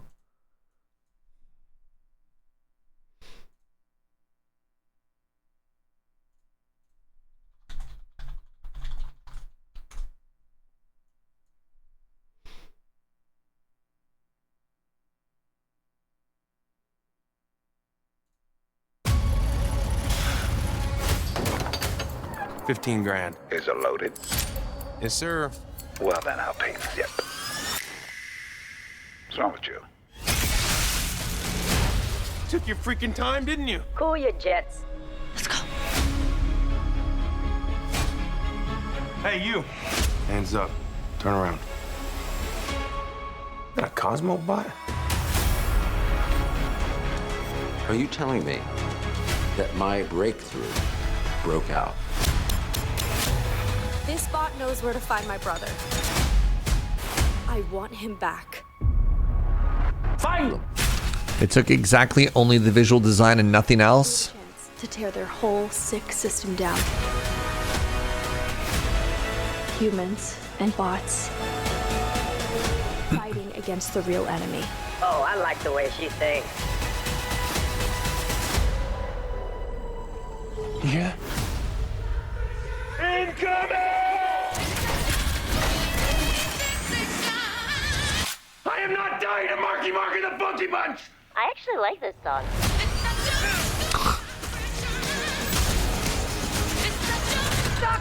Like, there's some beautiful visuals happening here, eh?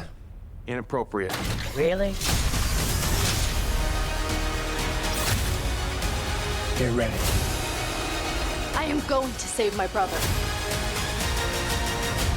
Robots helping humans? I know, it's nuts. No offense. Get it all the time.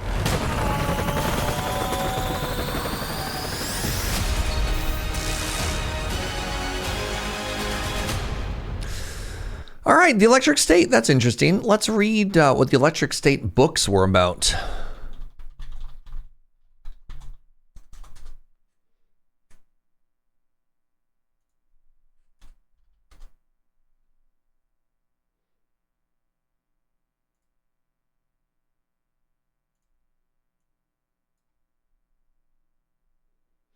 Gripping graphic novel takes readers on a haunting journey. A runaway teenager and her toy robot traverse a decaying alternate America in 1997. The road trip reveals the dire aftermath of war and addiction, embedded in stunning illustrations.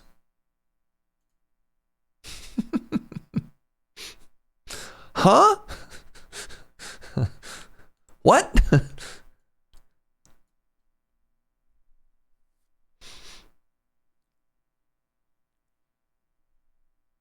This movie looks like it will make a good trailer was the entirety of its production.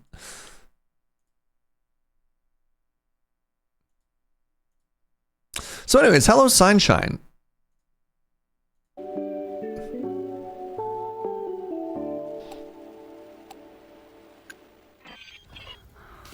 Wait, this is the same trailer. Oh, here we go. More gameplay, actually. So the previous one just said, follow me. And now...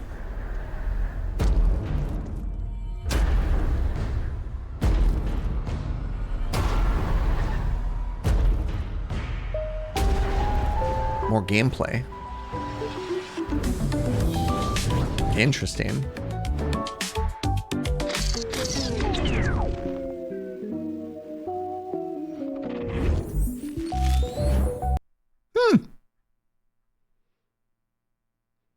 Mystery survival RPG set in the sun-scorched ruins of a corporate empire. Oh, you're the final employee.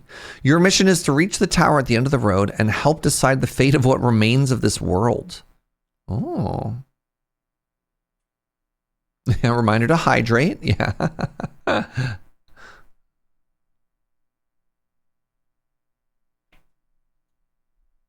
Yeah, need to see more information about this. Like, again, a very, very cool, very stunning trailer. There was, God, this might have been pre-pandemic. I remember seeing a snapshot, like a GIF or like a 30-second animated video of a game showcasing its water physics, of where they're on like this, they're on this tropical small island, and this giant like mythical monster was firing beams of water that just like pulled up the waves and stuff like that. I don't even know if they made a game out of it. We're like, what happened to these games? You know, the idea of these like really, really cool concepts. Where are they now? Anyways, Automatic Kingdom. Build the perfect kingdom in this turn-based strategy game that combines elements of automation, board game, and city builders. Keep your kingdom happy, endure hostile challenges, and then unlock all new cards. Okay. They're in the IP vaults.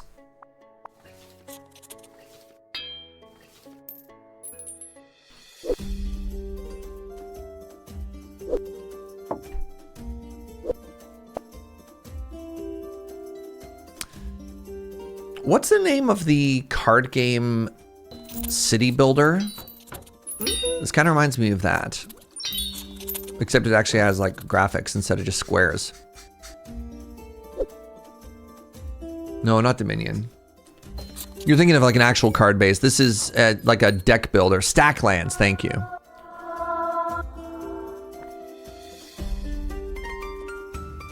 Interesting. On the battlefield, 10 chickens? How dare you send chickens into war?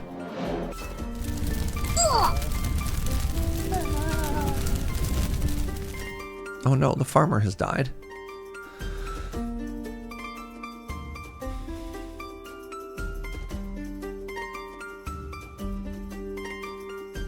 Interesting. Yeah, Stacklands was kind of a banger of a game.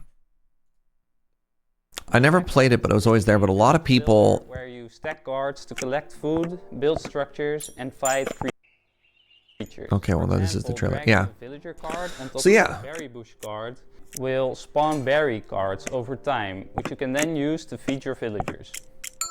Right? Like this is your city, which is very interesting. You can also sell the cards to get coins, which you can then use to buy card packs.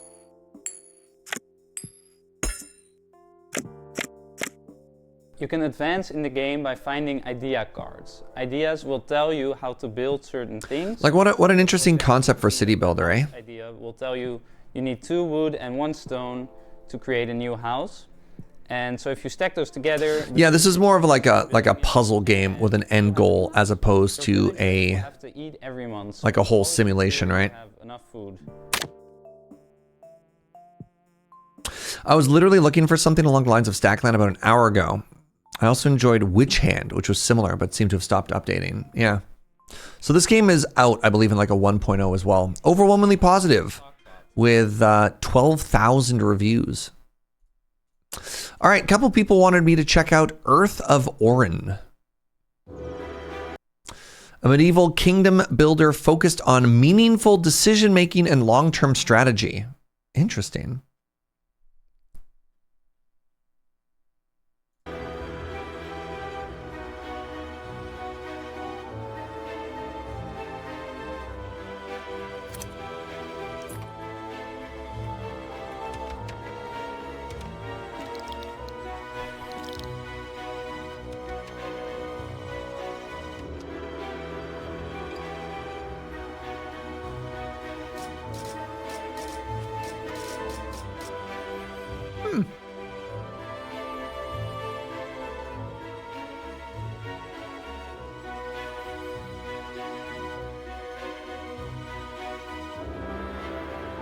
What's up, Measure of Hope?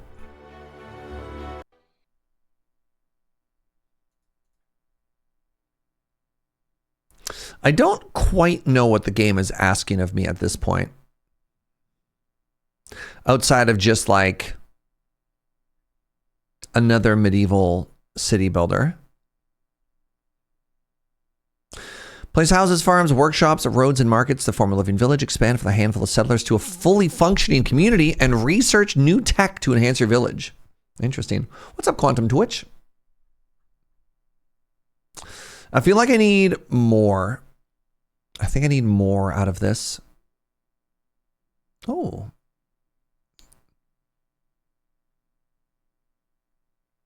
Release date. Wait, that's tomorrow. Comes into early access literally tomorrow. That's so funny. Huh. All right, Moat Mancer. This one seems familiar. Have we checked out this one before? An alchemical automation game of logistics puzzles across 6 elemental planes. Interesting. What's up, friends? Welcome on in.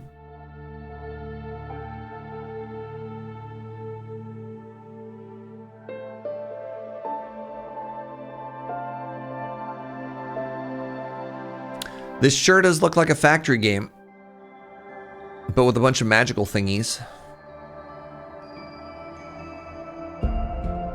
Oh. Oh, that's a cool effect. That might have just been a scene transition. That might not be the actual effect.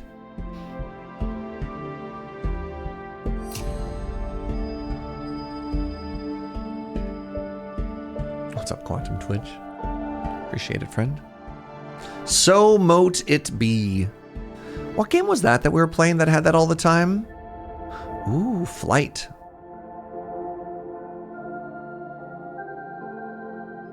Oh, Hades too, right. Yeah. Thank you.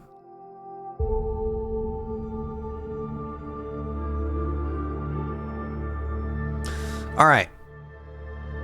My critiques. 1. I like my conveyor belts to be straight lines. It's cool that it's on a hex system, but I think that's really going to bother me. Why is it on a hex system? Why couldn't it just be on a grid? Why does it have to be hexes? You're going to have so many conveyor belt crimes in this when you can take 45s out of all of your conveyor belts. Like, why? Why?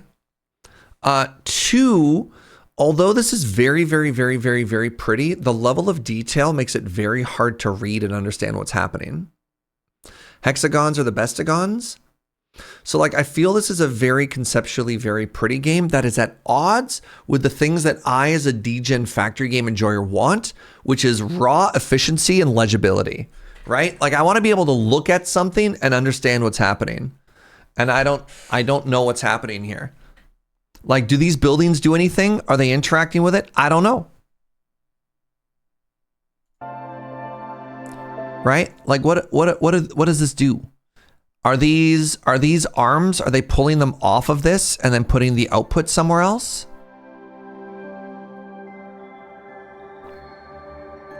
Right? That's my issue here.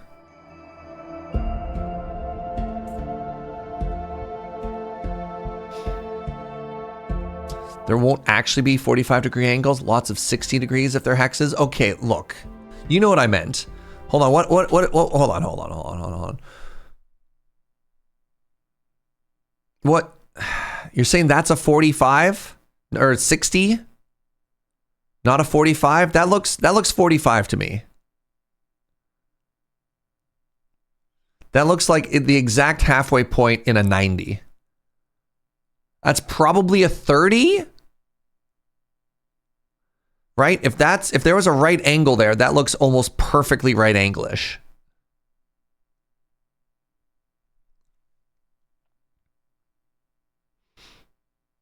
The acutes are 60, the obtuses will be 120.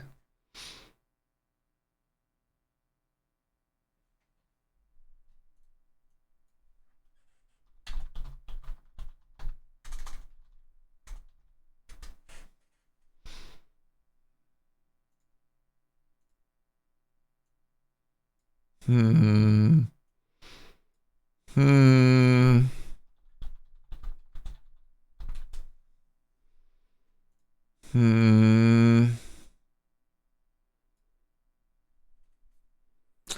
don't know. That doesn't look very 60 to me, chat. Looks more 45.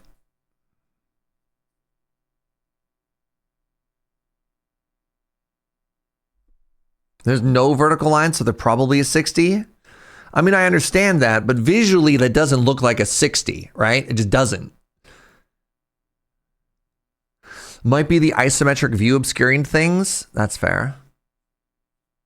The axe conveyors threw me in this demo, along with the machines that only seem to output directly opposite. Interesting. I have a degree in math. Yeah, but I swore off all math in 2026. Look, we can all just make statements, all right? Yeah, final answer, it's a 6-7. All right, got it.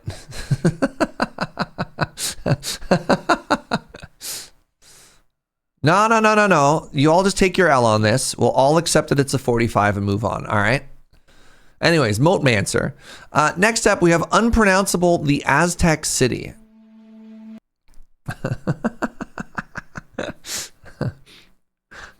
That was a phone typo. I really meant to type 60 and you just coincidentally hit 69. It's a 45. My uncle who works at Nintendo said so. Thank you. Thank you, Inkslayer, for calling your uncle who works at Nintendo. I appreciate that. Anyways, give rise to the wonders of the Aztec civilization as you build your own magnificent metropolis in this ancient city builder. What does the word metropolis mean? A major city. Okay, so anything can be called a metropolis. All right, great. We have seen cities rise Oh, I love this vibe. and crumble to ashes. What was the famous Egyptian city builder? Lands will bend to your will. Pharaoh, right? Does this give anybody else like Pharaoh vibes? Like, this is my style. This is like my vibe of retro city builder, you know? Sacrifice, and you shall prosper. Okay, the sacrifice part's a little bit morbid.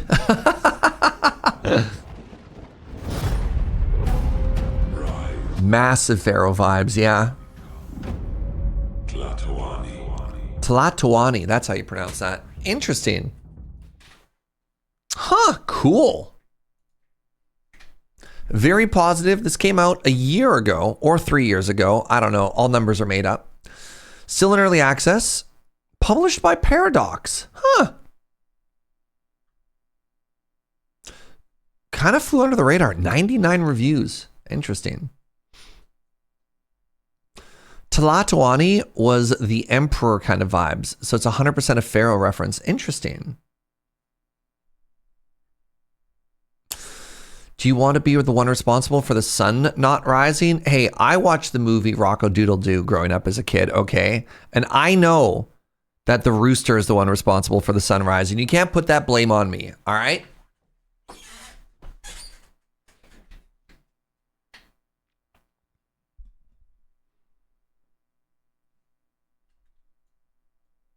We found some very interesting games today. Thank you for sharing, everybody. This has been fun. This looks like a puzzle game. Welcome to Botany Manor, a steady home of the 19th century England. You play as inhabitant Alarella Green, a retired botanist. Explore your house and gardens, filled with research to figure out the ideal habitat. Maybe not, actually. Let's keep going. I'd prefer if we kept the vibes light, Faint Bunny.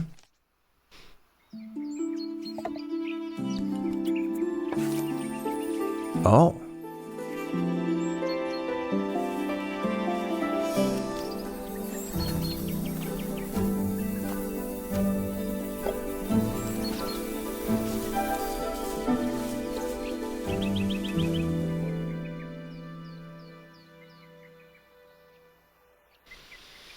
That was so short. Tell me more. Was that coffee? Was what coffee?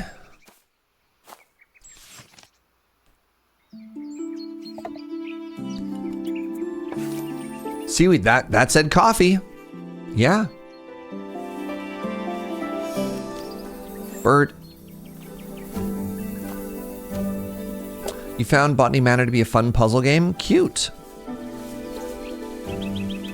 Coffee grounds make for great compost.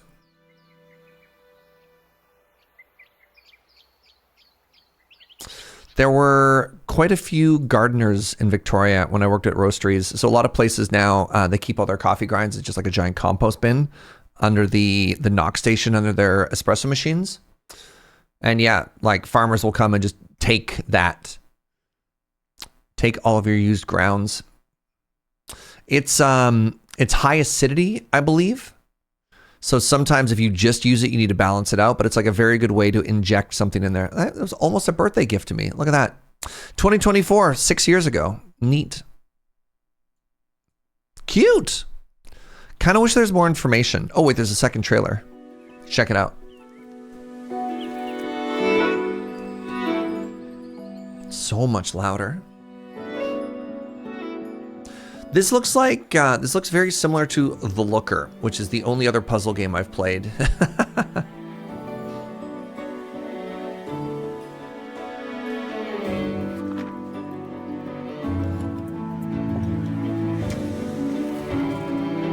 Cute.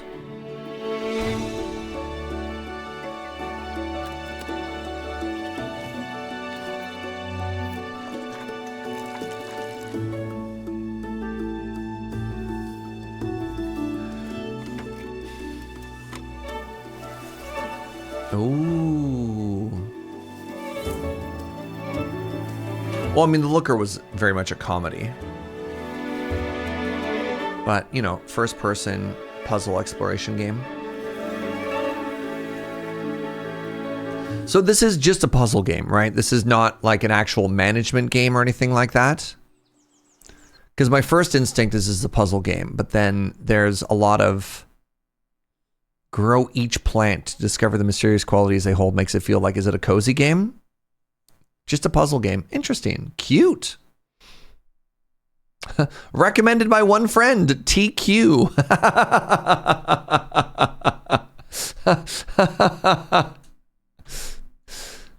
All right, so Craftlings just came out, and I'm actually really curious if this is the sort of game that you'd like to see me play. I don't know if I'd enjoy this or not. I don't actually know what the vibe of this game is. So it looks kind of like Lemmings. It's like so Lemmings coded, eh? But I don't know what you do in this game.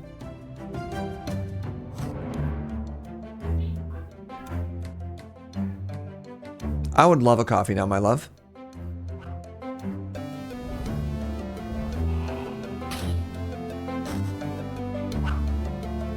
But this part all of a sudden changes all my assumptions about the game, right?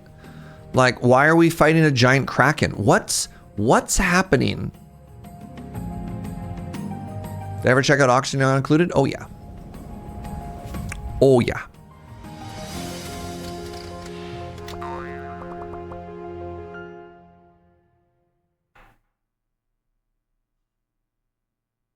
Lemmings is some kind of town management sim.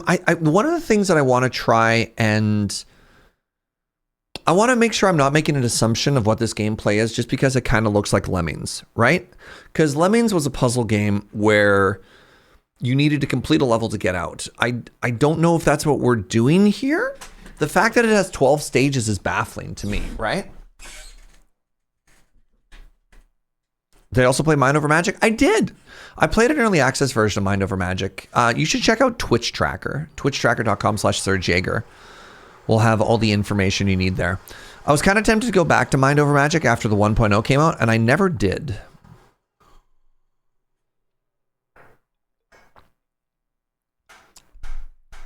Because I kind of felt like I hit a wall in that game where I passed the interesting part of like stabilizing and growing, and then I got into the, oh god, now I need to optimize my class and my teachers based on like their ability to go and dungeon delve, and that got a little bit tough. But yeah, like what do you actually do in this game? Inspired by the legendary classics from the 90s, Okay. Craftlings will take you on a journey full of strategic decisions and test your skills in optimizing automated production chains and craftling path. What? Gather, deliver, build, and fight for wealth and glory. Huh? What do you do?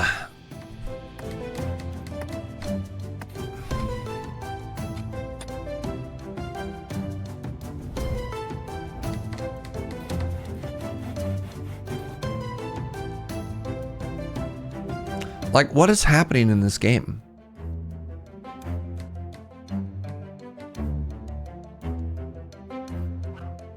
Do they just walk from place to place and stop and do a thing when you get to it? What? It is Lemmings and Town Builder.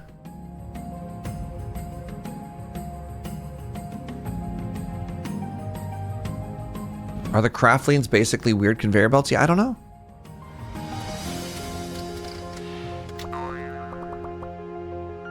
It's a mystery. Did I miss number 43? I did. Thank you. Nice catch. It wasn't deliberate. Asbury Pines. Most days it's easy. A grisly mystery in a small town unfolds across centuries through the stories of its residents. Orchestrate their work, grow resources, upgrade skills, and create automated production loops between past and future eras. So that lemming game is just drop items on the ground and give temp jobs? Interesting. Huh. All right, this is from Chaster Unlimited LLC. I've never heard of this. I mean, that's fine. Let's take a peek. To be sheriff of Asbury Pines. A quiet town with folks who like black coffee and good gossip. But today, evil happened. The kind of crime that cuts time into before and after. And I know that our lives will go on. That the town will wake up and go to work like we did yesterday and today and will tomorrow. And we'll keep learning ways to improve. We'll even make unexpected friends. And across time, we'll grow together, as we always did. But still, we'll return to asking ourselves, how hard do we have to work? How deep do we have to look? Feral child. To understand this terrible mystery in our quiet town of Asbury Pines.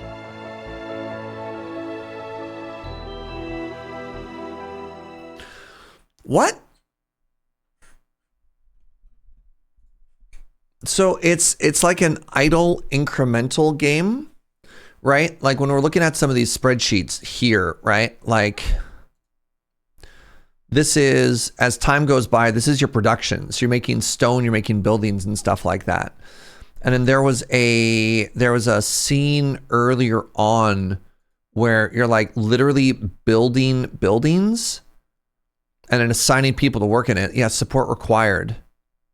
But I guess this all adds up, and instead of being like Orb of Creation, you're working towards solving something. Sorry about the microphone there. People, animals, resources, notification log, weird. Feels like kind of like a cultist simulator as well. Yeah, huh. Casual, story-rich, idle, mystery, sci-fi. Fascinating. Huh. Neat. All right, next up we have the Diceomancer. Dicemancer is a roguelike deck building game. Though you long for a peaceful life, you're forced to embark on an adventure. In this world of sword, magic, and guns, make good on your dice and deck and find a way back to tranquility. Which one has fishing? Dicemancer or Craftlings? Wait, oh, literally the first line? Unexpected trip to fishing.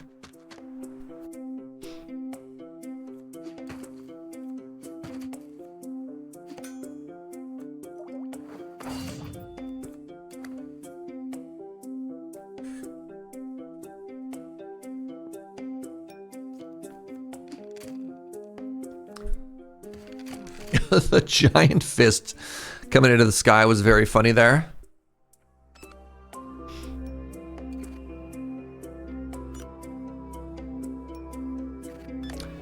So this is a normal first-person game, but you just get to cheat by rolling the dice every now and then?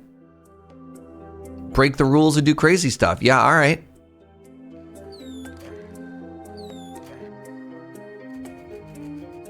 Weird. Sorry, those just turned into like mahjong tiles at one point there. Like, huh? Weird. Overwhelmingly positive. Huh.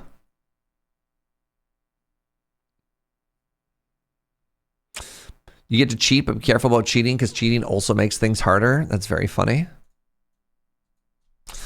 All right, this is a game that I had on my radar for a while. Pioneers of Pagonia. This is another like cozy looking city colony management game that came out in 1.0 like less than a month ago, just over a month ago. I don't know, time is an illusion. And I'm curious.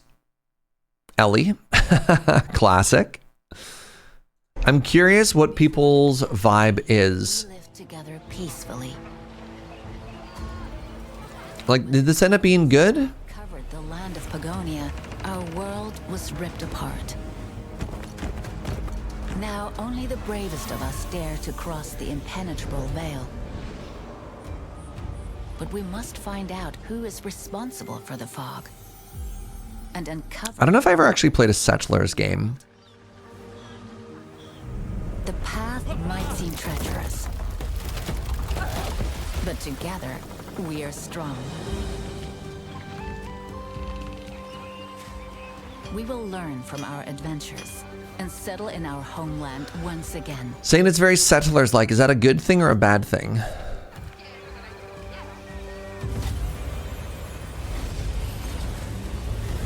We must be vigilant and fearless.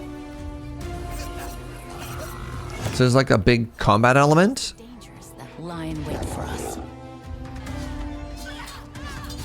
Whatever their shape or form. If you want a Settlers game, but I don't know what a Settlers game is. It was a lovely series. Is this Peter Molyneux? Or however you pronounce his name? Where it will take us. No? Okay. The tools, pioneers. There's still so much to do.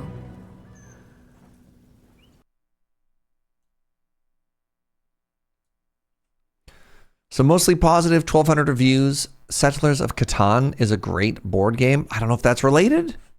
It could be.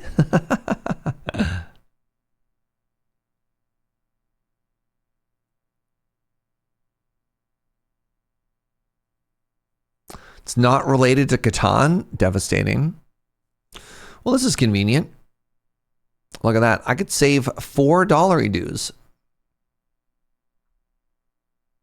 Has nothing to do with Catan. Wow. Yeah, like I don't know what this game has going on. There's just so many games in this particular style, right? Of just like cozy, pretty fantasy.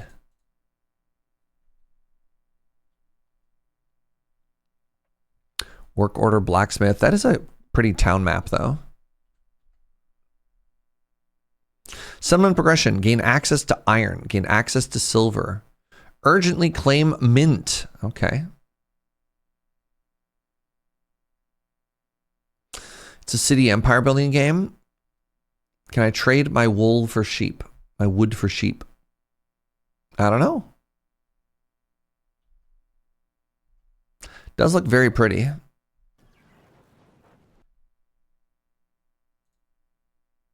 All right, final game of the day, my friends, is Dystopica.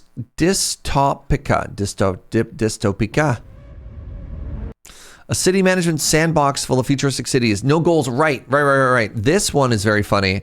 I believe this is just a visual game. There's literally no game. This is just about making pretty things. There's no management. There's no numbers. There's just art assets. There's art assets, and you take photos.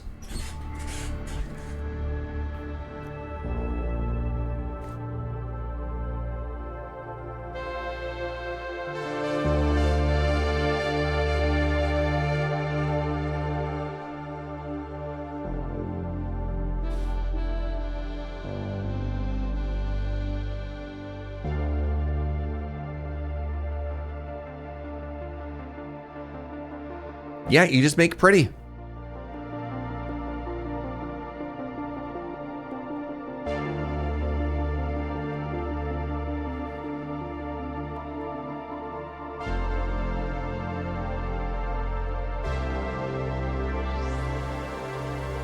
Dark Souls font, enhanced lighting.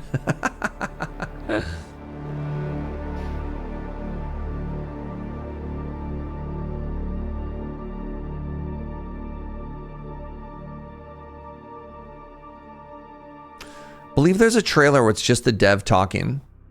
My name is Matt. I'm a solo developer, and this is something special that I've been working on for the past year. It's a minimal, creative game about futuristic cyberpunk cities. Sculpt your city with districts and megastructures. Bring it to life. Uncover and unlock holograms, billboards, and other decorations, and build your city a vibe. You can even bring in your own content. I like pretty but also functional better than just pretty. Yeah, but sometimes you just want to turn your brain off and just paint. And so they've created a sandbox where you just get to paint. I don't know, I'm kind of stoked that this exists because imagine, yeah, there's room for both. Imagine if you try and put like a whole city builder on top of this, and then your end goal of just being like, what if I wanted to make the coolest looking city ever, just kind of falls apart. And I've gotten there in some of the city builders that I've played, that I've wanted to like finish my vision of something, but you're like, God, I don't want to grind 8,000 stone to finish building this castle, right? Yeah, Islanders, great brain off game, exactly. I would categorize this as a fidget toy. Yeah, also it's $8, right? Like, and as we all know, $8 is basically $5. $8 is $5. It's true. I kind of want to show this video, but it's probably going to contain a swear. Does that video have a swear in it? So many of their videos have swears in them.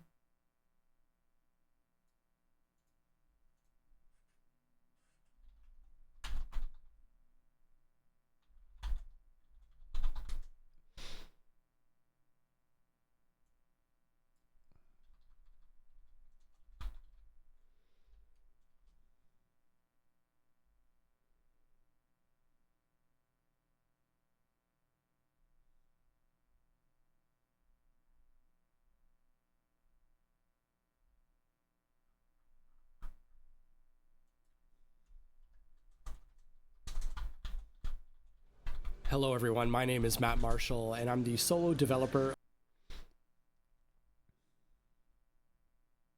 I cannot find this video.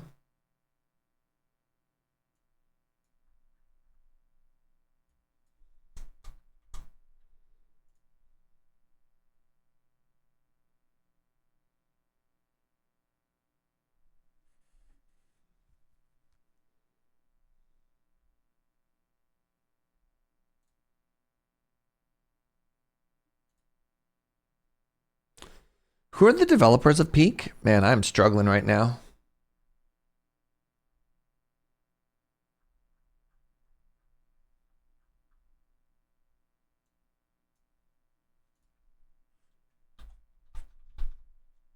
Aggro crab. All right. So the community manager for Aggro Crab is a genius.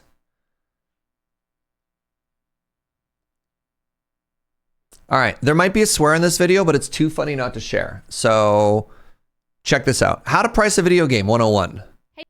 Hey Scouts, are you curious on how we decided the pricing for Peak to be like $8? No? Well, let me explain it to you. We recently did an interview explaining it in accurate detail. Hang on, let me write this down. So, in a player's mind, what does it mean to spend $5? Well, that's $5. But $6? Well, that's still $5. It's true. $4 is also kind of $5. $3 is like $2, and $2 is basically free. So we've got these tiers, you know? $12, that's $10. It's true. $13 is $15.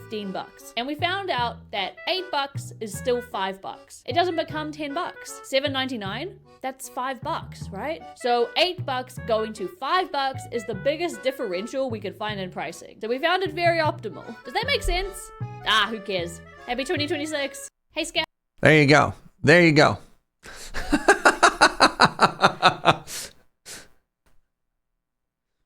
$5.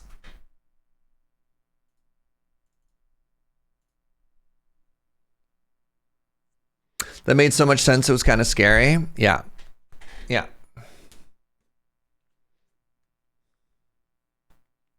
I don't know. Because if you told your friends, hey, we should buy this game. Don't worry. The game isn't $10. It's like $5.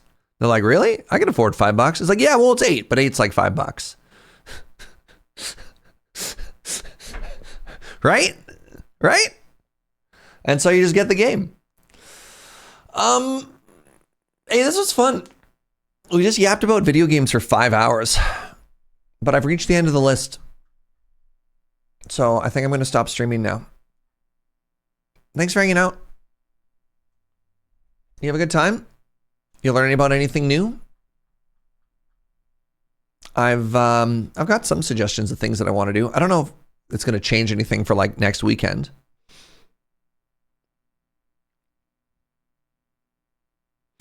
I only made it at the end, but it was nice. Thanks, Rat Baby Online. I'm glad you're here. I put at least one game on my wish list. Yeah, I had a couple. I did think about thanks for hanging out and just hit end stream would have been very funny. $38. That's $7.43 New Zealand. Basically $5. It's $5, Mungo. It's $5.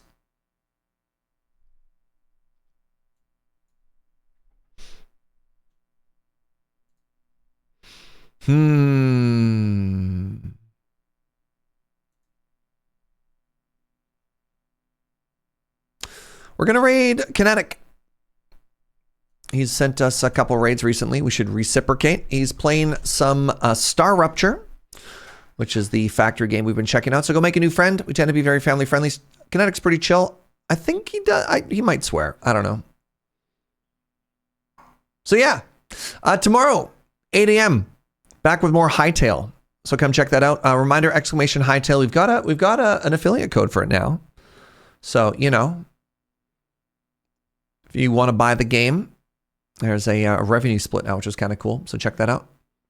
You're all beautiful. Follow the channel if you're new. Really appreciate it. And I'll see you next time. Bye, friends.